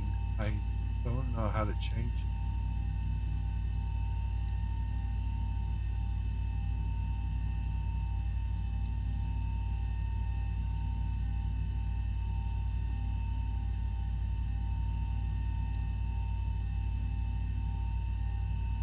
Oh, see there? It's says it should raise to 73, but it's only at 29. I'll move to cutoff valve. How's it even on with that? Oh. There it goes.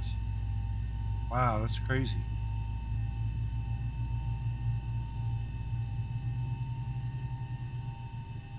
Now, once the engines are started, I start taxiing, I better hear the barking dogs. I was supposed to add that as a sound effect, and I never did. Alright, so that's going.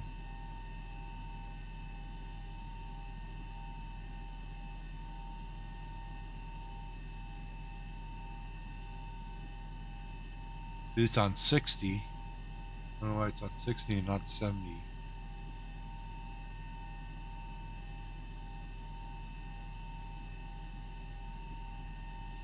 Says when N2 stabilizes, move the number 2 EFC engine fuel control lever to idle.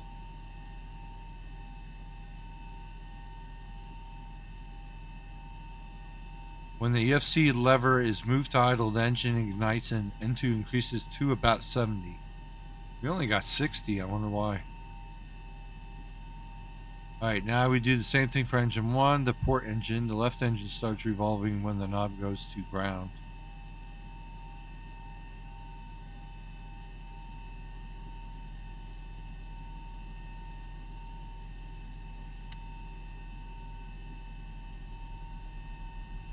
Wait, do I have to move this? I have to move ignition left. Oh, I think I would, no. Now bring up engine 1, fuel, control lever idle, and they should go up to 400 EGT. 4 to 5. Didn't say to change that.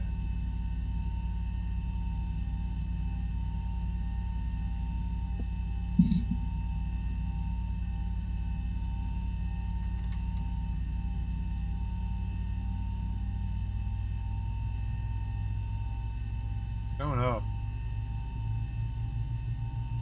Alright, EGT is 423. It should be between 4 and 500. N2 should be at about 60. Now he says 60. This guy can't make his mind up about shit. GPU disconnect on the overhead. Switch to Gen 1 and 2.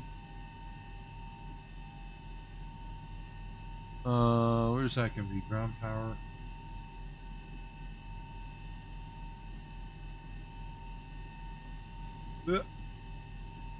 Come on. Switch to Gen 1 and 2 to on.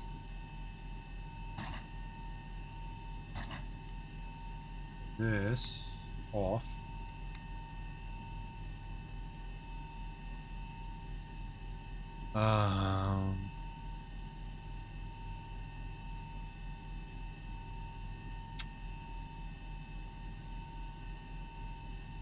Blue ground power available and that's here remains lit.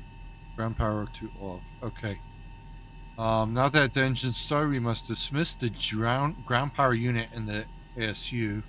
Also want to remove the chocks and prep for pushback. To do this, first check parking brakes on and that the parking light is lit. It's on and lit.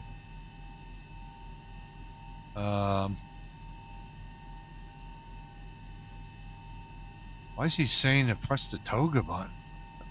What's wrong with this guy? Call up the Zybo.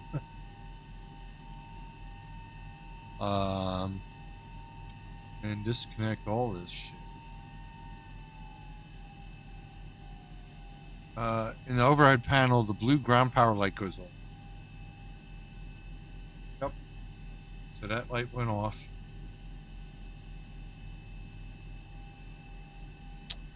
Alright. Request taxi. Haven't started engine. It's time to contact ATC ground and get our ground route. You know what I gotta do? I gotta record the barking dog of an Airbus. That's right, we're in a Boeing, so I guess we're not gonna. You don't hear a barking dog in a Boeing, do you? But I want to do it for any airliner, so I'm gonna record a barking dog and then have a little button here or something to press. There's my in-flight screen.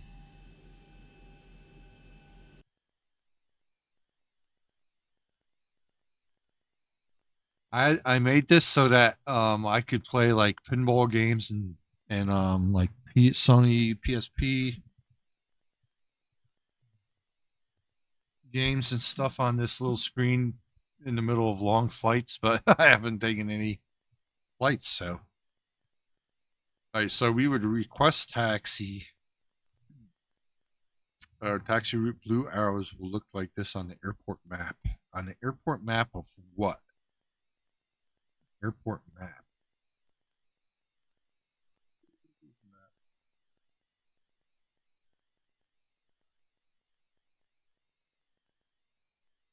What is this?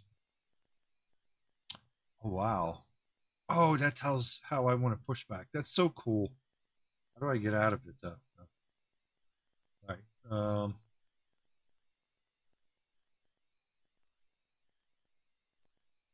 Why does it say FMC in off?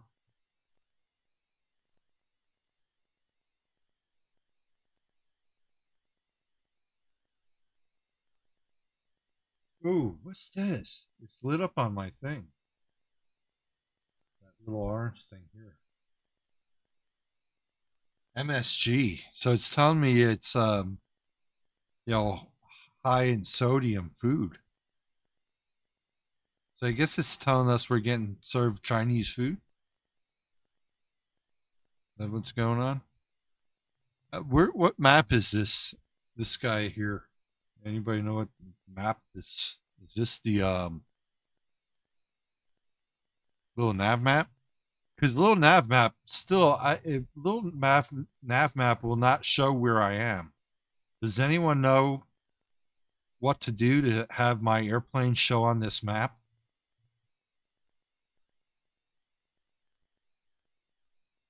It won't show ever.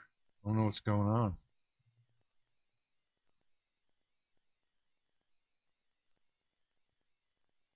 How do I see my plane?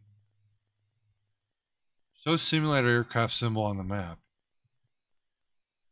And it's grayed out, so I don't get that. Why? Jump to the user aircraft and it's like it's not registering I'm in the sim. And I have see Xplane. Connect automatically. Connect directly to Xplane running on the same computer as little nav map. Which is true. Connect and it just doesn't connect.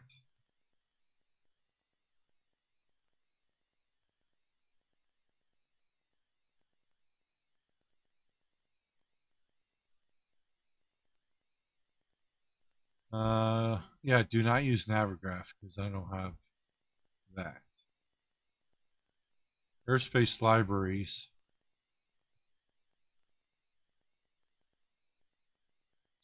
Load user airspace, validate scenery library, load scenery libraries. See, I'm in here. Xplane.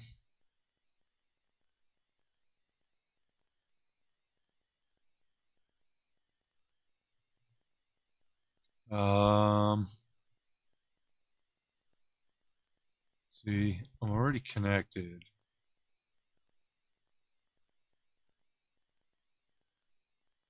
Something I'm missing. Toggle flight sim connection.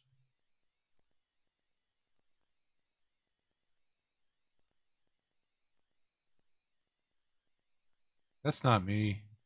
I don't know who that is or what that is. He still doesn't show me.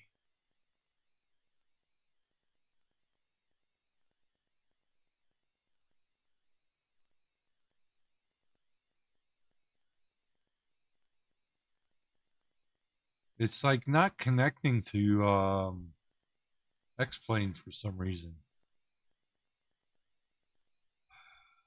It does. Let's see. No, that I put that in actually.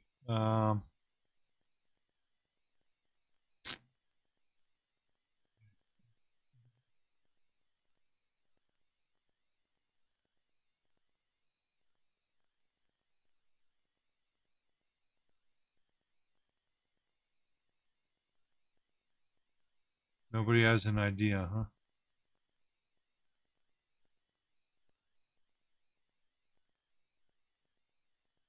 Let's see. Map.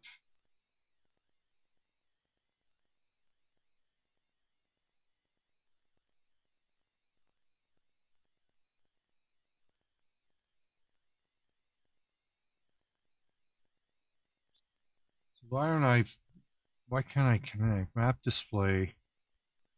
Map flight plan. Simulator aircraft. Simulator aircraft updates. Hi. Map moves. Center map on aircraft. The next flight plan. Waypoint.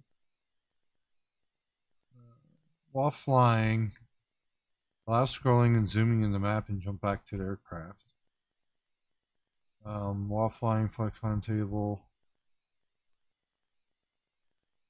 Directory. Let's see. It's bitching about this again. Let's see if I'm able to open this. D. The Xplane output real weather. Oh, there's no real weather, but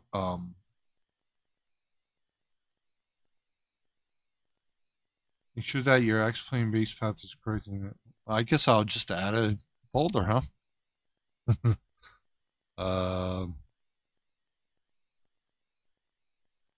New folder, and let's name it real weather.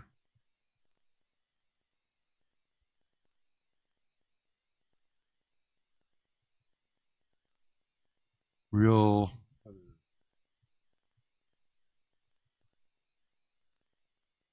All right.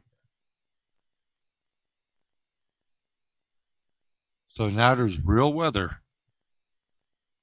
FMS plans. That's empty.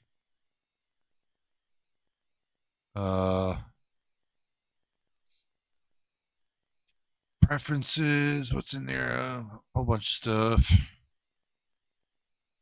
Replays, shader, cache, and situations. All right. So that it's got that folder now. So let's see. What I clicked to make that show though.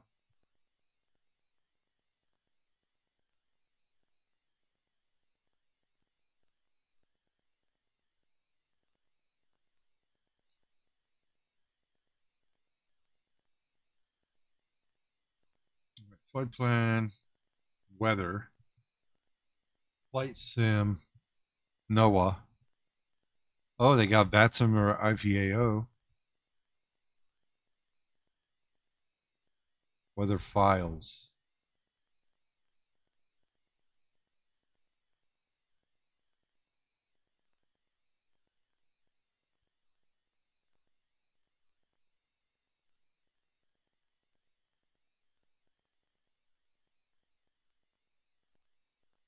Okay, so. Oh shit, here's planes.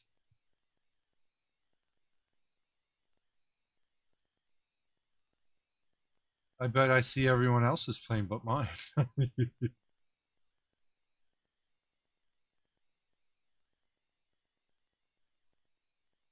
Yep, I can see everybody else but me.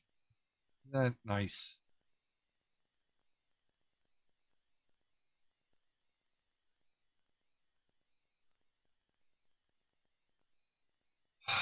This is so stupid. Like, why can't I see myself?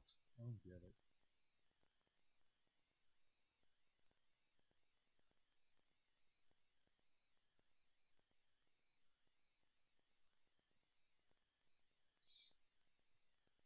Tools.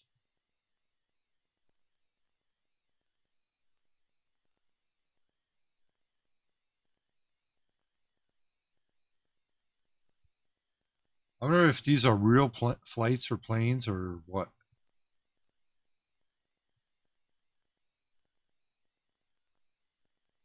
All right.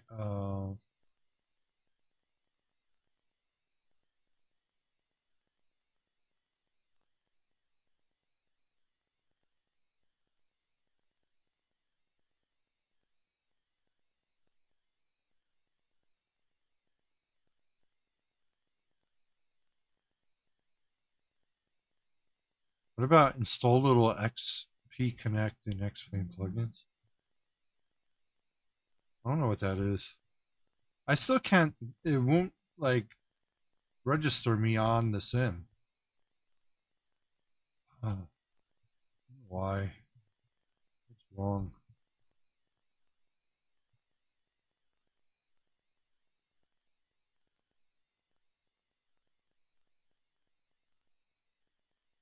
Let's see. Is there a like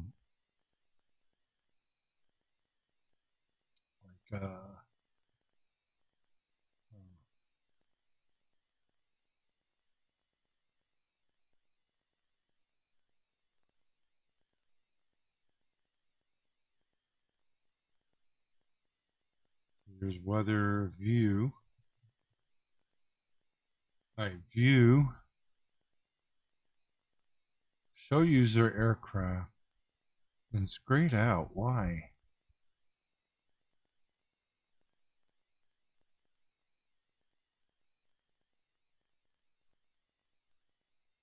Why does it not see me?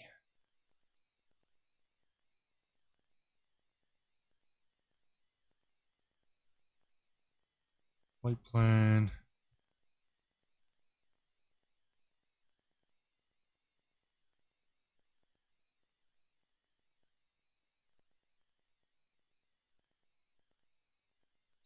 Export options.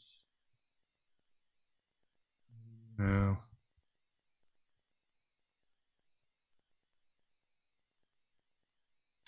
Startup and updates.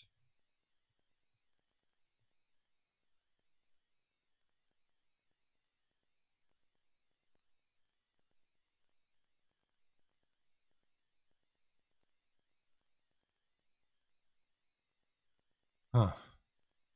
User interface.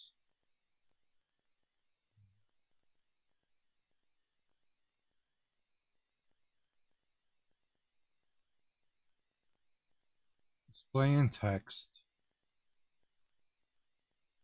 Units. Files. Map. Allow to undock map. Pre-empty airport special. No. Map aircraft trail.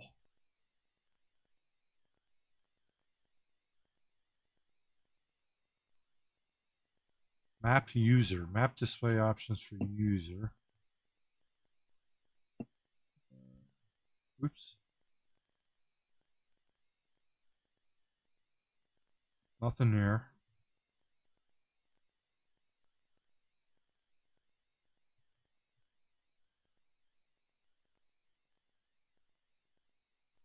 Sim aircraft.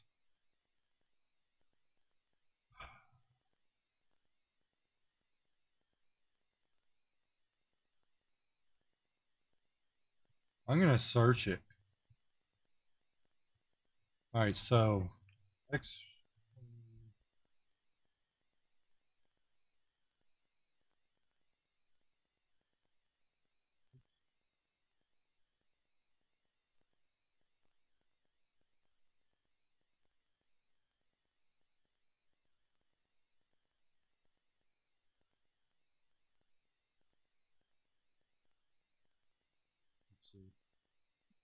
so then I can see my aircraft on the map.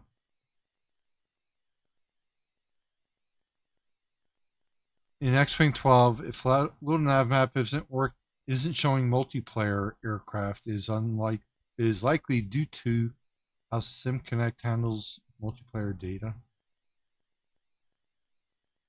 No, it's not showing me.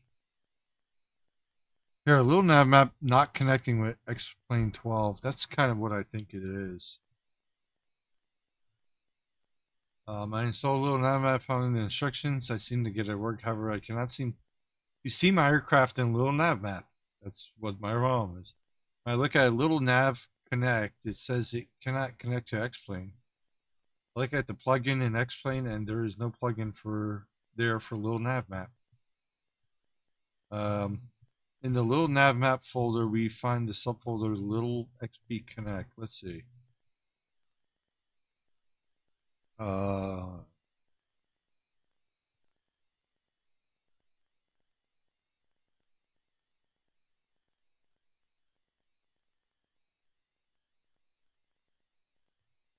Where the heck is little nav map?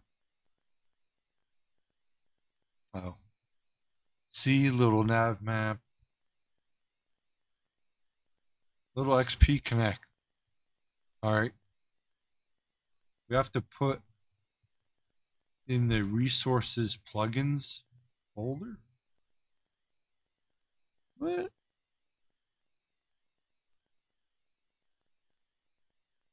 Wait, what?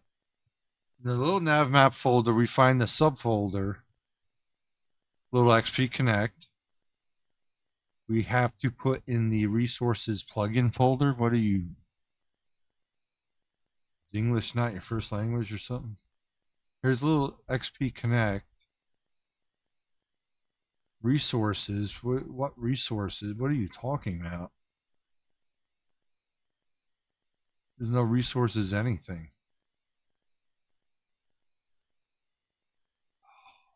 I hate when people talk like that. It wasn't in the plugin folder, so I copied the little XP Connect to the plugin folder. When I launch XP2, I don't see the plugin.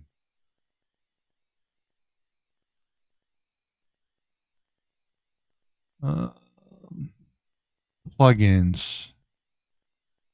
In plugins, it's nothing but these DLLs.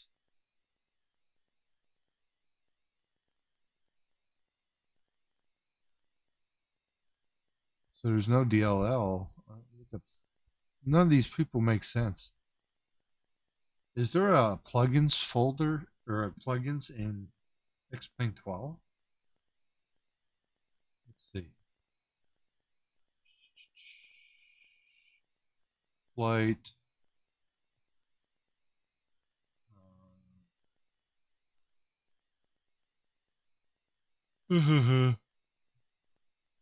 Plugins. Where's plugins? Oh, here. There's no XP Connect. Hi, Sunny Cipher. SciTech panels. Missing. So there's no XP Connect.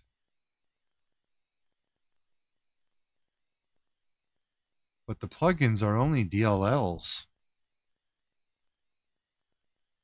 I'm fighting with Xplane12. So here's oh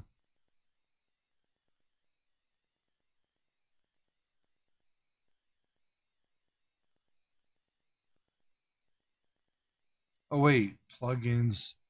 Maybe plugins for Xplane. But there's no plugins folder.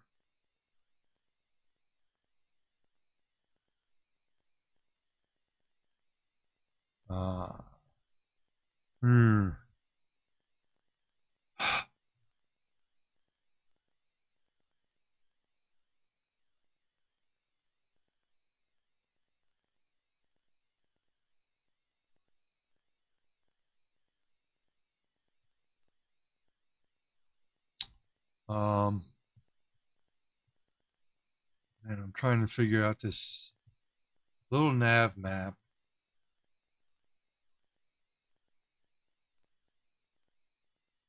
Plugins. See, it's just DLLs. So do I have to put what is this guy saying here?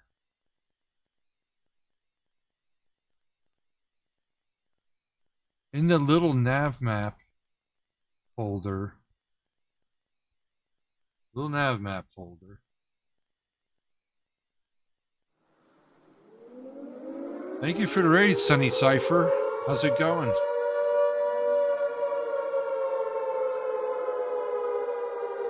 Well, if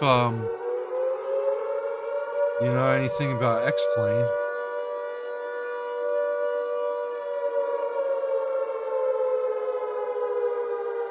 Let's see.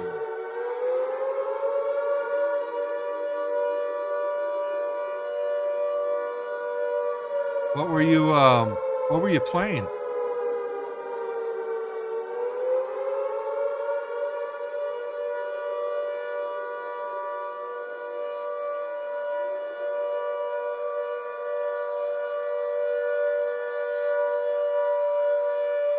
Flight Sim.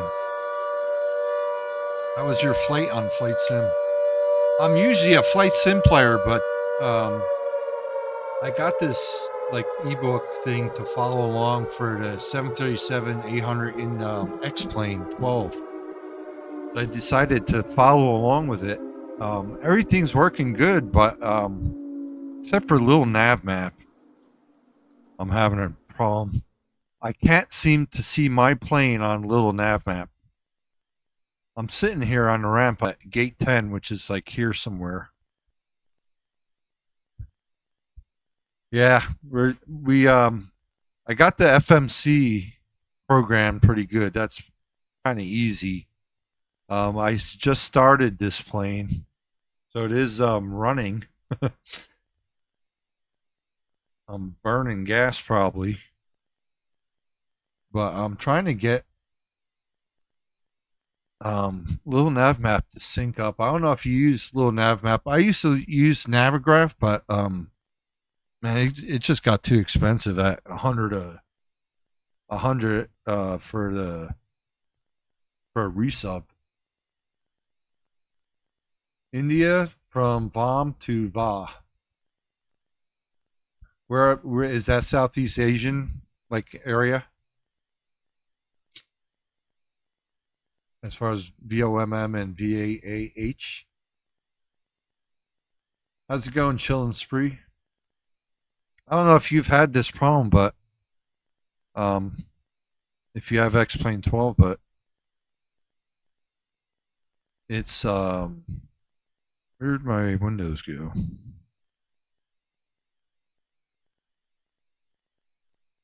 Oh. Here.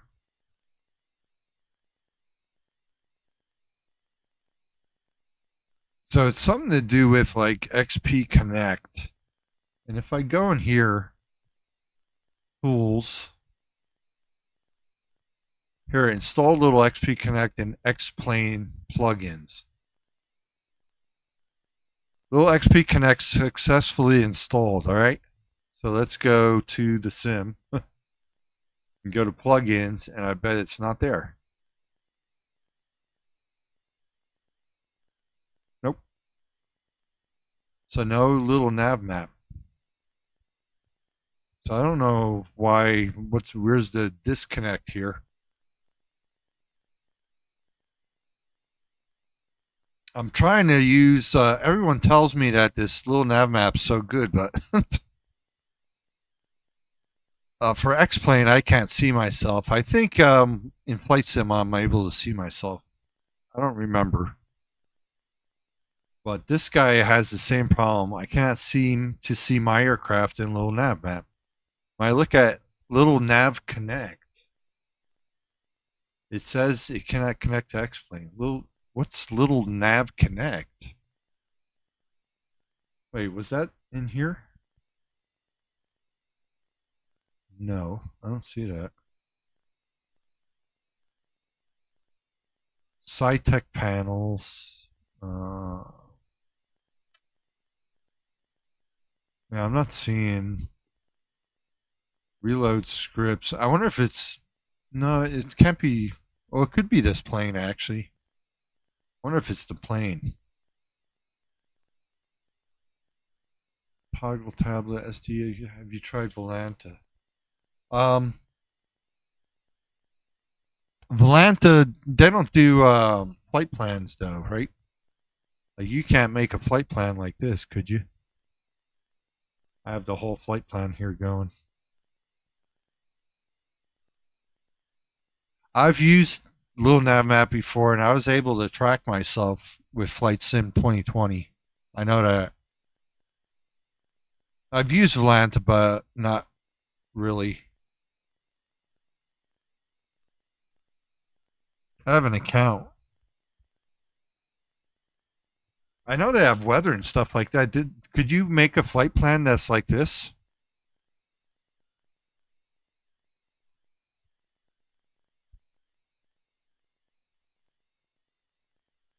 I want something with nav aids on it, and waypoints, and all that stuff.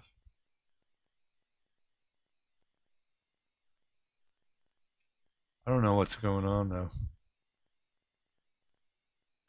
So he says in little nav map folder, we find the subfolder little XP Connect. So little nav map folder, which is this. We find little XP Connect. We have to put in the resources plugins folder. Now, what that means, I have no damn clue.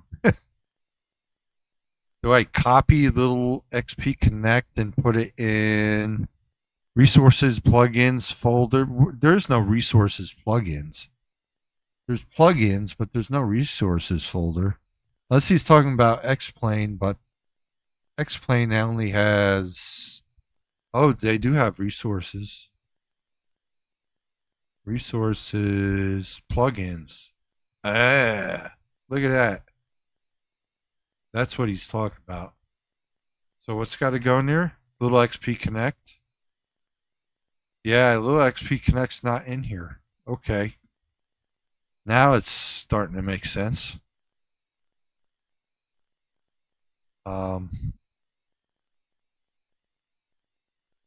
So I want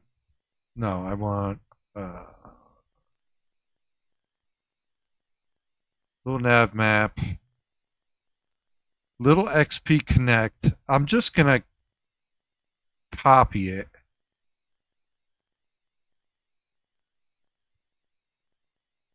Okay, and paste it into here.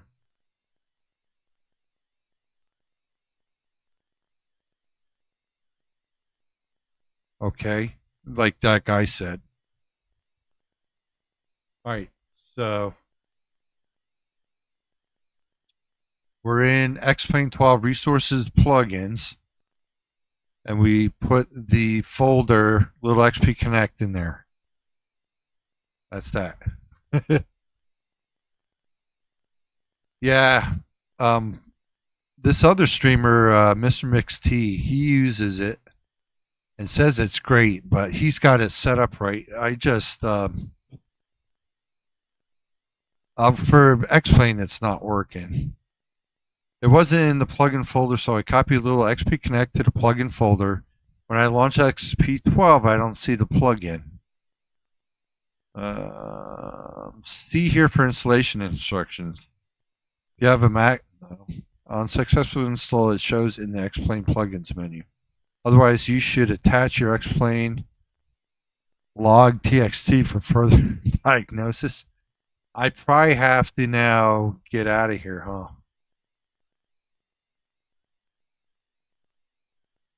Yeah, I would probably have to exit this and come back in. I am done with what I'm doing, so let's quit.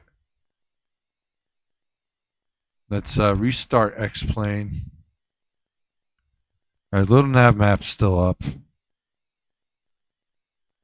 All right, so let's restart Xplane12.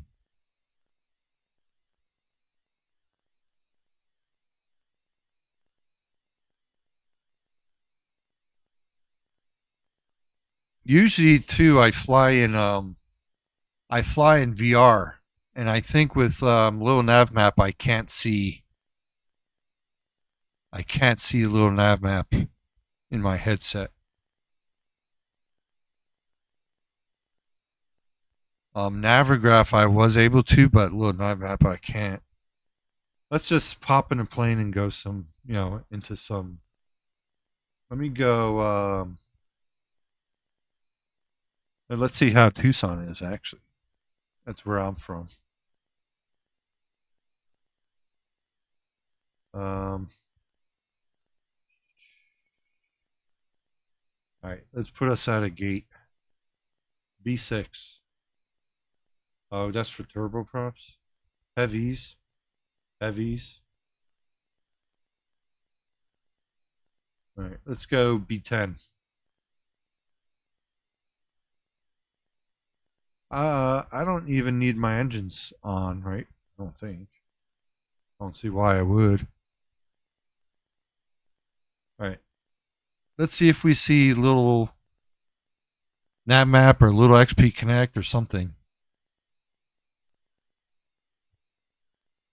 Oh, I probably should have went in the same airport because that's what I had pulled up in a little nav map. Shoot.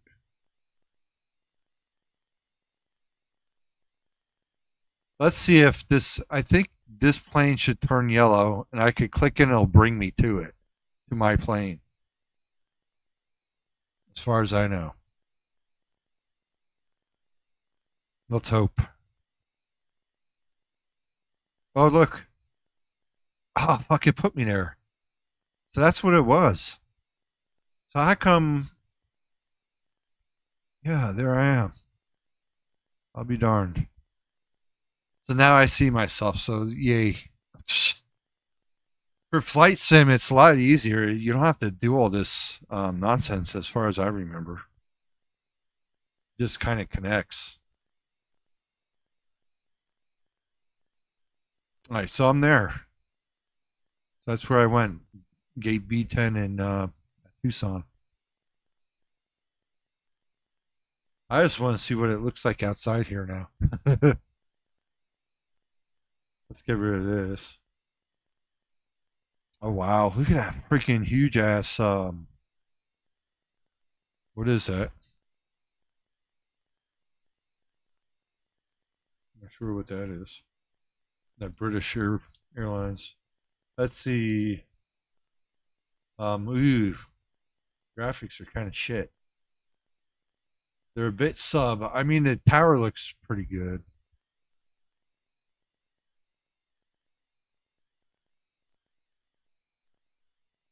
I mean, some parts of Xplane12 are better and some are not as good as Flight Sim. Like all this ground stuff is great. You'd have to. I would have to buy GSX to have stuff like this in Flight Sim, but this I didn't buy it. I don't have GSX, so this is free. I mean, it's really good, but then like the building is kind of subpar, and there's a big roof thing over the parking lot here, and they don't have it. I mean, it's just kind of like subpar.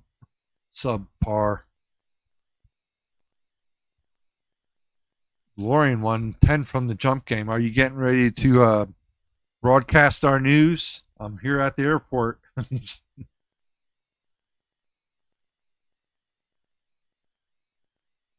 There's a mountain I live by. Look at these. I was on a tug exactly like this right here, with carts like this, baggage carts. And a 737-200, I worked for Eastwind, and they had 200s at the time. And I went, the plane pulled in, and the supervisor, I was just 18, so I was just a bag thrower. And the supervisor says, check the back bin. And I'm like, the engine's, like the red beacons on and stuff. No, it's fine. Go back, check the back bin.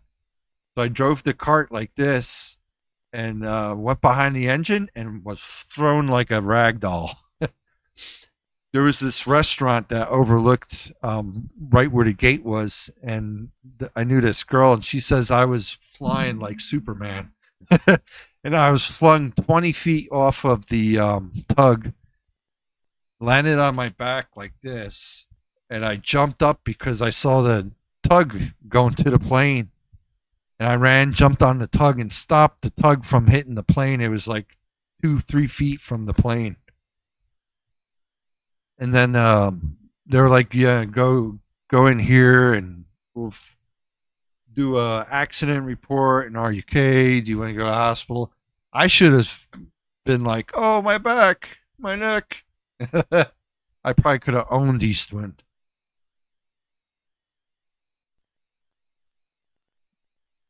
That was way long ago when I was like 18 or 19. So, yeah, I've been jet blasted behind the idling engine of a 737-200. I was right here, right at the back of the wing, because I was swinging around with the cart. We'd come around like this, come back here, and then swing like that, and the carts would line up, and you'd just toss them in from the bin. So here's Tucson. Here's where my my wife was working right here. Works from home now.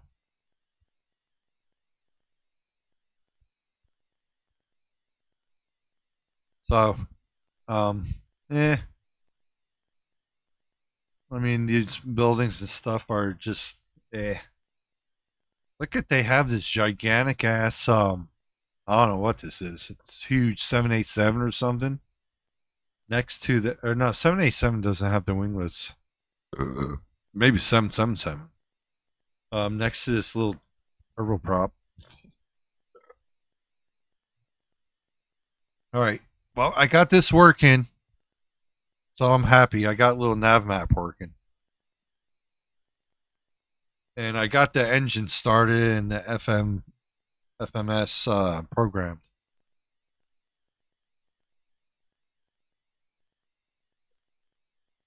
So that's where I'm going to call it. I'm going to have to do this all again. I'm going to have to just keep doing it over and over and over until I memorize it. I don't know how you non-pilots do it so easily. Right, so I'm happy that's fixed. Because that was bugging the crap out of me. Alright, so let's get out of nav map. Get out of Xplane. Let's let me see who's on.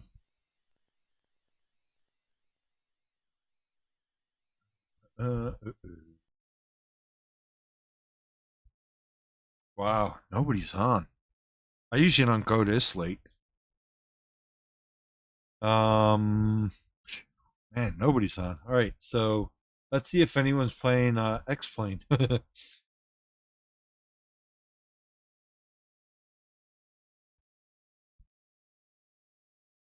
Just me. How about man, nobody's on. Usually somebody's on. I don't have anyone on tonight. Wreckfest? Let's see who's playing Wreckfest. There's a bunch. You might find another giggling guy playing Wreckfest. This one guy's playing, his name's Stevie Wonder's Vision. Or that's what his title is. That's funny. No camera though. I kind of have a rule I won't go to someone without a camera.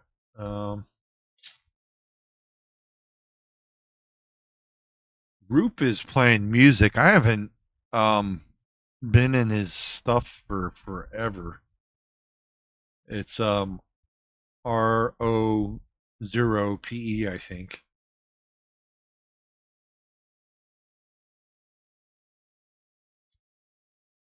So should we raid Roop?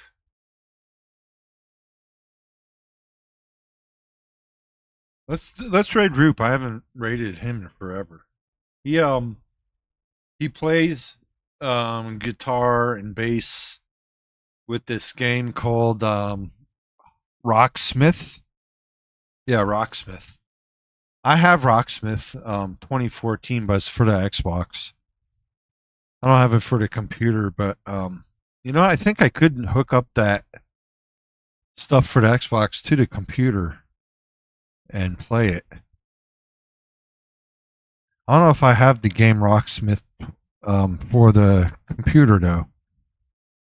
I might have to buy it, but I should try that. It's a hard game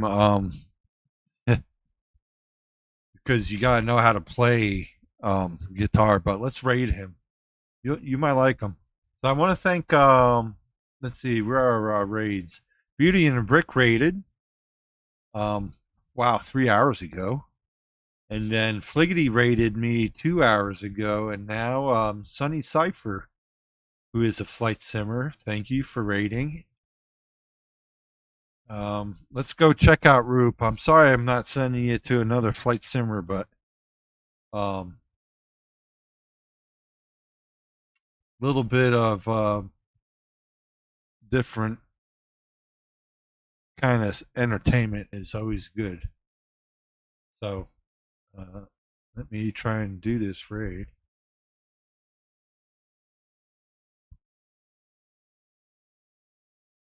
His name is so hard to, oh, he's right up here.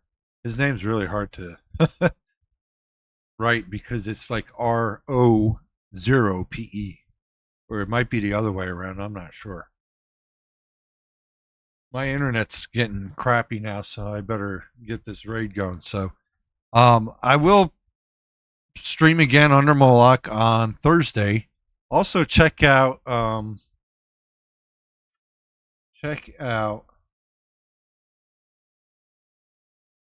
my other account.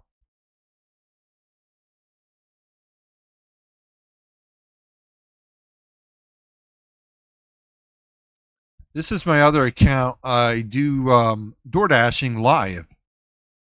That's always fun. So that's the account there, Dick Dasher. We have a lot of fun every Friday, Sunday. It was Thursday, Sunday, but now it's Friday, Sunday. And Thursday I'll be streaming under Moloch. So Thursday Moloch, Friday, and then Sunday for Dick Dasher. So thanks again for the raids. Thanks for the follows, and go check out Roop. Peace out.